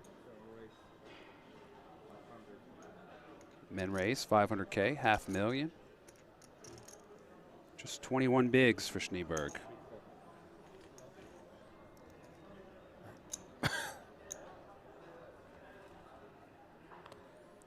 Both players sharing the king on the 10 high 2 diamond flop. Advantage Simone with position and the best hand. And when you've got the chip lead and continually being aggressive, it just kind of snowballs. Your opponent's forced to make a hand, take a stand. And as you see, he just keeps pounding him in aggression, shrinking his chip stack. I imagine it's going to be all in here shortly. Snejberg's not going to allow himself to be chipped away to where a double doesn't get him back in it.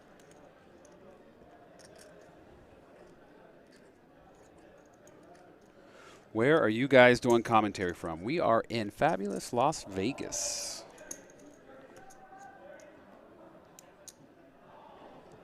Where property crime is a non-issue. It's weird, you know, it's two incidents, which is more than most people experience in their life, but I still don't feel that it's unsafe. I mean, it's a span of 17 years. Both situations make sense as to why it happened. Well, one does. The guy down the street was just some degenerate, you know, who happened to see the car, wisely picked his mark. Happens. Second time, clearly an inside job. A crew shows up with a safe, like a Born Identity movie. How did they know?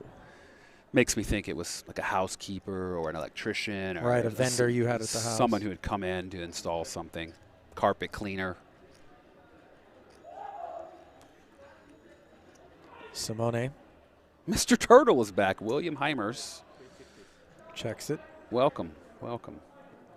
He made me cry yesterday. I laughed so hard, I cried. Tears. I mean, I got to know what was said that left you in tears in the booth. We just talked about one of our countrymen's cohorts, Mr. Esfandiari, and then it just turned. The chat dissolved into night shift territory, I should say. But it's 1:30 in the afternoon here. Don't threaten me with a good time, buddy. Let's keep it civil. Keep it clean. I preside over the night shift. Exactly. Let's keep it clean. I'm nocturnal.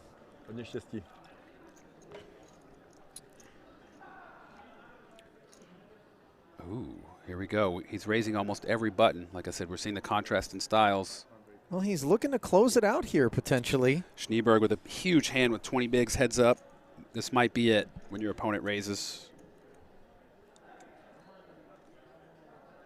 All in. A little peanut butter and jam. Count, please. 5. 5.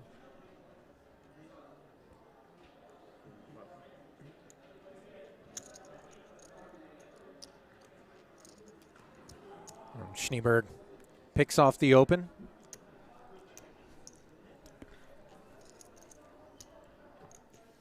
And there's a look at a soon-to-be-stolen World Series of Poker bracelet. No, I think maybe it'll be safer in Europe. Yeah. Keep those things out of the 702 is the lesson to be learned here. Maybe they were just bad luck. They just, like, attract. Maybe the Bentley did the attracting, What Dave. The Bentley's gone. They didn't steal it. Yeah, true. King, queen here in the big. He folded a button this Your time. neighbor should have stolen the Bentley and just driven it up the street and parked it in his own driveway. No, the Bentley wasn't there. It was in the Oh, valet that's at right. Tao. That's how they Yes. knew. You didn't self-park? You know what's wild? When that happened, Evelyn Ng was my roommate. You know Evelyn, Oh, yeah, of poker course. player. Evelyn rarely left the house, right? Like, she was quite the homebody. And that night, she happened to go out also. Now I'm not suspecting Evelyn because we solved that mystery. But imagine had she stayed there when these hooligans break in. That could have been catastrophic. Like, they don't see who's in the car as we pull out in the garage. The windows are like black tinted, you know what I mean? And frequently I went to Tao alone, but they don't know that. Now they did, according to the cameras, because there was cameras there, to ring the doorbell and wait and see if nobody showed up. But Evelyn's the type of person that might answer the door, right? The doorbell rings, she might just sit in a room and ignore it. Wow, it could have been a duct tape and rope situation. Could have been bad. Well, Simone looking to take some hostages once more with 6-4 offsuit. Picked up a pretty healthy sized pot en route to heads-up play. Bluffing his way down. And again, queen 7. I don't think he's deep enough to peel one. He might. He's shown he peels as he cuts off the chips. I like this. He doesn't let his opponent steal it with just one flop bet. Now, granted, his opponent bet pretty small, one big blind. And look, again, both times we've seen him peel with this queen high. He's hit a queen on the turn. Simone likely is going to slow down on that turn after getting called on that flop.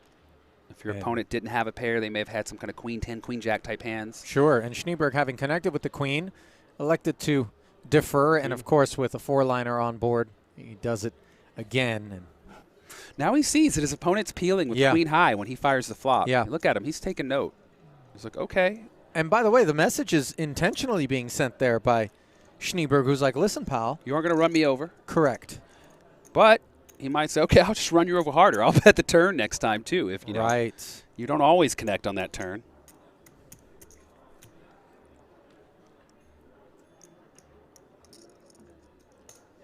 Round and round we go here in search of a champion in event number 11 from the King's Resort in Rozvadov, where the tremendously entertaining Josef Snejberg has given us exciting moment after exciting moment here with his lines and play, but has his work cut out for him against the Italian Simone Andrian, who now has 6-4 suited. Snejberg continuing to limp his full range. I guess not his full range. We saw one fold 2 hands ago, but that was the first one we'd seen. And the 6-4 again outflops Snejberg's queen high. Nevertheless, Snejberg will take his stab. And I think we're going to see an easy call here. It is only bottom pair, but again, your opponent doesn't stand to have a pair most of the time. Once you call, it's one big blind. Once you call, your opponent might freeze up on turns. Maybe you'll improve to a straight draw with a card like a 5. Which Simone has done. Snejberg with the worse end of the straight if he were to hit a 3, but Simone's going to just go ahead and lead his pair in his straight draw. Tough spot for Snejberg, but he's shown some creativity.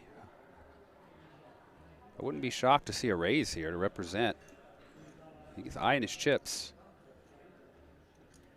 He's like, I bet the flop, and now you're going to donk into me on the 5.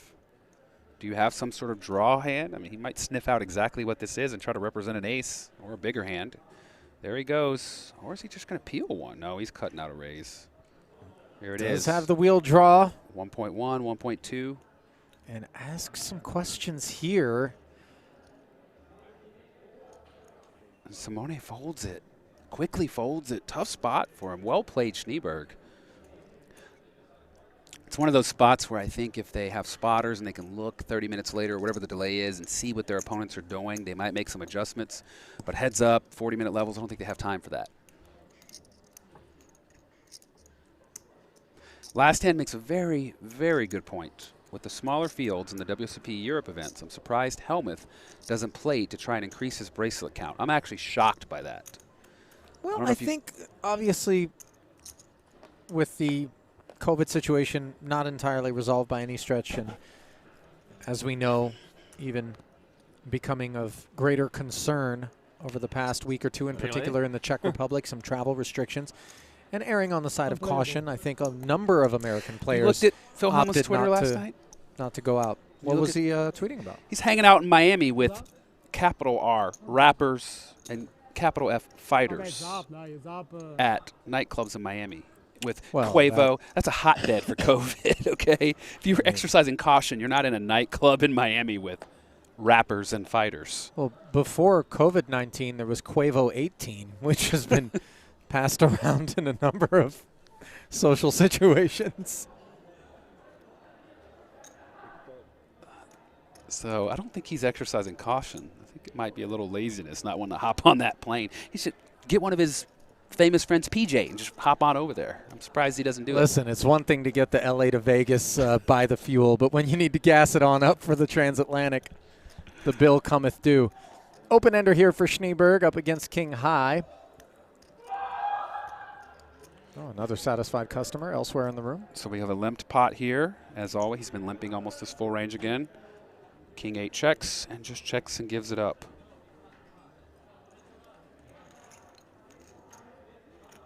Well, you're beginning to get a good glimpse at just how wide a variety of holdings you will be compelled and even obligated Snejberg's to take to a flop and play. And he's fighting his way up. back. He's up to 8.5 million. Snejberg. He was down to 4.5. Yeah. And he hasn't got an all end up. He's just chipping up, making the right moves at the right time.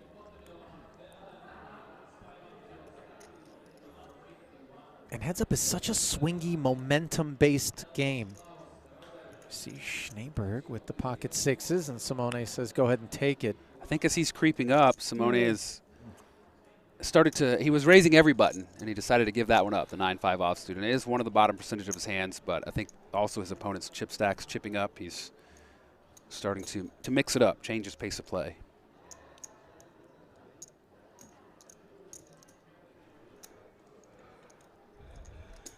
Well, adjustments are obviously a very important part of navigating any heads-up match. Absolutely. There's a lot of clutch in, upshift, downshift that goes on, and Snejberg with the 10-8 suited is going to open this one, and he's going to be met by Simone. Now he's continuing to limp all buttons, which is actually going to work out favorably for him here, because had he raised, he's going to get 3-bet and likely have to fold, although he could play in position, but I doubt it. But now, by limping, when his opponent raises, he can call, and the pot's still, small enough where he risks less. He's in position with a suited one-gapper hand. Little does he know he's up against it.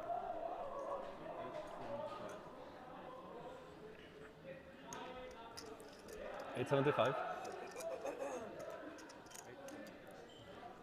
And the 10-8 suited is durable enough and doesn't rate to interfere with the sort of holdings that we would expect Simone to be raising. So navigations post-flop will have the benefit of being in position and not interfering in all likelihood. And middle pair on a king-high board where the queens are still best and have formed a gut shot. And the 9 of spades works for Snejberg. There is an overcard to the queen. So when you get called, it's something to consider. He has seen Snejberg's range has been pretty wide. He also knows Snejberg peels, as he's seen with those queen highs, when he's not connected to the flop. So tricky opponent to play against when you're up against that. But innocent looking 3 on the turn.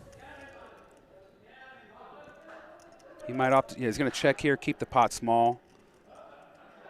It's a lot easier to call as opposed to getting raised, inflating the pot, and maybe having to lay down your 2 queens. Snejberg feels the same way with his 10-8, and then the straight gets in on the river. Simone's got to feel great about this. Question is he going to try to bet for value or give his opponent a little rope to bluff? If you bet for value, do you think your opponent has worse he can call with? Obviously, he probably doesn't have ace-queen, so he doesn't have best. It's just, do you think he can call you? Is he strong enough to be able to call? Snejberg here with just a 10 and a world of hurt. What kind of hands could your opponent be bluffing with that you beat? You don't beat a king, but would he bet a king? Would he bet a jack? Is this one of those polarized situations where he only bets a straight and anything else he bets is a bluff? Could he ever bluff with better, turn a better hand into a bluff?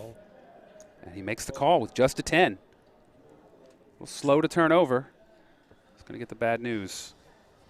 A lot more hand than I think he anticipated being up against, and not referring to the straight, but rather the 2 queens.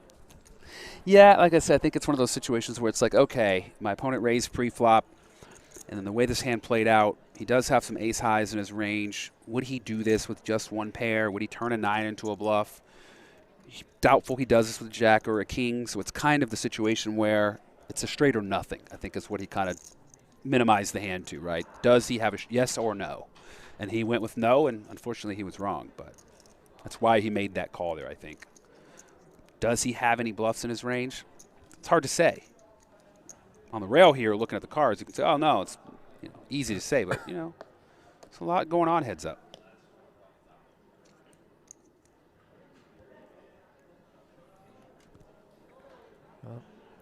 Enough going on the button for Simone to open with king 10.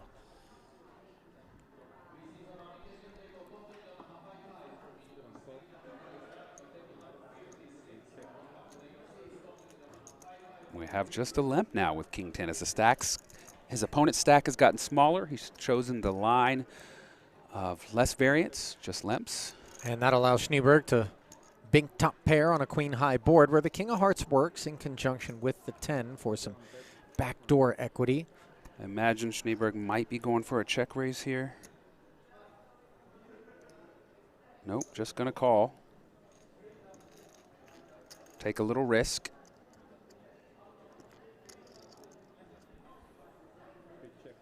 Five on the turn. Doesn't rate to be a problem for Snejberg.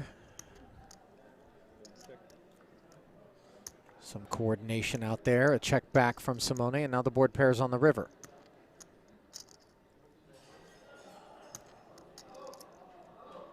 Snejberg's hand's pretty disguised. Let's go for a little value here.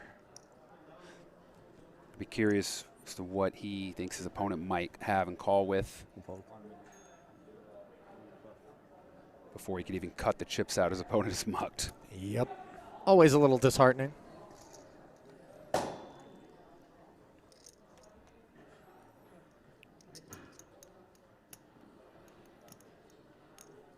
Snejberg, 31 years of age. Andrian, 28.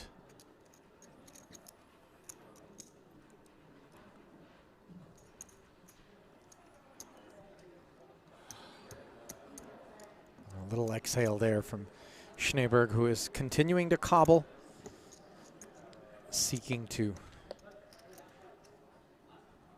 rattle Simone's cage a little bit. Not going to do it with 10 deuce, however, and would have been up against 7 deuce, but poker doesn't come with clairvoyance. And unfortunately, the cards come with backs on them.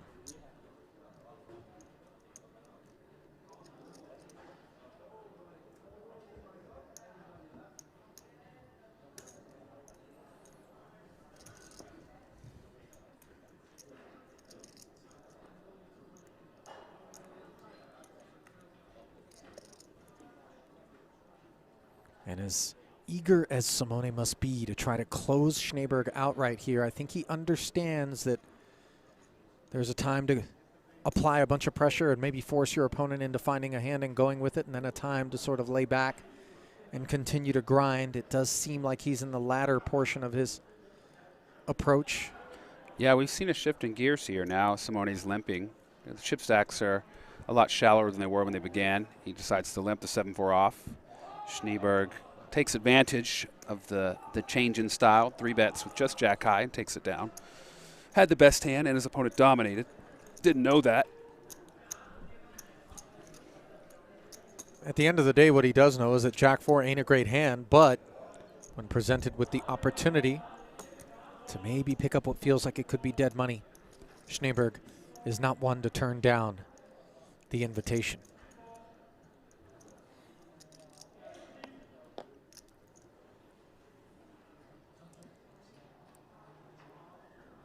Ooh. Pretty one here. Interesting to see if Snejberg will limp this one also. He did limp a few big hands earlier, but yeah, looks like he's limping again. I love it. Jack 10 for the big blind. You could see a raised here. It stands to be the best hand against a lot of his limpings, but we know that he limps everything, and he's limped a monster this time. Here he goes. He's cutting out a raise. $875. I think this is going to get jammed on.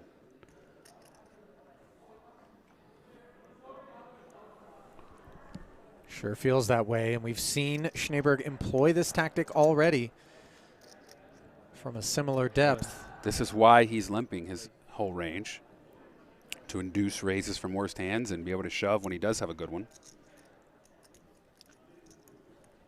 And you get caught with your hand in the cookie jar a few times like that, and it gets annoying.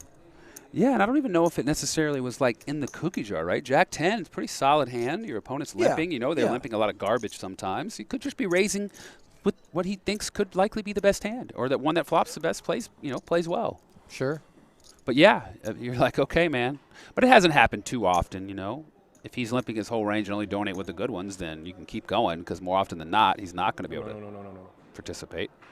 Ooh, you see that? He dealt the first card to the wrong guy. Supposedly, that actually happened yesterday, and they went all in, kings and fives, and after the hand, the guy's like, wait, I think the cards were in the wrong order. And they were like, we'll go to the tape. But at this point, nothing can be done. The yeah, chips, the whole you know, what do you want to say? Oh, well, those who switch the hands, it's over? Wow, that's pretty bad, though. Yeah, but I didn't get the resolution, but I think the cards might have been fine. It actually happened to me this year at the World Series. I was in a stud pot, heads up, and the dealer dealt my up card to my opponent and mine to me, and nobody said anything. I said, wait, did you just deal the cards in the wrong order? And they were like, what?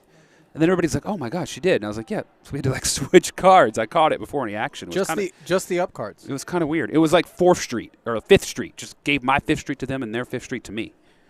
Very weird. Very weird. And my brain was like a glitch in the matrix. I was like, what? Right. Just it was your happened here? unconscious mind. It's like something's off.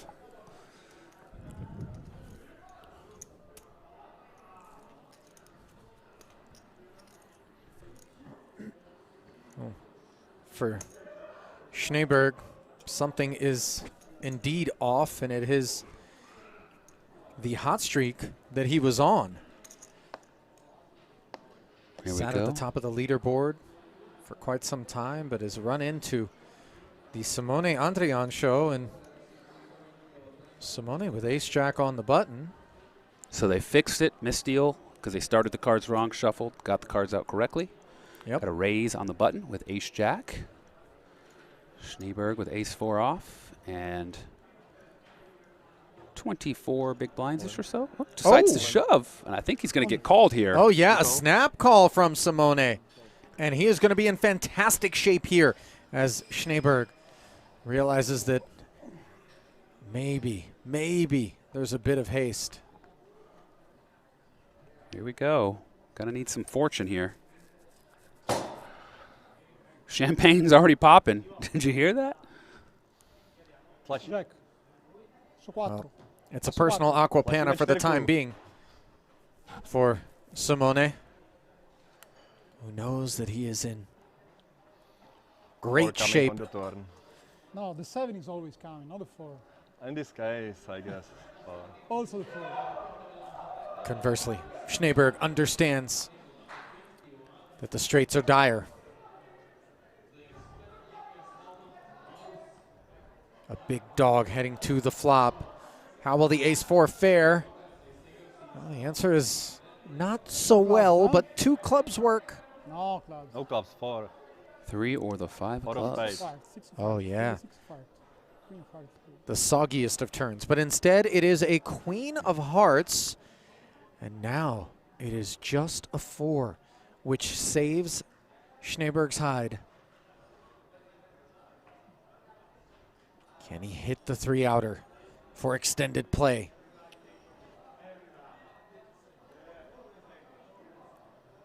Or do we have our champion?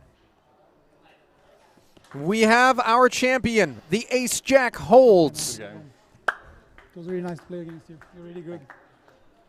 And kind words being offered by Simone Andrian, your champion, who will take home 158,616 euros along with the bracelet. 98,020 euros will go home with Josef Snejberg. And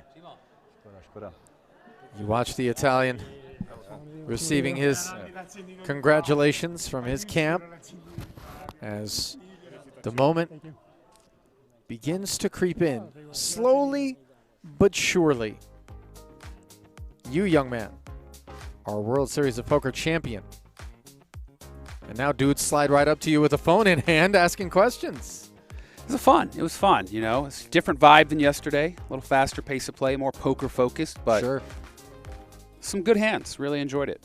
No doubt about it. And of course, Simone Andrian enjoyed it.